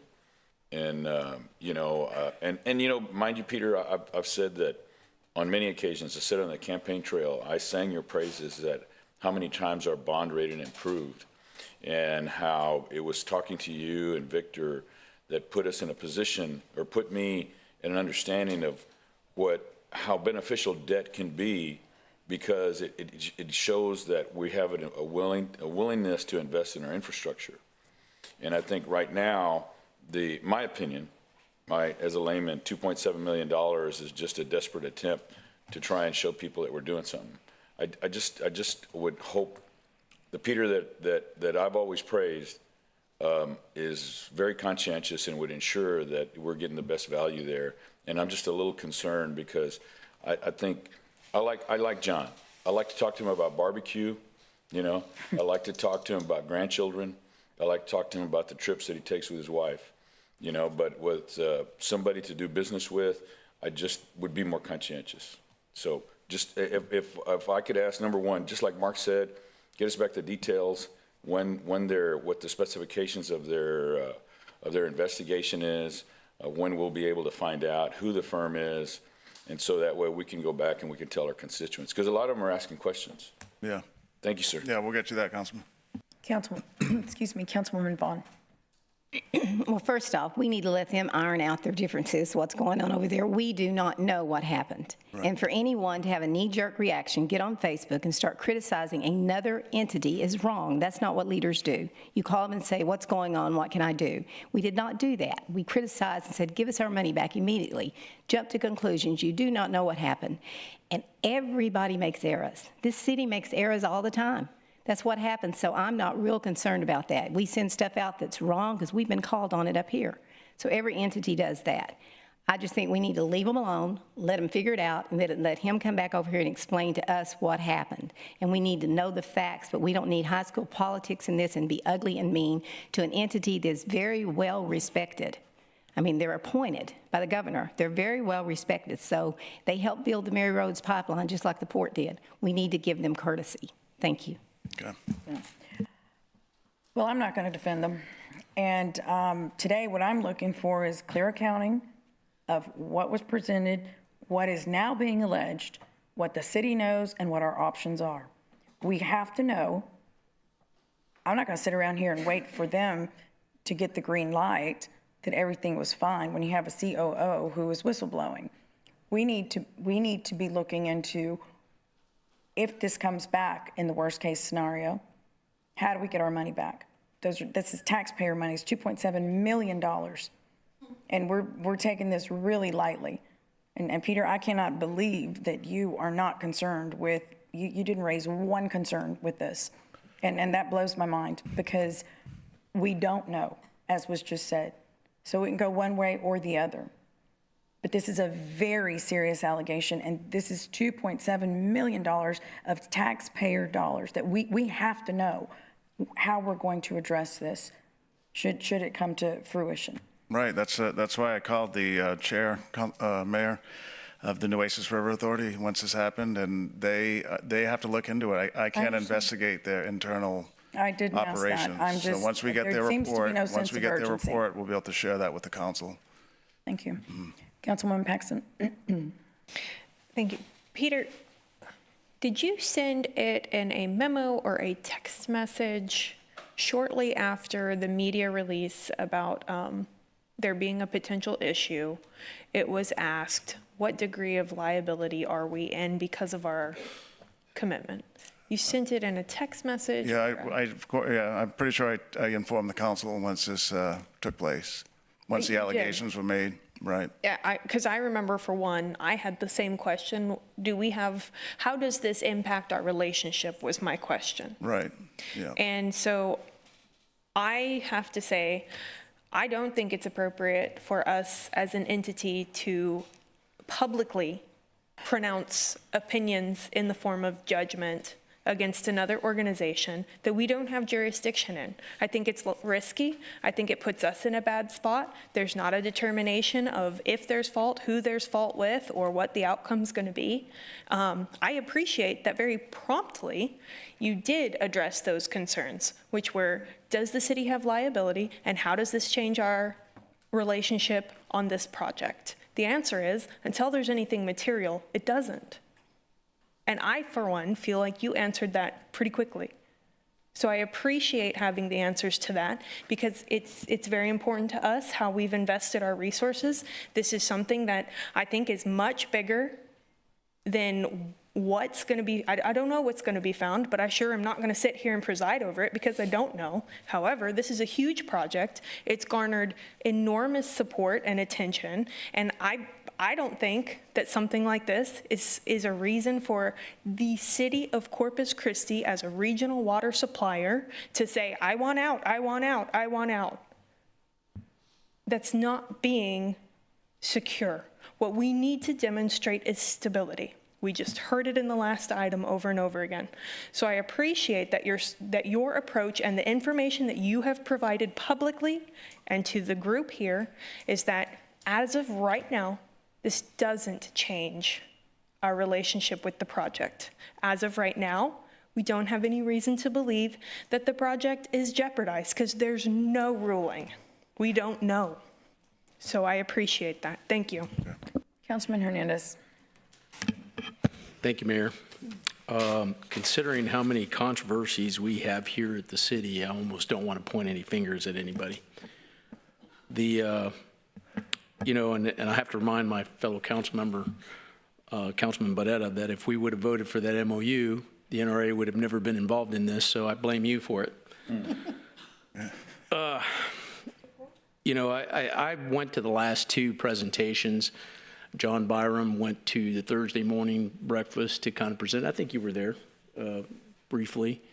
And then he also went to the Flower Bluff Business Association that I also attended, and also Dan Suckley, who is a board member and a former council member, was there as well.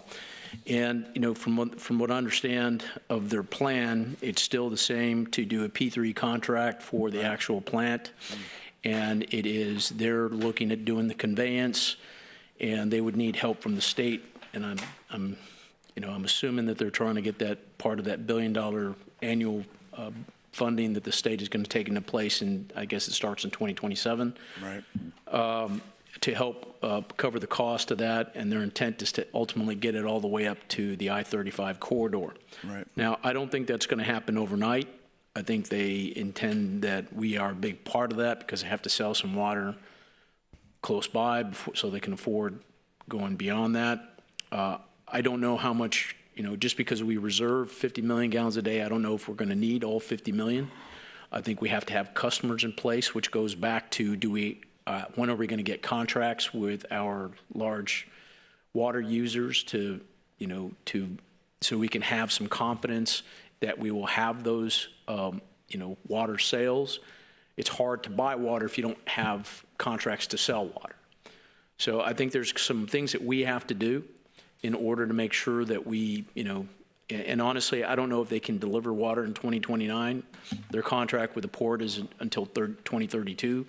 I think there's a lot of leeway in there. And honestly, I'm not counting on it for the water that we're looking for. The emergency stuff that we're looking for is the groundwater projects, the wastewater reuse project, maybe the CC Polymers thing, if that works out. Those are the things that are going to get us water here quickly. I think there are some concerns with the Nueces River Authority, but I think we have more pressing issues in the short range, in the short term, that we have to address than deal with that at this point in time. Thank you. Okay. Councilman Barrera. Here, I just want to add, the governor is the one that demanded the investigation. So, I'm just asking you to be conscientious about it. So I don't want to downplay it. I'm not downplaying it. I'm just saying that, once again, I never had faith in it. And I think I'm not gonna. I think we'll save our debate over the MOU on another day. But what is it? That's all I'm saying. I'm just expressing that we move with the same prudency that the governor of Texas has his concern. That's why I called the chair immediately, Councilman. We did. But as several council members says, they don't report to the city, so I can't investigate it. I understand, but I'm sure there's board chair. I'm sure there's a vehicle. I would hope. I believe in you, and I think you'll find a vehicle to make sure that the public is confident in the work that you're doing. They have an independent firm they hired today, and we'll get you the name. But they're going to from San Antonio. They're going to independently review the situation and advise everybody. Yeah, but a lot of the information, what's that? They're a public agency just like us. Right. And so that information should be available to the public. And then if they're not a willing partner to be able to provide that for us upon request. They're going to provide it to us. Yeah, of course. Yeah, I'm sure.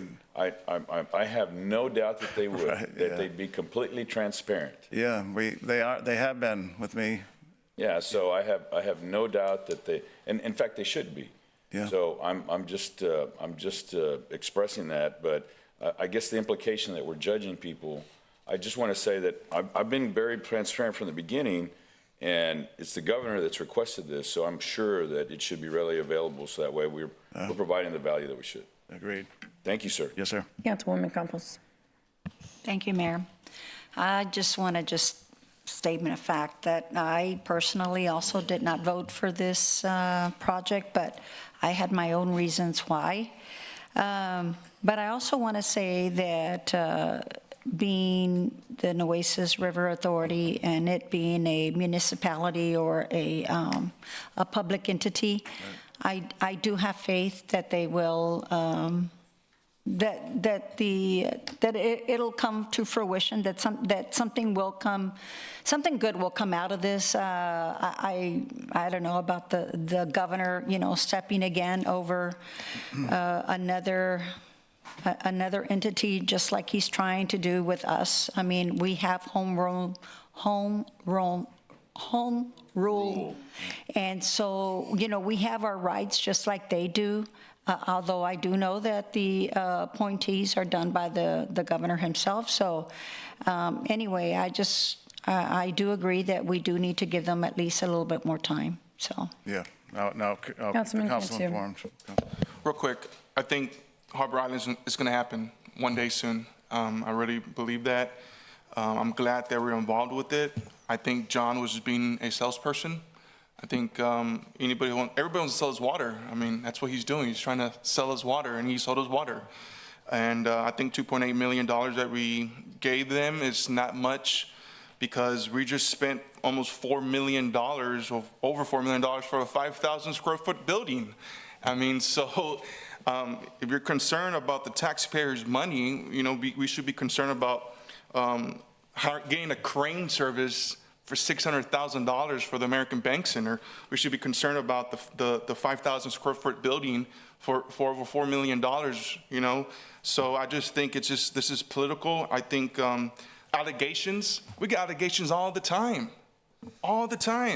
you know? And so it is what it is. And I'm behind him. I'm behind the project, and I think it's gonna happen. It's going to happen. The port's involved. You know, the port wants it.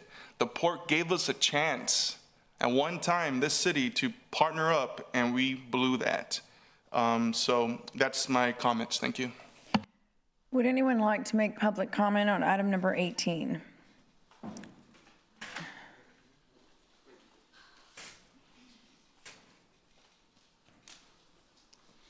Rachel Caballero, D1, just so the general public knows that when it says city secretary's office, it's usually because the mayor has requested for this to be put on the agenda. Yes, it was me.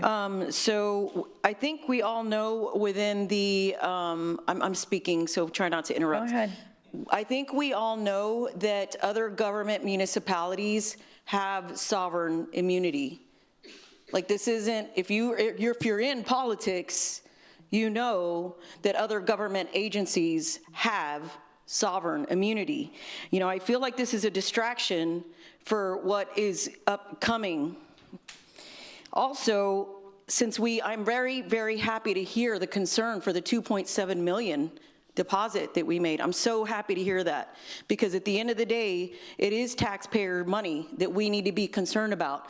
So I would like to see the same concern and the same effort in the $50 million that has been used for the experimental Inner Harbor project that has accomplished nothing, that nothing has been done on.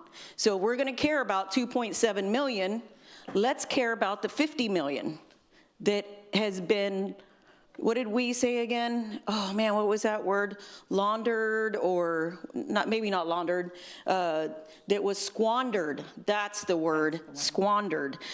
So yeah, I appreciate the current concern for the 2.7 million, even though we all know that the NRA cannot be held liable, and two, that we have the same genuine concern for the 50 million that has just gone MIA from the Inner Harbor project. Thank you. Next.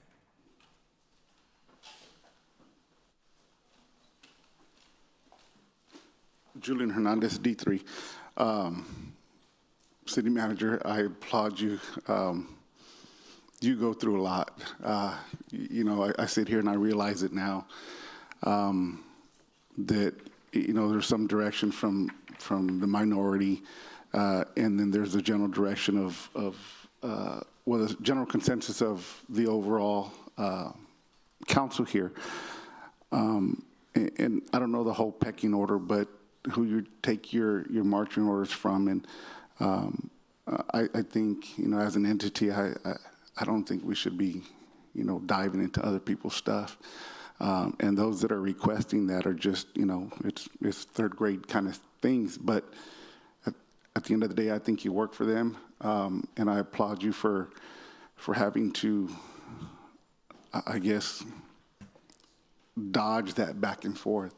But yeah, I think to do what's right is do what you've already done and leave it at that and let it come to fruition. What's going to happen, you know. Thank you. Thank you, sir. Is there anyone else? Okay, I'm going to close public comment on that. Councilman Cantu? Real quick, Peter, you made a comment earlier that we spent close to $1 billion for how many MGDs? Yeah, for 76 million gallons a day, Councilman.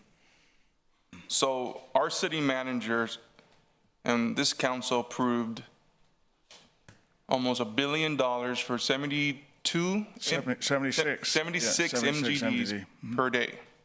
Thank you, Peter. I think that's a lot of water for $1 billion. And you get hit here a lot. And I appreciate that you have thick skin and you're doing what's best for the city, and you're doing a good job. I mean, that's a lot of water that you're getting online soon, and I appreciate you, and I think the community appreciates you too. Yeah, thank you, Councilman. Item number 19 is discussion and possible action on allegations regarding information provided on building permit and TERS number 3 reimbursement applications for the Residence Inn Hotel related to representations, among them related to a hotel rooftop bar, including a presentation from city staff outlining the nature of the allegations, relevant facts, photography of the rooftop bar, and any potential implications to ensure transparency related to any incentive payments by the downtown TERS number 3 and potential fees unpaid to the city. Good evening. Mike Dice, Interim Assistant City Manager. For the item, I don't have a presentation, but I do have just some facts of some of the items, some of the things listed within the agenda post. So the property in question is 309 Shoreline. It's a Residence Inn that was built. The permit was done back in February of 17. One of the allegations even heard earlier today was a difference in valuation. So the valuation at that time, according to the application, was $5.56 million. With that, there's a state filing for TDLR, Texas Department of License and Registration, for accessibility review. It's required by the state, any job over $50,000 file, so they can have that plan reviewed for accessibility. They attached a valuation at that time of $12 million to the state filing. Now, just for clarity's sake, that difference is now in 2020, an internal policy was put into place to make sure that those items are looked at, and at least it's consistent across the valuation between both of them. The same item was taken to TERS 3. There was an application for a $940,000 reimbursement to go over 10 years for construction of 6 items. Those 6 items were heavier steel construction, landscaping including trees, a trellis, pavers along the entryway, an entrance canopy, and then a rooftop amenity. Although it didn't get finished, it was pre-developed. So TERS 3 approved this in November of 2016. Throughout the construction, it was looked at by DMD and inspected for compliance, and TERS 3 reimbursement in March of 20. Now, what was listed on the presentation at that time was a project valuation of $15 million, but nowhere in the contract does it mention anything about a project valuation. Again, it was for $940,000 for a construction reimbursement of those 6 items. So that's really what I have in the way of facts related to the agenda post. Stand by for any questions. Councilwoman Vaughn. Mr. Sinoni, did you put this on the agenda? No, I did not, Councilwoman. Mayor, did you put it on there? I did. I'm trying to figure out why it's on there, because this thing's old project. Was everything approved by the TERS? Was everything approved? They had a vote? Everybody voted for it? Correct. Yeah, so what is the problem? You can't answer that. I just don't know what the problem is. I mean, did they receive money for it? Again, I think the allegation was a difference in the valuation statement. And the allegation was bought from who? Again, I'm just. You know, you don't know? Nobody knows who made the allegation? Who made the allegation? There was an allegation at the podium. She's sitting right there. Susie made the allegation. Mm-hmm. Well, you bought some stuff. I wouldn't say it was proof. I read it. I didn't see proof, but I'm not going to talk to you. But we have someone that came up here that bought an allegation. Does she get paid to come up here and talk about some of the council members good and bring stuff up here? I think so. So that right there is a flag for me. No, ma'am, you can, I'm talking. And that's a real flag for me when that happens. And to me, what is going on here, this is total retaliation. Was there a federal document altered? Do you know? Not that I can. Nothing. At this point, no. So we have 2 items here. The next one's the same thing. I'm trying to figure out what the problem is. The TERS approved it. The money was paid. So why are we doing this? All of a sudden, why are we bringing this forward? It's vendetta. I'm sorry, and I'm ashamed that that's the way it is going on. Thank you. There are 3 different valuations. And Mr. Dice, you're being put in a difficult position. And here's the thing, I don't expect you to answer all these questions, but what I do expect, and what every council person on this dais should expect, is answers to those allegations. Because when people have come forward to that same podium and made allegations, and we move that forward. We move that forward. So what's important today is to go and find out. You just stated 3 different valuations were made, one at the state level, one on the TERS application, correct? It wasn't on the application. I'm sorry. It was on the presentation. Presentation, and so there were 3 different ones. And those, it's my understanding, are tied to incentives or fees paid to the city. Is that correct? The 5.56 for the application is the fee to the city. Right. The incentive was specifically tied to 6 Right. items. So no one is convicting anyone. It is, go look into it, because if something was done wrong, if those valuations were written in, I'm not saying that was purposely done. I'm saying I would like to know, because allegations were made. So we shouldn't get all defensive over taxpayer dollars that are going or were paid out. I put that on the agenda, and I put the next one, and I will put the one before that and the one before that, because there should be concern when we're talking about taxpayer dollars in all of these cases. So for me, it's about transparency, understanding what was submitted. I don't expect you, Michael, today to give us that clarity, but I do expect you to go look into it and come back to this council. And if everything was done right, you explain that and we move on. And you just said you now you have an internal control over what? So in 2020, part of the improvement to development services when I first got here in 2019 was to grasp some of these valuations so we could make sure there's consistency across the different filings between state and local. So we didn't know back in 2020 if the different filings were different. Now, because I don't know why, but now you have something in place. Correct. So something could have happened then, but there were no controls in place that wouldn't necessarily happen today. Is that correct? It is, again. Okay, so that's why this is on the agenda. Councilman Barrera. You know, I mean, this is just what we're getting into, because this is novella that we've become of, you know, now you did this, no, you did this, no, you did this, but you did this, but you did this, and, you know, I mean, geez. It's not necessarily comical, even though I can try and be flippant about it. But just like I said in the other situation, there's a process. Had I had an open dialogue with Ms. Saldana, as we had not had one probably for the last 2 years, but I would have suggested that she take it to the auditor, because they have a fraud, waste, and abuse hotline. And I would recommend that we do that in both these situations, simply because that's the purpose of the audit of the internal auditor, to review those items.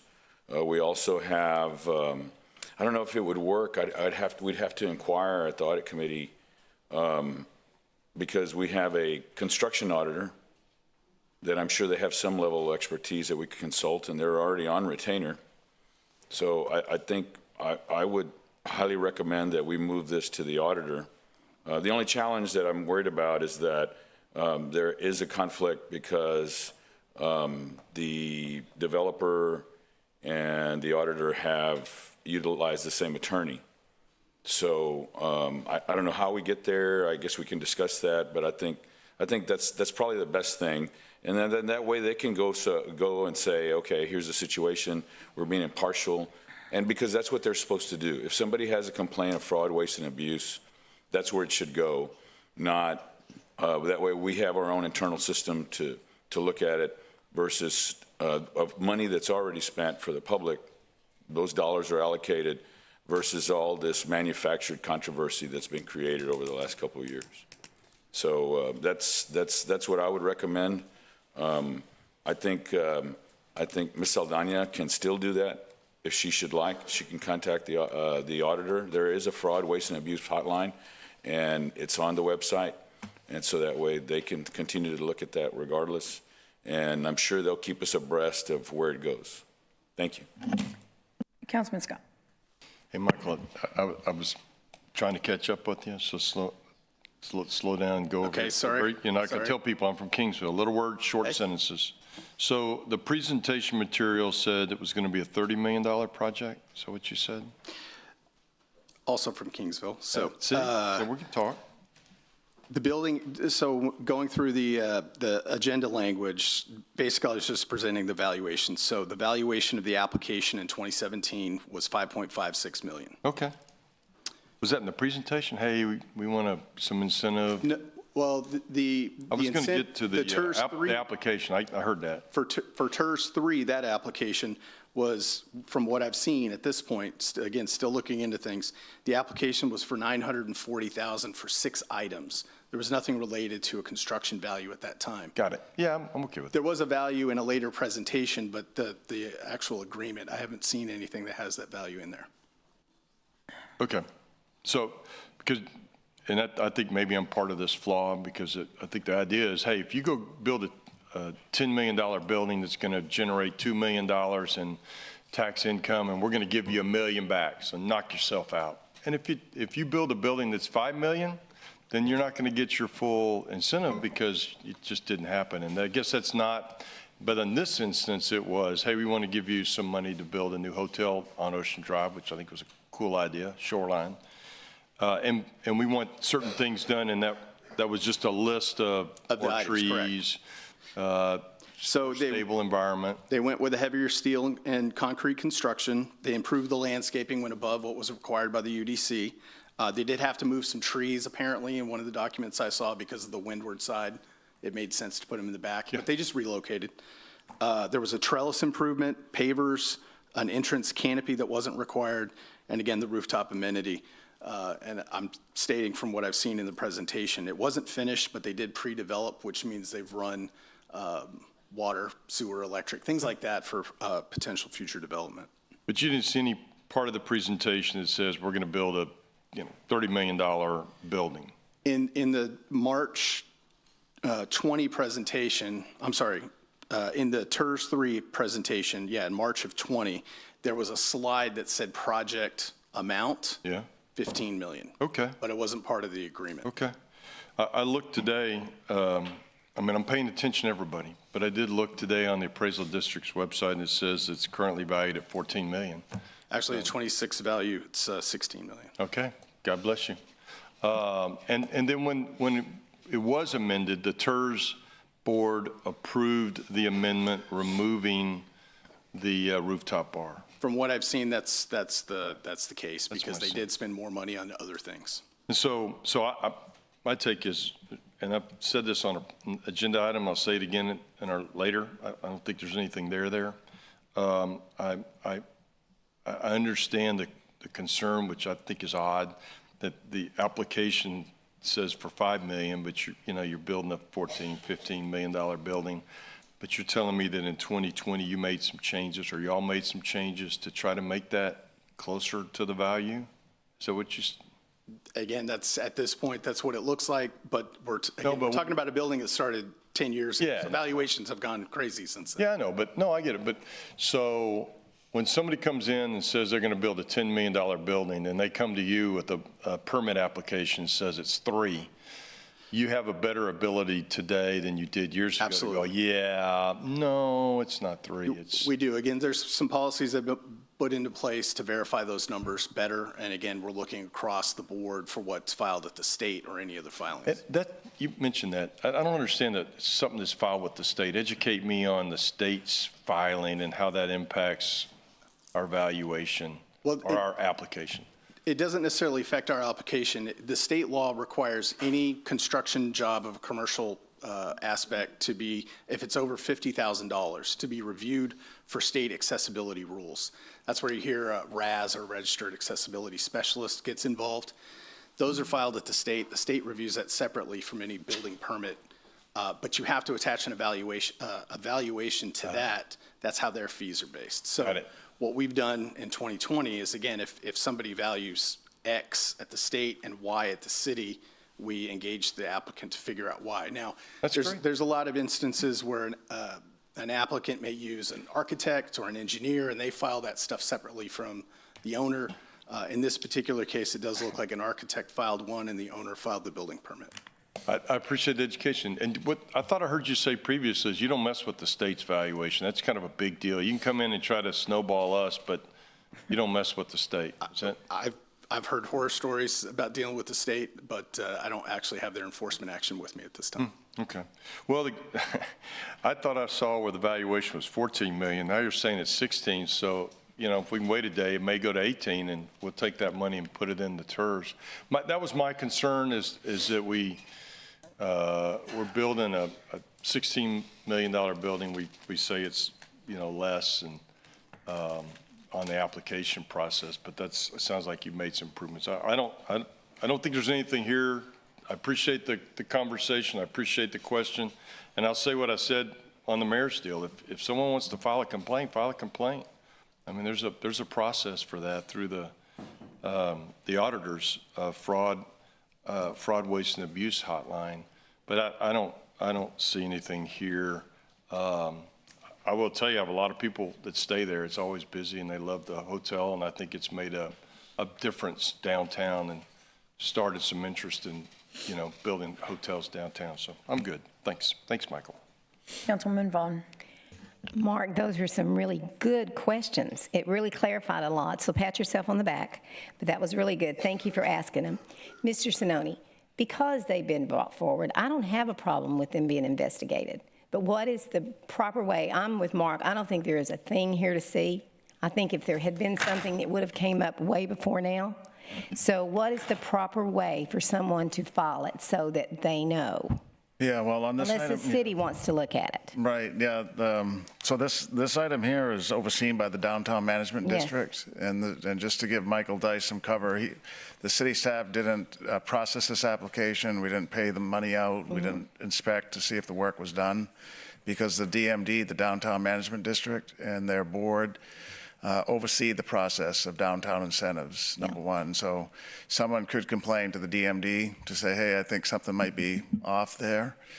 We've talked about it on the council here. They could file a complaint to the auditor or a request that the auditor look into this. And they would have all the paper trail, the emails, everything. The city should have some documentation too, so it shouldn't be that hard. You did a good job with having nothing there. Thank you. Okay, you answered it. Thanks. Okay. Councilwoman Campos. Thank you, Mayor. Okay, just out of curiosity, how old is this hotel? Well, the original permit was filed in February of 2017. 2017, and we're in 2026, so almost 10 years old. The C of O was issued in 2019. Okay.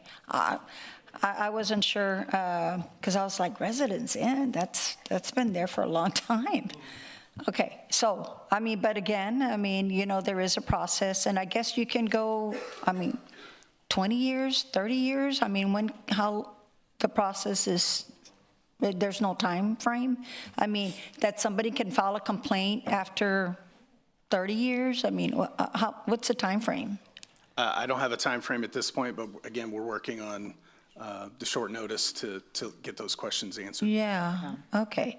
But, I mean, I am also on the audit committee, and I'm just, yeah, I'm kind of surprised that it did not go that route. But again, I didn't know that, I don't know how long, you know, a claim can be brought forward. I mean, is it 10 years, 15 years, 20 years? I mean, that's what I kind of would like to get clarified if possible, because why waste our time if it's already past, you know, the time?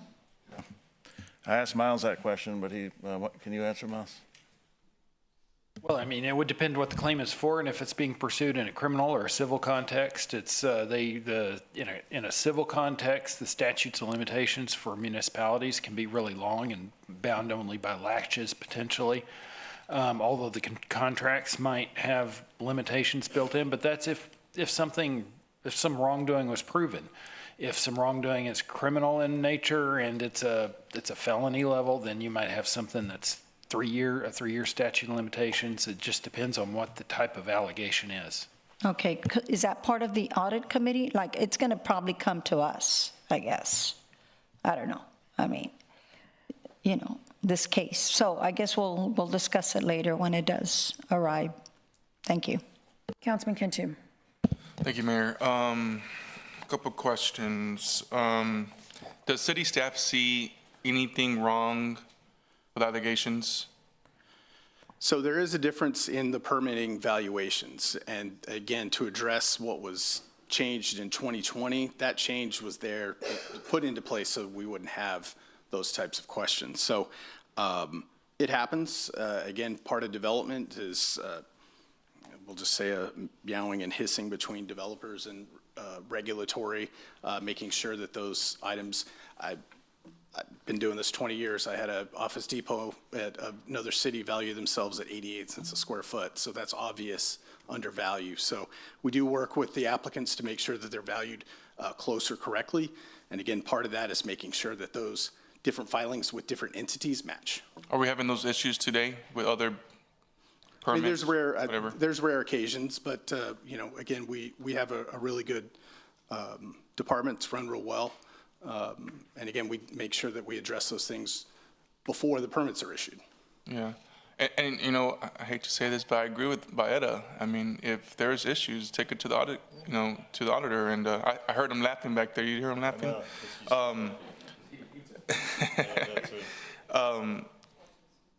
I don't know much about it, to be honest with you. I just want to make sure that city staff looks at it, make sure everything's good. My understanding, I could be wrong, but I believe John Bell was involved in this back then, and I trust him, you know. I believe there's some partners in that hotel that I very much respect. Besides Ajit, it has other partners in that hotel, and they're very good people in this community. And I don't think they would do anything like this. But if there is a problem, or you guys see a problem, you know, I would like for you guys to recommend something, so we could move forward with it, because, you know, it is taxpayer money, right? So, you know, I don't think nobody gets a hall pass. Right. If the city staff recommends it, let us know. But like I said, you know, I did go through some of the paperwork, and to piece it together, it's hard to understand it. But I wasn't here 10 years ago, and so I'm still against giving money to hotelers. I mean, I think we should give money to other people, not hotelers. My opinion.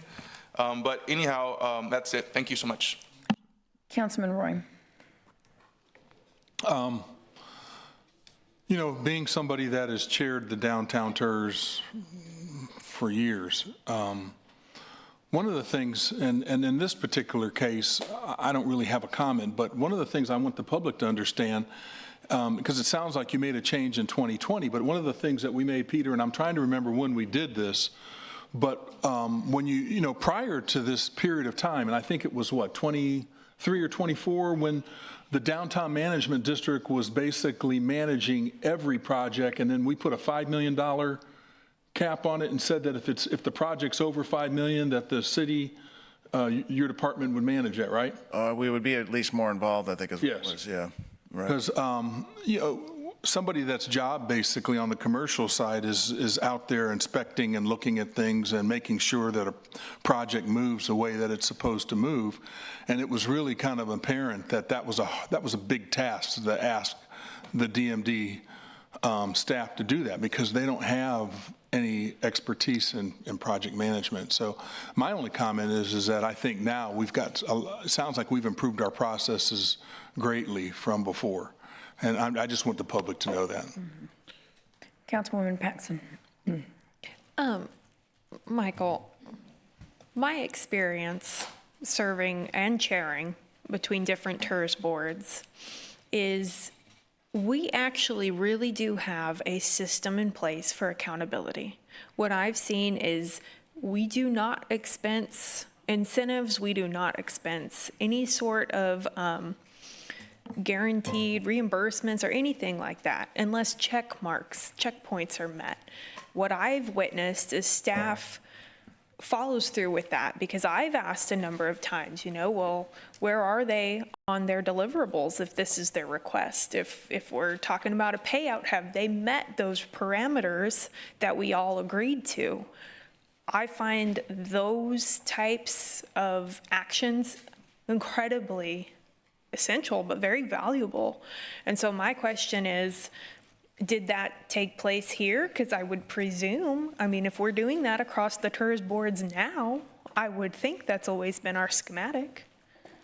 Again, it does appear that this was inspected in March of 20 to meet the 6 items that were part of the TERS agreement, inspected by DMD staff. So at that time, we had this, and you don't just walk up to a TERS board and say, hey, I would like some money for my project. And they say, what's your project? Okay, yeah, let's give you money. And they write a check. It's a period of time. There's a process when you go through an application like this. So to me, I would presume that during this project, like any other, they had a process. They had a point A at application, where we reviewed it. It had to go through a lot to even get to a TERS board for approval.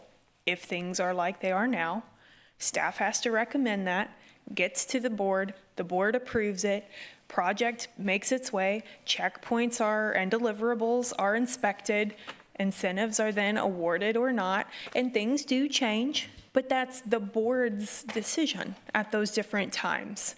If a change arises, they can approve it or deny it or modify, all of that. So I would presume that to say that this was paid out and closed, the board approved that based on checkpoints delivered.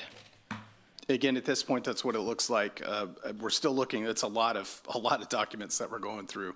Again, this was originally applied for in 2016 with the approval in 2020. So it was a 4-year process. It's a process. It's quite a process. You don't just walk up and ask for an incentive and it's handed to you.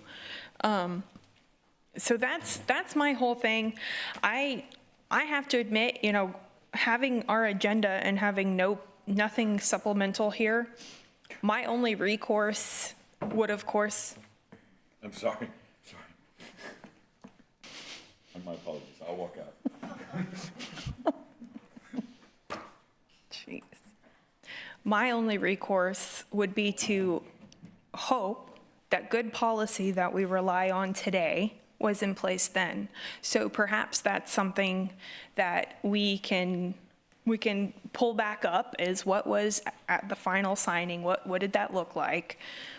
And again, there may be other policies that we see looking at this that make it even better. That's where we're at. We're still looking at what's there, but this is just the Excuse me, Michael, is it we or the DMD's looking at this, or both? Well, I meant more in the permitting process. I apologize. Okay, the DMD is looking into this, right? Yep. Yeah.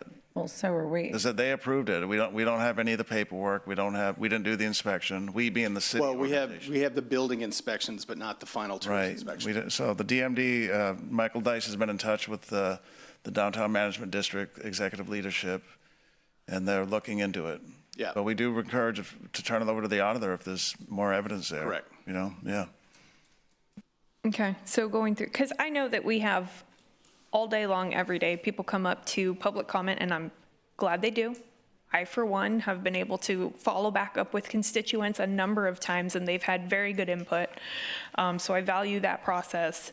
But I would think perhaps having that information in a public comment setting could trigger an internal, say, hey, somebody's asking about it, let's look at it, have our information, because we said it was done, we issued the funds. Thank you. Okay, thank you. And Peter, yeah, they are looking at the permitting side of it. There's 2 sides to it. And I would say, I think it's a good term, Councilwoman Paxson. Good policy was not, it didn't exist back then, which is why they now have that internal control. And this item is really about transparency and understanding what was submitted. It is not about, convicting anyone. It is about making certain. I think he made it a point earlier that there was concern with the different the numbers. So go look into it. You certainly don't need to be doing this, today. And this item is about, let's look into it. and let's be transparent to the public. So with that, Michael, thank you. Would anyone like to make public comment on item number 20? Okay, Susilina Saldana, point of clarification, Councilwoman, I'm not getting paid by anybody. And let's get this done. And let's get this straight. If you can prove it, bring it on. Guys. Okay, but this is what I'm telling you. Enough. You're looking at everything, you haven't asked for receipts. If there were receipts, there would have been in the information that I brought you, because that's public information. There aren't any, and we're talking about a hotel 10 years ago. They just got the check last month for the last part of it. You know how I know? Because people tell me, and I find out for sure. You want to talk about things that are happening now? You've got another hotel that you gave $2 million for that somebody scream, it's fraud. It's fraud, it's fraud, it's fraud. But now it's not fraud. Now it's for someone that are your friends, that you know, that you respect, and you don't want anything to happen to them. So now it's not fraud. It's just a common mistake. Do I go before the audit committee? I know who's on the audit committee. And I know that the auditor is friends with the attorney that represents the hotelers. So what kind of a fair shake am I going to get there? Are the taxpayers, because that's who I'm talking for, the taxpayers, the people. You seem to forget that. You pride yourselves in being the only ones that can talk and to do things. Well, you know what? Little old women like me can too. And we bring it up to your space so that you can take a look at it in the right way. Not because they're your friends, because it's the right thing to do, and because it's the taxpayers that are being chisted and falsified. Take a look at the paperwork I brought you. I didn't bring it for you to use for trash. I brought it for you to look at. That's what you need to do, look at it. And I thank Councilman Barrera for suggesting what he did. But guess what? I know what I'm up against. I'm no dummy. My mother didn't raise any fools. What I can tell you is that this is an issue that's being hidden by more than one person. There's falsification and there's a vendetta going on. And it's not by me. It's by people that sit on that podium. Thank you.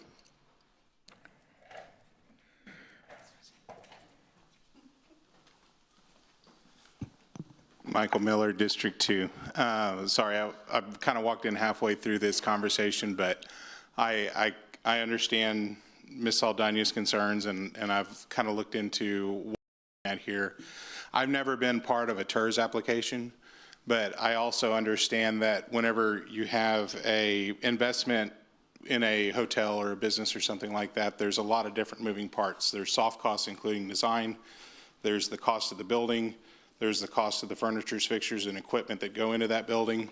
I have submitted several building permit applications to the city of Corpus Christi, and I have some suggestions. I think that probably the DS tag needs to look at how those building permits are calculated, because there's a lot of confusion. Whenever you fill out one of those applications, it asks for 4 pieces of information. Well, 5. It asks for the square footage of the building, on each floor, and it asks for the cost of the building, and it asks for the cost of the mechanical, which is the HVAC equipment. It asks for the plumbing, and it asks for the electrical. Does not ask for parking lots, does not ask for swimming pools, doesn't ask for the cost of beds and chairs and everything that goes into that building. A lot of times the architects submit the initial application, and it's a 2-part fee. There's a building plan review fee and a building permit fee. And if an architect brings it in prior to the bid, then the calculation of that number is skewed, right? There's the plan review fee that they pay, and then whenever we call down there to pick up the building permit, it's like, well, the remainder of the balance is for the building permit.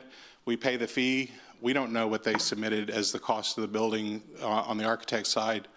But I think if we go into the DS tag and have a discussion about this, we can perfect this and make it more clear on future projects. But you got to separate a TERS application from a building permit application. They're 2 completely different things. Thank you.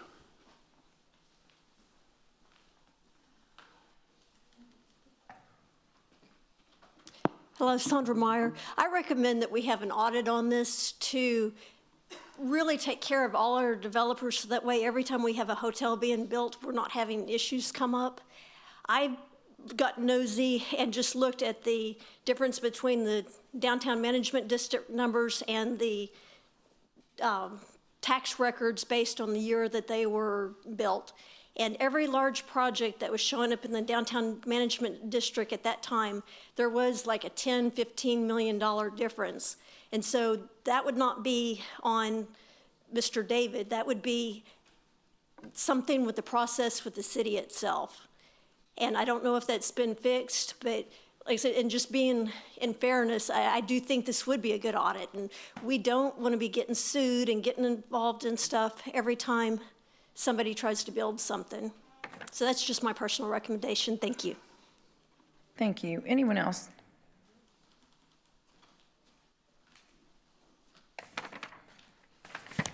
Good afternoon. John Bell, District 4. I represent Shoreline Hospitality, which was the applicant in this process. And just like to clarify a couple of things. This was a downtown tours program that was not based upon total investment. It was based upon providing a certain number of amenities, and those amenities were initially approved by the TERS board, and that was the plan that went ahead. In the building inspection department, as the gentleman explained, there's a plan review process, a different process. When the plans are initially submitted, oftentimes the project has not been bid. There's not an idea of what the total costs are going to be. And actually, it's kind of like selling a used car and going to Kevin Kiestig's place. You can say what you sold the car for, but they say, no, we'll tell you this is what our table says it's going to be. And this development services staff has a table that says square foot, okay, type of construction, concrete, steel, or wood. They'll say this is your fee based upon our calculation. Now, when you go to TDLR in the state, it's at a different time. It's later in the process. Oftentimes, the architect does have hard bids, but the TDLR fee is just a flat fee. And so they just state whatever the contract amount is, because TDLR doesn't tell you, your fee is going to be based upon something else. And so as a result, there's no correlation between the building permit fees and this TERS application. The TERS application was based upon providing the amenities. It's true that the rooftop bar was not finished. Different amenities were provided. It was all provided to the TERS board in 2020 in March in a big packet. And the TERS board, and Mr. Roy was the presiding officer at that time, looked it over and said, sure, you qualify. That we like the final amenities, it satisfies. I do not know who the auditor is. If somebody said that I'm buddies with the auditor or something like that. I do represent the downtown, the DMD. And at the time, I talked to them. I have a conflict on this project. In dealing with this project, if you have any questions, you need to consult through the TERS as represented by the City Legal Department. Talk with them. Don't talk with me, because I'm out of this. I cannot get involved in this. But just to clarify the error, there's a difference in the way these projects come down. And it was all approved in 2018, and the reason why the building permit number is different is because Development Services gives you that number. Now, they've changed their tables, and my builder clients say they're a lot higher now. But nevertheless, it's kind of like you get the number that you got, and that's the number that you live with. Thank you very much. Thank you, Mr. Bell. Okay, we'll go ahead and close public comment and move on to item 20, that is discussion and possible action regarding allegations of discrepancies in information provided across city permitting, state accessibility review filings, and city incentive applications for the Courtyard and Residence Inn by Marriott, including differences in reported project valuations that impact fee assessments and the calculation of incentive amounts.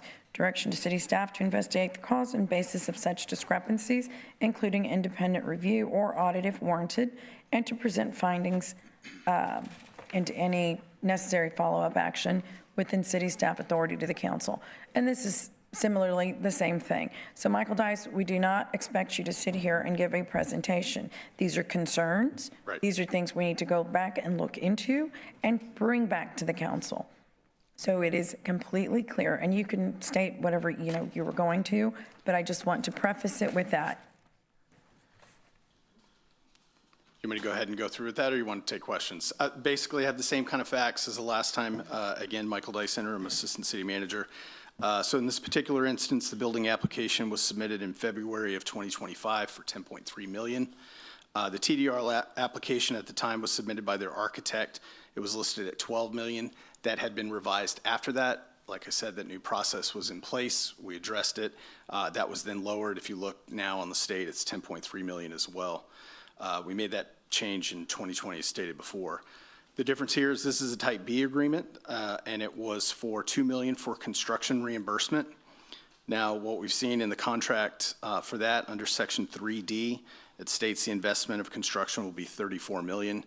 Type B approved that in August of 25, and City Council approved that in September of 25. That's what I have at this point.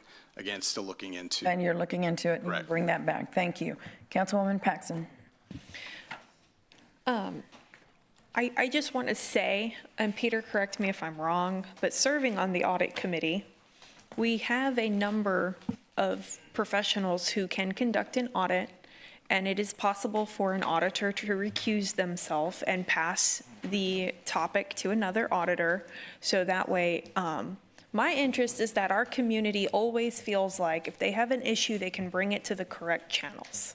And if there's reason for our community to feel like there could be a conflict, so therefore they cannot voice a woe, I want to make sure that we're clear on avenues that they can still have that need met and be validated in any sort of concern. So maybe that's the question point, is if somebody has something that they feel needs to be evaluated, they disclose in there that they feel like there could be a conflict. There, I don't know that process exactly. I mean, that's a good assessment of it or overview of it. So the auditor can hire an outside firm like we have for construction audits. They could recuse themselves from the audit entirely and have their staff do it. They could have no staff involved and just have a third party do it, kind of like what Nueces River Authority is doing. So there's a lot of options. Okay, because I just want to clarify that, because it does really matter to me that in everything we're transparent, we're open, we're accountable. That is very important to me. I just want to make sure that we state how our constituents can do that. I do want to go back to the comment that was made after my comment. There was a process.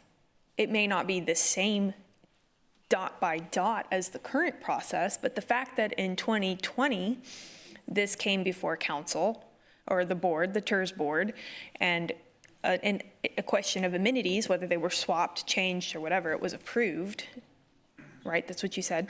It was inspected and approved by TERS board. Yes, and I apologize, I'm jumping to the last one, but I had my light on and I didn't get to talk before we moved items, so I apologize. Don't mean to do that. I mean to say, we have a process in place that goes over those things. And I do like that point about looking at a process with the DMD, if there's discrepancies across everything. Again, I'm sorry, I tried to say these on the last item. Yeah, okay. Thank you, Michael. Would anyone like to make public comment on item number 20?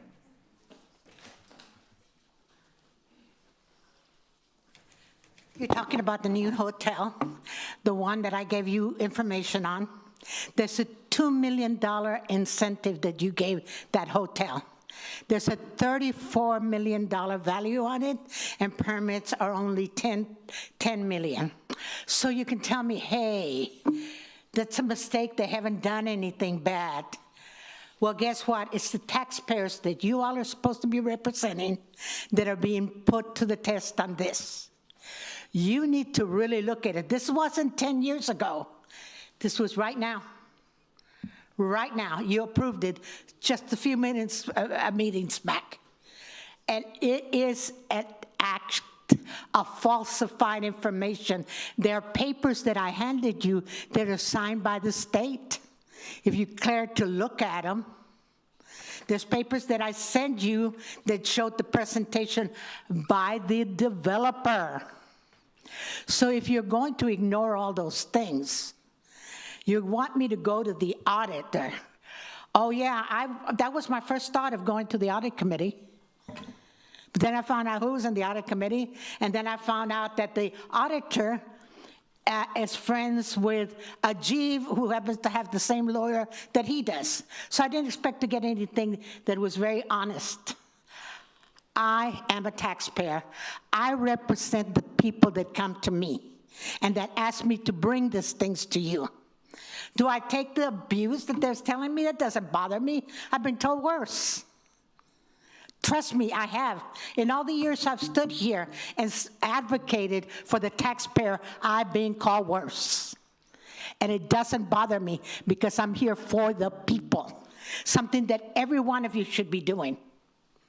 Friends, there's a lot of friends, but sometimes you have to watch those friends because they may have a knife in your back.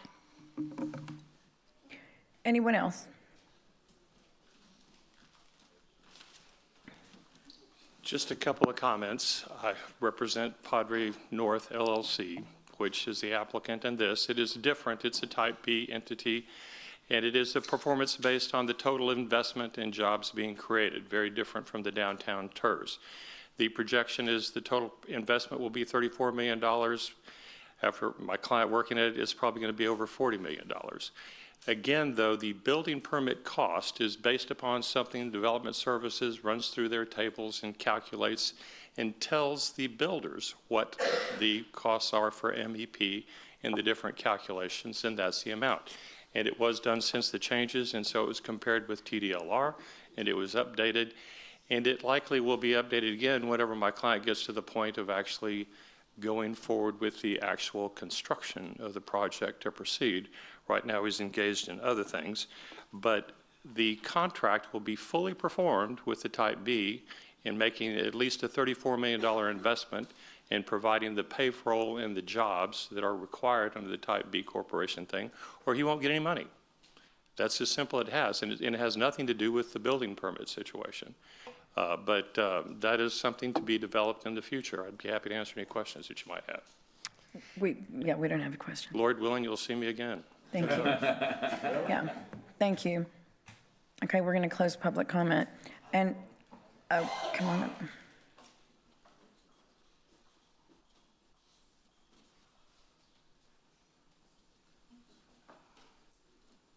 Mayor and Council, City staff, Development Services, good afternoon.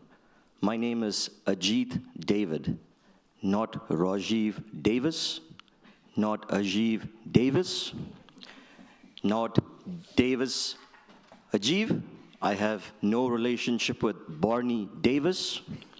I'd like to make very clear, I have no relationship with the New York rapper Ja Rule. I don't know who he is. I would be honored to be partners with him. We would have concerts on the rooftop of my residence and hotel. I just want to let you know, Mark, and Michael Dice too, I'm from Kingsville also. The permitting process, I know a bit about it. I've done it in many cities. When Peter Zanoni and Michael Dice came on board, they cleaned up the process here with Development Services. There were processes in place. Everything was inspected not once, multiple times. If you'll have a question, you're free to call. But if there's questions, if there's allegations, publicly, this is how they ought to be resolved. And one of these days, I am going to contact Ja Rule to come over here and perform. And that will be an economic driver in Corpus Christi. Thank you. Okay. Thank you. Is there anyone else? Okay, I'm going to close public comment. And again, that item was for transparency and direction to look into the allegations. All right, next item is item 21, and I will be stepping away.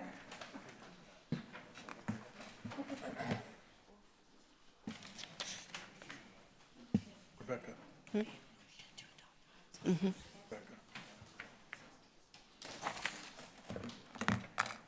Okay. For the record, Councilmember Roy will be abstaining on this item, recusing himself on this item. I need to step away when I abstain, right? Yes, sir. Yes, sir. So I have a brief introduction. I don't know if you want to hear this, but so on March the 24th, Mayor Pro Tem and Council, on March the 24th, a majority of the council approved a motion to set an agenda item and date for preliminary and procedural matters for a removal hearing at the April 14th council meeting. So in accordance with this motion, the purpose of today's item is to discuss and act on the preliminary and procedural matters related to the removal action. So possible actions the council could take today include scheduling a pretrial hearing and a removal hearing, adopting rules of procedure for the hearing and pretrial hearings, and certifying articles of impeachment. This is a charter requirement because it provides the mayor with the charges against her, and it could be acted on today or deferred. For your consideration, the draft resolution included in your packet sets forth the rules of procedure used in the 1987 Mendez removal hearing. Additionally, the resolution proposes May 19th as the date for the pretrial hearing. This date is proposed because it is approximately 30 days from today, which may satisfy the due process requirement under the charter. And also on March the 13th, the petitioner submitted proposed articles of impeachment for the council's consideration, and these articles were included in your packet. Okay, thank you. Councilman Hernandez. How do I do it? Right here. Oh. I think. Okay. Thank you, Mayor Pro Tem. Because our city attorney has to recuse himself, I need a motion to consent to Lisa Aguilar advising the city council on procedural matters related to the petition to removal the mayor pursuant to comment 8 of section 3.08 of the Texas Rules of Disciplinary Conduct. I'll entertain a motion. So move. All in favor, say aye. Aye. Any opposed, same. Motion passes. Okay. Discussion and/or possible actions on preliminary and procedural matters for removal proceedings of the mayor, including but not limited to potential certification of articles of impeachment, potential suspension, potential reprimand, potential denial of removal action, potential scheduling of pretrial hearings and/or removal hearings, and/or resolution scheduling a pretrial hearing on May the 19th, 2026, to entertain motion, witness list, requests for summonses, and all other related matters to the removal action of the mayor, and adopting rules of procedure for city council hearing for removal action. Can we have staff presentation? Do we have anything? I made that brief statement. I don't know if Ms. Aguilar has anything else to say, or Mr. Zanoni. That's it, what Rebecca said. All right, that's all we're going to do then. Okay, so. Does council have any questions? Yes, I do, please. Okay, we've received in our packet a resolution scheduling the pretrial hearing for May 19th of 2026 and to entertain motions and witnesses, list requests for summons and all other related matters for the removal action of the mayor and adopting rules and procedures for the hearing for removal action. Now, the rules and Ms. Aguilar, on this specific thing, we are looking at the rules that were done back in 1987 for the removal of Frank Mendez. Is that correct? Turn on your mic. Yes. Okay, so these are the rules that are attached to this are specifically the ones that were done back when Frank Mendez was removed, and no other changes have been really made to these.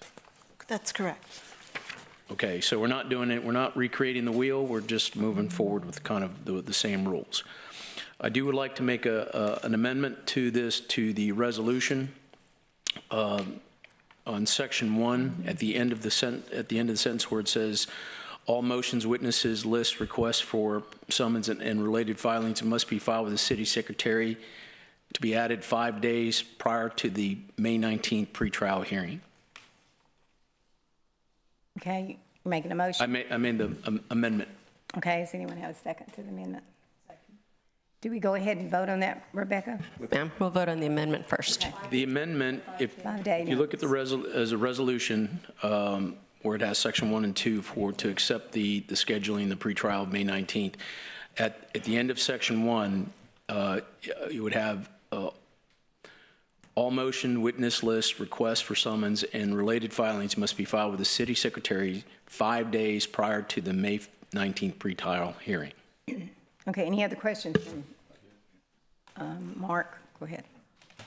So do you have any concern about impact on due process with the 5-day deadline? No. I don't. No, sir. All right. Thank you. Is that it? Councilman Barrera? Here, and Lisa, go to sleep. Okay. You know, I have my own attorney, and of course, I just reached out to him, and, you know, basically, my fear is that if I move forward on this, then I'm in contempt with the lawsuit or the TRO, because I know there's a hearing tomorrow. I mean, in your professional opinion, if I vote on this, then I wouldn't be held in contempt. Would I be held in contempt? I wouldn't know what possible contempt action you might face. You said you spoke to your attorney? Yeah, I have one that you know, he usually handles compliance, so this isn't his forte, but he just did the best he could. So I'm asking your opinion. I'm not aware of anything that would cause you to be held in contempt. Okay, thank you. Any other council questions? Ms. Vaughn, we do need to ask for public comment. Yes, I was getting ready to do that. Thank you, ma'am. Would anyone like to speak on this item, 21?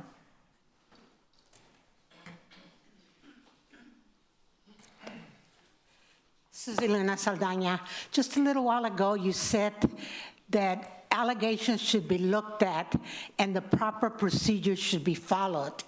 Allegations have been made, and I have always told you all that I talk for the voters, and the voters shouldn't be disenfranchised. Well, let me tell you something.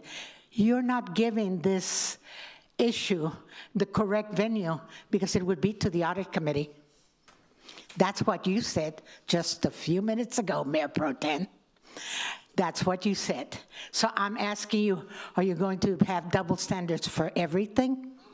Thank you, Ms. Saldana. Anyone else?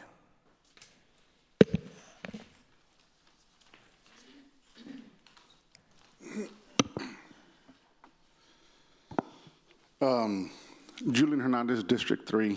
I'm never in favor of anything of this sort of nature. What I am in favor of is I try to look at it in a different light and put it in perspective. If somebody makes a sexual harassment claim or a sexual harassment lawsuit, there's a process it goes to. It climbs up the channel. It has to be investigated. With that said, I hear a lot of people that I don't know why they're trying to oust the mayor. I don't know why they're trying to do this. I don't know why they're trying to do that. And they throw a lot of mud at those that voted to do this. And they have sat here quietly listening to all the mud thrown at them because, in the words of Forrest Gump, I'm saying I'm not a smart man, but what I hear here is that there was a gentleman that came up and explained the whole process, that why it only takes 5 votes. And for those people that are educated more than I am to sit there and say they don't understand is either they're throwing mud at those that are supposed to be advocating for those sexual harassment people, those that are supposed to be, putting those processes in place and following those.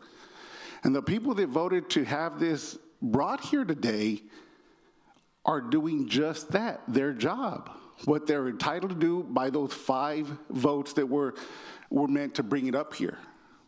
And the rest that are saying that I don't understand what's going on, maybe they missed it a couple of meetings ago where that a guy explained it all.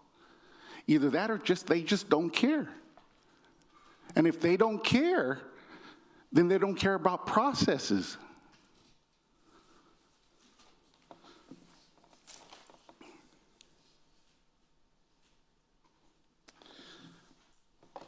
To blame the council members that push this through. I applaud them because they're doing the process. And for those that are casting it aside, they're some of their cronies that sit next to them, their antics to divert the system, because they don't really ask questions. They just vote yes or don't do this or whatever. They get in line behind stuff that probably isn't right. And I'm saying that's not right. But those that pushed it up the process, I want to say thank you. I want to say thank you for receiving the mud that's been thrown in your face and not doing what other people do and yell at the people that are out here. Thank you. Thank you, sir. Anyone else?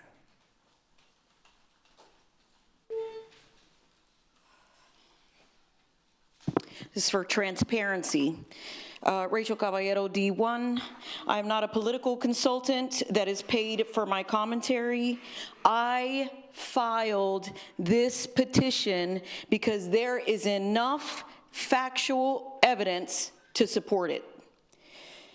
The petition is supported not only by the original petitioners, but 2,350 people via an online petition that has received 5.5 times more signatures than any online petition that has been presented with the city of Corpus Christi.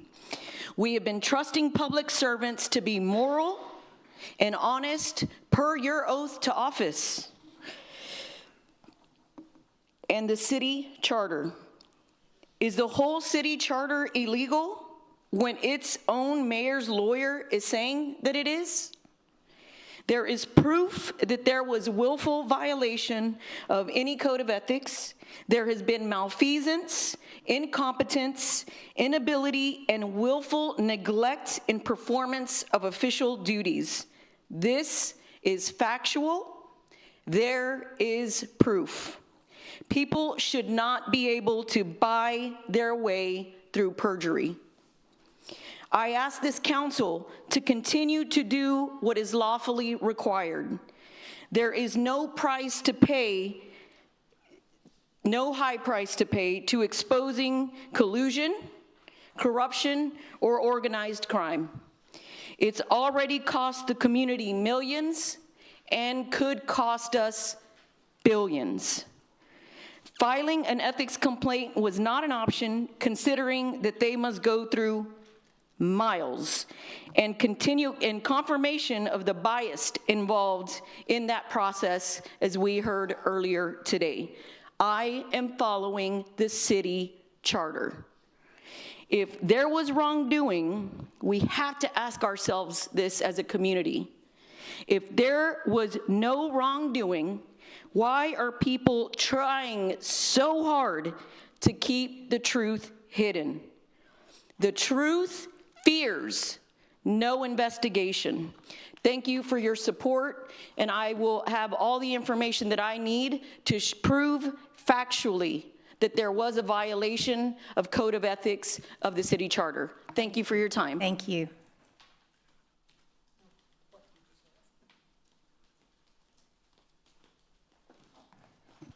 Robin Cox, District 3, and first I want to thank all of y'all for bringing this to light. There may have been 5 signatures on it, but for every one of those 5, there's thousands that back it up. Like Rachel said, we have over 2,000 signatures. People just want to know the truth. And of that 2,000, there's probably 2,000 to 3,000 more who are afraid to put their names because of retaliation. I keep speaking of that retaliation. We just saw that earlier. I feel like we're in school. You did something to me, I'll dig up something. They're probably going to try to dig up something on all of us. We'll be on little talk shows, TV. Some of us have even reached out to people that we thought were news people that wanted to come down and help the city uncover. But if they put a price on it to come down, they're just National Enquirer type of people coming to do that. So we just want the truth and transparency. If somebody accused me of something, I would bring out the truth and want to defend myself so everyone could know that's the truth. But before they start digging stuff up on me, I want y'all to know in the 8th grade, I did cheat on a test. So if you're going to dig that far back, and in high school, I skipped school, I'm sorry. But that's about as much as y'all can dig up on me. maybe you're going to try and dig up more, but we've got to stop doing that. We can't be afraid to bring something to light, a crime. Somebody else asked me, why are you bringing this up when there's an election in 7 months? Because we have to know the truth. They've done it to other public officials. Because if we don't know the truth, they could just getting reelected, bigger and bigger offices. If you have nothing to hide, just bring out the truth. Thank you all for being brave. This is a hard thing to do. Thank you. Thank you. Is there anyone else in the public that wants to comment?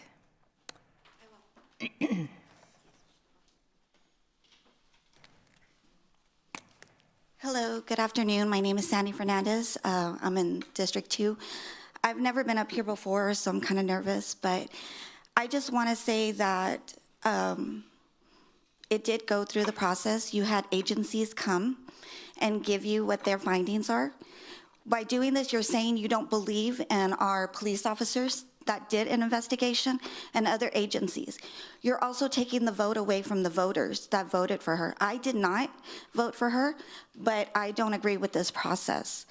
You are saying that you want transparency and they gave it to y'all. You just don't like the answers. So that makes it a vendetta and it's wrong. Thank you. Thank you. Anyone else? Seeing none, I'm going to close public comment. Any more council members? Mr. Cantu. Thank you.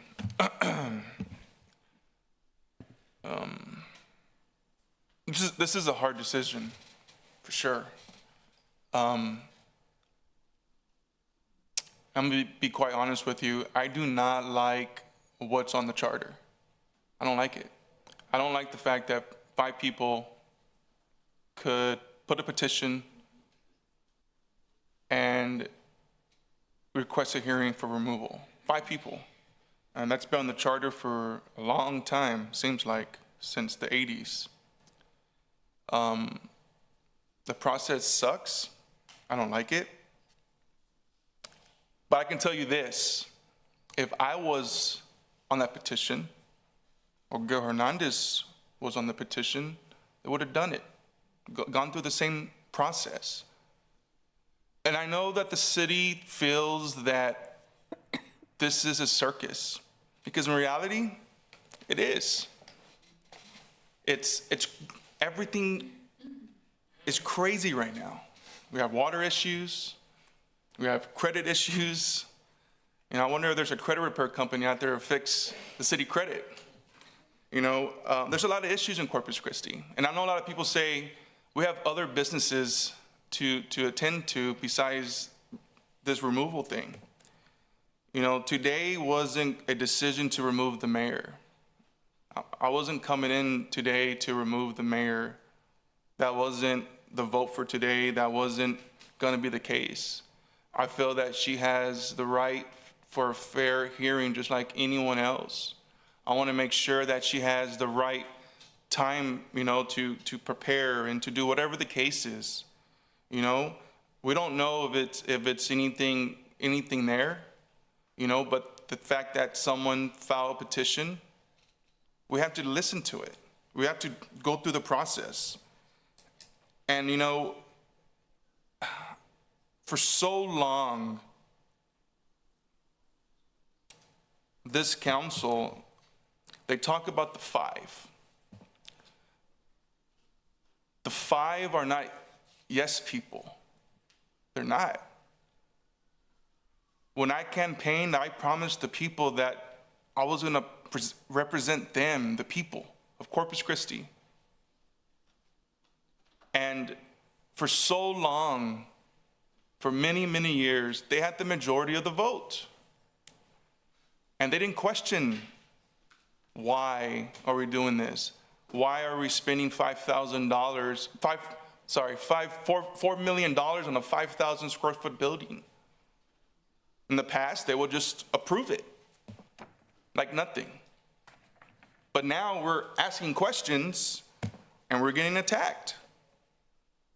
And, I've been a big supporter of the mayor when she first ran for city council at large. The 2 terms, when you ran against Joe McComb, I supported you. I love a strong woman, a Latina woman running the city. we might have our differences of policy making and political stance, but, you know, this is not a political stunt that I'm trying to do. I'm just want to hear the petition, get it over and done with. And I just feel that, that, you know, if the tables were turned, they would have done the same thing to us. And that's just the straight up truth. And they know it too. If they had the opportunity, they would do the same thing to us. So, you know, I just go through the process. I wanted everything fair. I don't want any shortcuts. You know, I think everybody should be fair about it. And that's just where I stand today. And I'm going to have some more comments in a few minutes. Okay, thank Thanks. you. Councilwoman Paxson?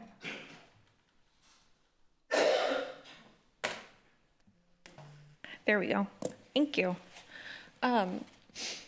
This is a very hard decision, but I have a couple of questions while we have someone here to represent the legal side. Can you tell me, today's decision, is that material to what may or may not play out on what could be said as May 19th for a hearing date? This is just a formality.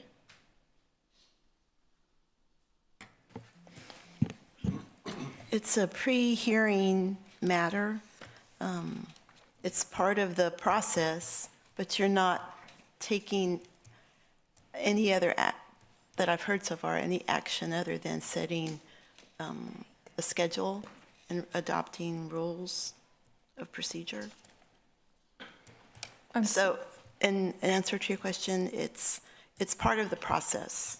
But it's immaterial to any sort of findings and judgment. Only to the effect that it's part of the process to get to a final decision.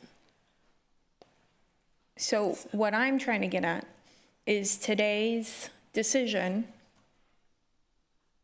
is not in fact an action to remove the mayor.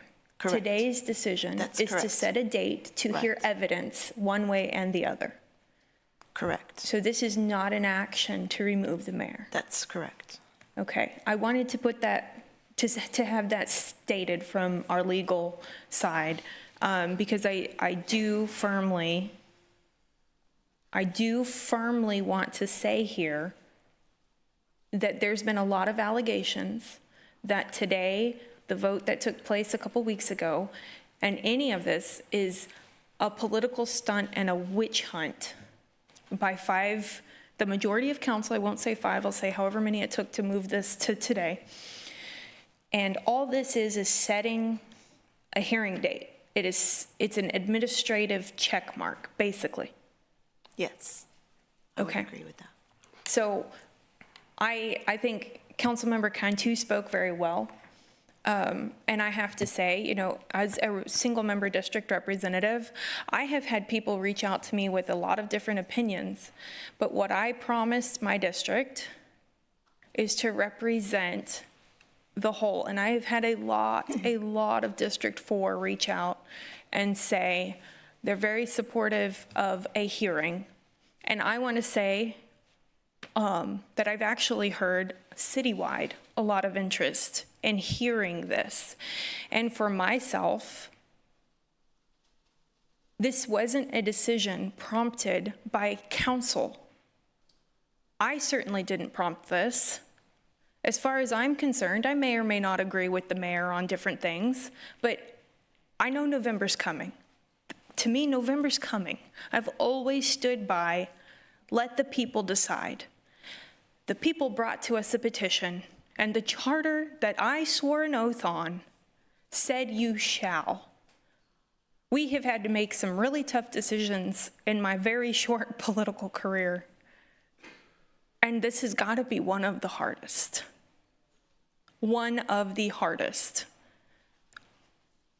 But it's because a petition was brought to us following the parameters of our city charter. I don't know how to say that any louder or any more clear. This is not a witch hunt. This is not a vendetta. This is not anything that a council member has just pushed to get here. At least for me, I can speak that, and I do believe that it's the truth, though. But it's been a very, very difficult decision then, and we have a duty to uphold our charter and represent our city. And until we change the charter, currently, it says at least five registered voters. I think there's room for updating the charter, and I would very much like to see that happen. But this is not a witch hunt. This is not the attempts to remove any elected official. And I myself also, I had no interest in removing an elected official today. So when I saw all of this information, most of which I got through the media, that's how I found out about a lot of this drama. I was a little confused by it, but hopefully what I would like to see is we move through this process and we get back to focusing on everything else. I don't think that this interrupts our actions as council, because believe you me, the days are still very full of water and city business. So I don't perceive this as interrupting our activities, but I see what in the media, it's dominating a lot of media because this is clickbait. And it's unfortunate.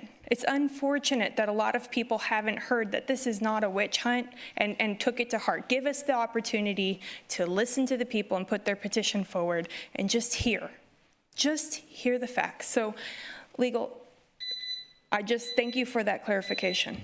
Thank you. Councilwoman Campos. Thank you, Councilwoman Vaughn. Pro Tem. As a matter of fact, yes, you're right. This is not an easy decision, and I tried to listen to my constituents, but for the most part, they stayed kind of quiet, which was a little surprising for me. I did receive, just a handful of people, but most people stayed quiet, which is a little surprising for me, because mine are very, very, very vocal.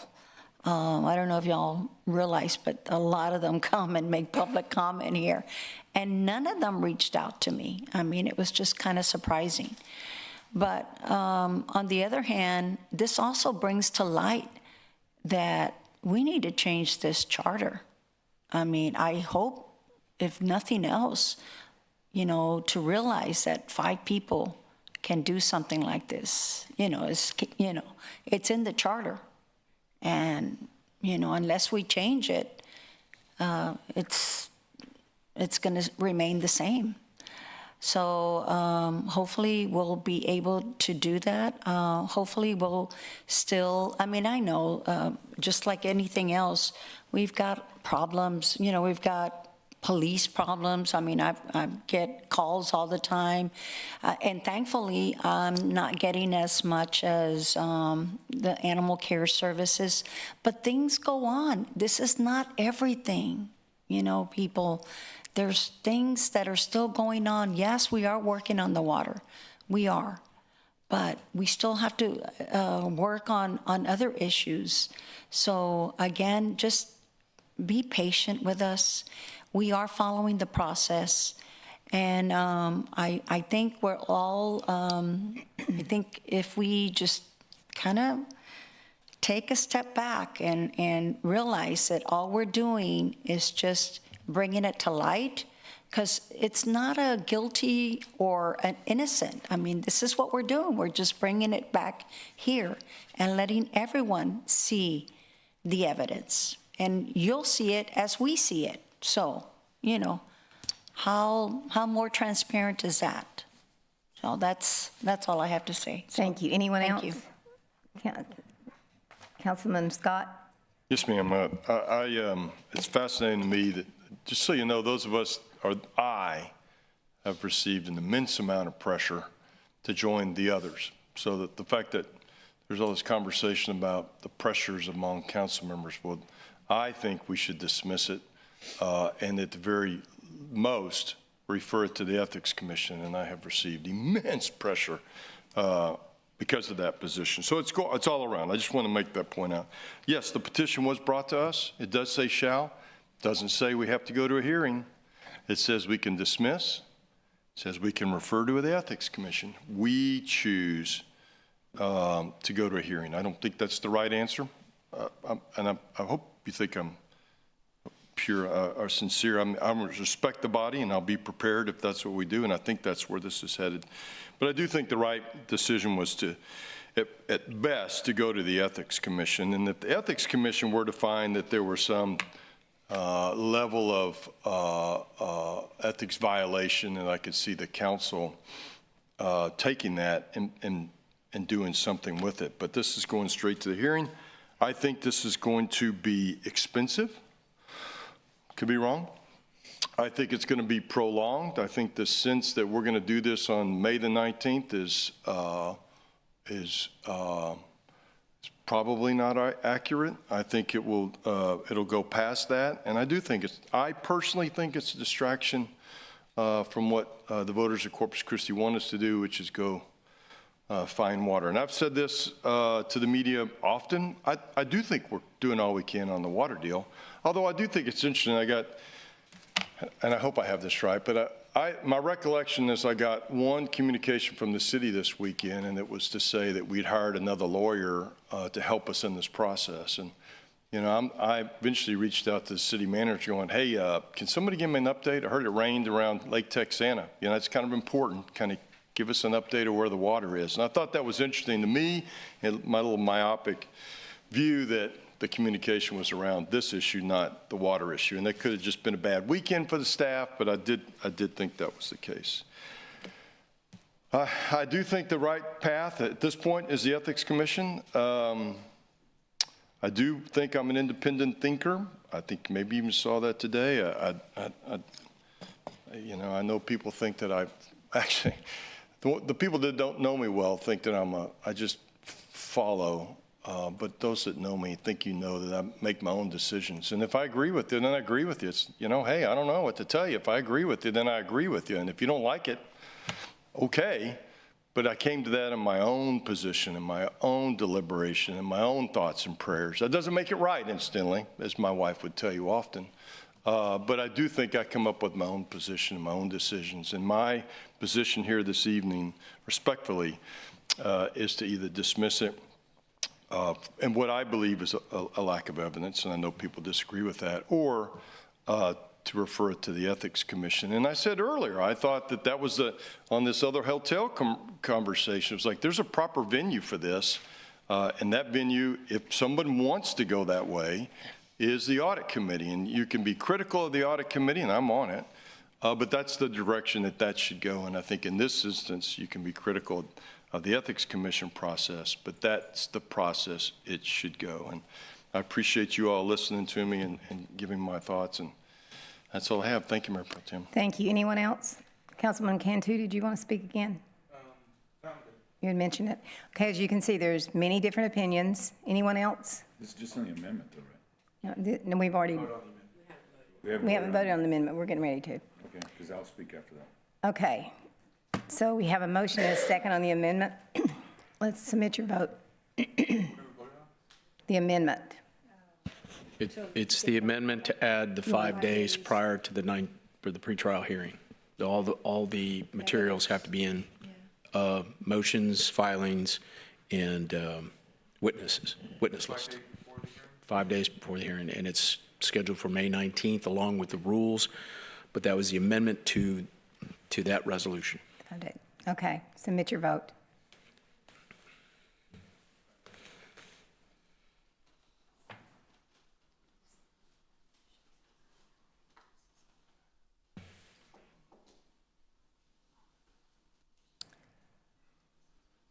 Okay, passed with. No. Yeah, it passed. The amendment. Passed as the amendment amended. passed. Then we need to approve it as amended. Okay, let's The whole approve thing. it. You want to speak now or after? Now, okay. Yeah, before we vote. Go ahead. Somebody has to move. There you go. Boy, you have magic fingers. It's done. Telling you. Hey, I'm quick, man. Thank you. Thank you. I just, obviously, everybody knows where I stand. I've indicated that all the allegations are false.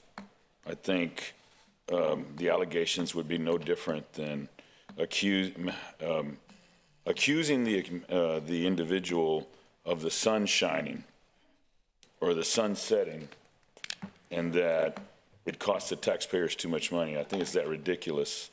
And I think the condescension that comes with it is just a bunch of theater for the purpose of, for politics. I think the question has been asked and answered. I think for anybody to come and make false allegations, just for the purpose of punishing somebody politically is ethically wrong. And what is it? And I think a lot of this starts, as I've said, from a competing hotelier that has an interest in the success or failure of a hotel walking distance from theirs, and whether he knows Ja Rule or not, or his name is Barney Davis, and I think it's disingenuous to try and stand to the guys that just want to follow the system. And I think that's one of the things I try to say. I've been a student of the system, and just as I indicated before, there's a process. There's a process to follow, and I think the process has been followed ad nauseum.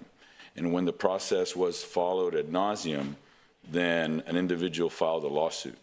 Then all of a sudden now that caused opportunity for depositions. And I'm glad I challenged individuals to put my depositions online, because I think what it does is it validates the fact that, because I laugh, because it's comical, because it's a farce. It's a farce. It inspired me. It almost inspires me to want to become an attorney because the bar is so low. Because if you can make money just by capitalizing and trying to turn people's words, to put a city manager in a chair for 6 hours, 7 hours, and then to come to the point where the best that you can do is there could be an appearance that the law was broken. And then to take that little morsel and utilize it to waste public dollars and to try and humiliate a distinguished public official who I don't always agree with. Our first 2 years, we didn't get along. And I've always said, you know what, Mayor, I don't mind. I don't mind blocking, but I got to know the play. And the thing is that when I'm proud of how I handled that deposition, because I knew what the play was, to humiliate. And I wasn't going to allow it to happen to me, and I wasn't going to allow it to happen to a distinguished public official and a distinguished public system, of which has been concocted by a competing hotelier with a financial interest, with an individual that has run for office multiple times and comes here and threats on a regular basis. And as an individual that has, I think, success behind my record, I would have to say, the Greenwood ball fields took 8 years to get done. We helped Priscilla Leal get the Heirs project across the finish line. That was 7 years after she was off the council. Getting Airport Road done. Getting 2 fire stations put into District 3, to name a few. That's work. You know what? And the mayor helped me with all of them. But yet, when a competing hotelier, and then the other thing is that frustrates me is we've come to the point where we've told developers, hey, we're going to validate those individuals that come here, so don't bother spending your money here. And we don't have water either. So, you know what, we're going to sabotage that. So, I think it's wrong for us to move forward. I personally think that it would put us no harm until to find out what the proceedings are from the judge to table this. But I know where the vote's going to go, so I'm not going to waste time with anything else. But that's my soliloquy, Councilman Hernandez. Thank you. Councilman Hernandez? Yes, make a motion to approve as amended. Are there any other council that want to speak? No? Okay. We have a motion and a second. Let's vote.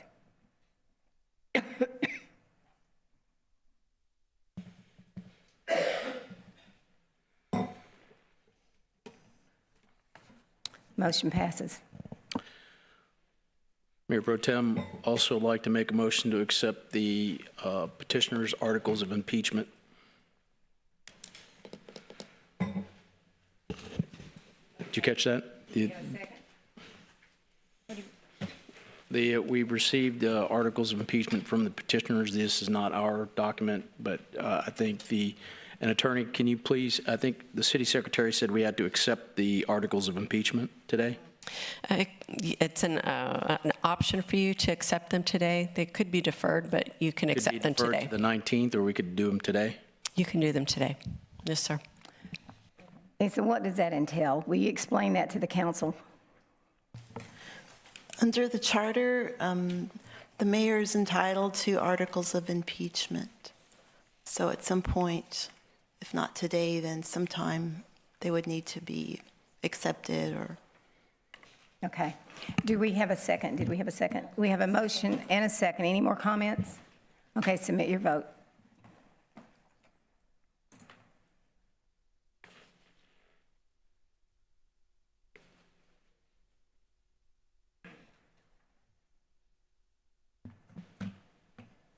Motion passes. Anything else? We're done. No, ma'am. Yeah.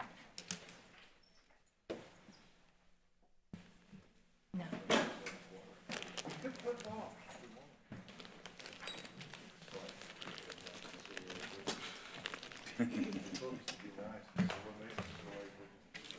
Good job.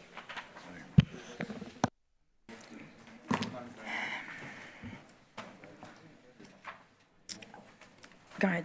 Our last item is item number 22, and that is water supply update.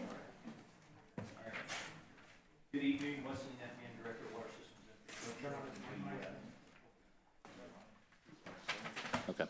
I'm going to be standing in for Nick Winkleman. Not as eloquent, but if you can just bear with me on this, we're going to try to get through this as quickly as we can. So if we can go ahead and go to the presentation. All right. We're going to try to just hit the high points today on the surface water, groundwater, and the water reuse, and where we're at on each of these topics and what has changed. So as of right now on the surface water, Lake Corpus Christi, Choke Canyon combined capacity is at 7.8%. If you go to Lake Texana, it has increased to 55%. That's due to a rainfall event in their watershed where it went up from about 51.5% up to that 55% number. On groundwater, the Evangeline Groundwater Project. So the biggest updates on that is the preliminary hearing date set for April 28th. That is going to determine whether or not the individuals who oppose the permits have standing. We also have Pape Dawson, who has completed the 60% design deliverables for that project. The other items are standard. The Garney Construction have mobilized trailers to the site. And the first round of the HDPE pipe has been delivered to the site as well. Moving on to the Nueces Groundwater Project. The eastern well field for the last 7 days has averaged around 3.6 million gallons a day. On the western well field, we have approximately, by the end of the week, we're going to have 7 wells running, each one producing around 2 million gallons each for a total of 14 MGD. The full well field is still expected to be in operation by the end of May. So the well fields out there, also we have the Aquilia contract that was issued to proceed on April 13th. What that means is they have 11 months from that date to deliver the water, the 3.9 million gallons a day with the equipment delivered on site. From there, they have 14 months to get to the 9.24, and then 18 and so on for the remainder of the 21.3 total on that project. Wastewater reuse. So wastewater reuse, we continue to work with Valero and Flint Hills Resources on their projects. They're both coming along quickly. Valero is expected to finish their project, their pipeline, and the connection to Greenwood by the end of this year. They're hoping for it to move more quickly than that, but as of right now, that's their scheduled date. Flint Hills is also moving very quickly on their project. We've been working with them on design and the connection points at the Allison wastewater treatment facility. We're looking at an August timeframe for them to start taking water from Allison. The Ardura project with the pipeline from Oso to Greenwood, we have issued a RFQ for a CMAR contractor that was issued last Monday. It is supposed to be, all the submittals or submissions are supposed to be to the city by April 24th. At that time, we'll go through the submissions, determine the most qualified individuals, and then bring the winner to council for a vote. If there's, that's a quick overview. I'm here for any questions that you may have on any of the projects. Councilman Hernandez. Okay, you'd mentioned construction manager at risk contract to become due April 24th, come to council first part of May. That's what we're shooting for, yes, sir. Okay, what is the expected time for that to be completed, to have a pipeline from Oso to Greenwood? Oso to Greenwood, we were looking at May of next year. May 27? Yes. If everything lines up accordingly. And then you said at the end of this year for Valero to complete their connection to Greenwood? That is their schedule at this point. They're still working on land acquisition. A big portion of their timeline is land acquisition. As long as they can work through those details, that's... Is there a greater distance for them or for us? What's the difference? Our pipeline is around 15 miles. They're fairly close to the same distance. So they're able to get theirs done by the end of this year, and we're going to take an extra several months for the same distance? They're getting theirs done because they're already ordering materials. They're already fully designed almost on this project, and they're able to already have their contractors lined up. The CMAR will allow us to speed that process, and that's one reason we're doing it, so that we can try to keep up with that. So what you're telling me is the private sector can move faster than the government sector? That's what you're telling me? Not always, because we're moving faster on the well fields. I can say my crews are putting okay, I'm just going by what you're telling me in terms of timeline, right? Nick, does it include the tanks and all that stuff? No, the Valero project does not include the ground storage tank. So we have to do extensive ground storage tanks and pumps, and it's really not just pipe to pipe, right? It's just can you explain it to the council the difference. Right. So it's going to be just the pumps, the pump station, and a connection from from Greenwood to their plant. The ground storage tank system, the 10 million gallon storage tank, will be around May timeframe. Are we building that, or are they building that? They are building that. Okay. But there are delays in that just because of the nature of the project. You don't have as many tank contractors around the U.S., so even they have issues getting them quickly. They're on projects everywhere, so it's harder. Okay, so they have a bunch of tanks where they're at, so I'm assuming this is going to be ground storage tank? This is ground storage, yes. Okay. It's going to hold, the ground storage tank at Greenwood is being constructed to help moderate the flows from Oso and Greenwood with all the different users. So you have plenty of reserve on hand in case something happens at one of the plants. We have about a day's worth of reserve. Okay, you had mentioned, Evangeline, we talked about the timeline in terms with the administrative hearing. Is that Right. that's for April 28th? Is Yeah, that 2 correct? Tuesdays from now, correct, Councilman? Okay, and who's going to be attending that? The lawyer for the seller, and we'll be here at City Council, but I think it's at least the lawyer for the seller from the Evangeline Laguna, and maybe Ryan might be going. We won't be presenting. And it'll be in Austin, correct? No, it's going to be virtual. It's all virtual? As of right now, it's still just virtual. There may be an in-person location. The team will assemble here, so if anybody wants to go to whatever room we select, you're more than welcome to do that. Okay. Meeting's open to the public, so. What have we already pre-positioned with regards to that? I know we had some piping come in for it. What else have we acquired for that project? As far as I know, the pipe, I don't want to, I would have to get more information if anything else has been ordered on the long lead items. I know the pipes have. They've been looking at the pumps. I don't know if the pumps have been ordered yet, but I would have to find out. Yeah, piping for sure has been ordered. We just authorized a second manufacturer in Texas to construct some of the pipe as well. It was coming from South Carolina. I know we're waiting on the hearing, but have we identified the well locations? We have the well locations identified. We just need the permits. And So, have we secured the contractor for drilling the wells? Yes, we have. Yes. Okay, is it more than one contractor or just one? I think they might have two, if I'm not mistaken. Yes. Two different ones. Right. Yeah, we'll confirm that, but I thought there was two. We're fully designed for injection into Mary Roads pipeline? No, we're at 60%. 60%? When do you 60, expect right? completion? 60? Yes. When do you expect completion in the design? The timeline, I don't have that, sir. I'm sorry. Okay, thank you.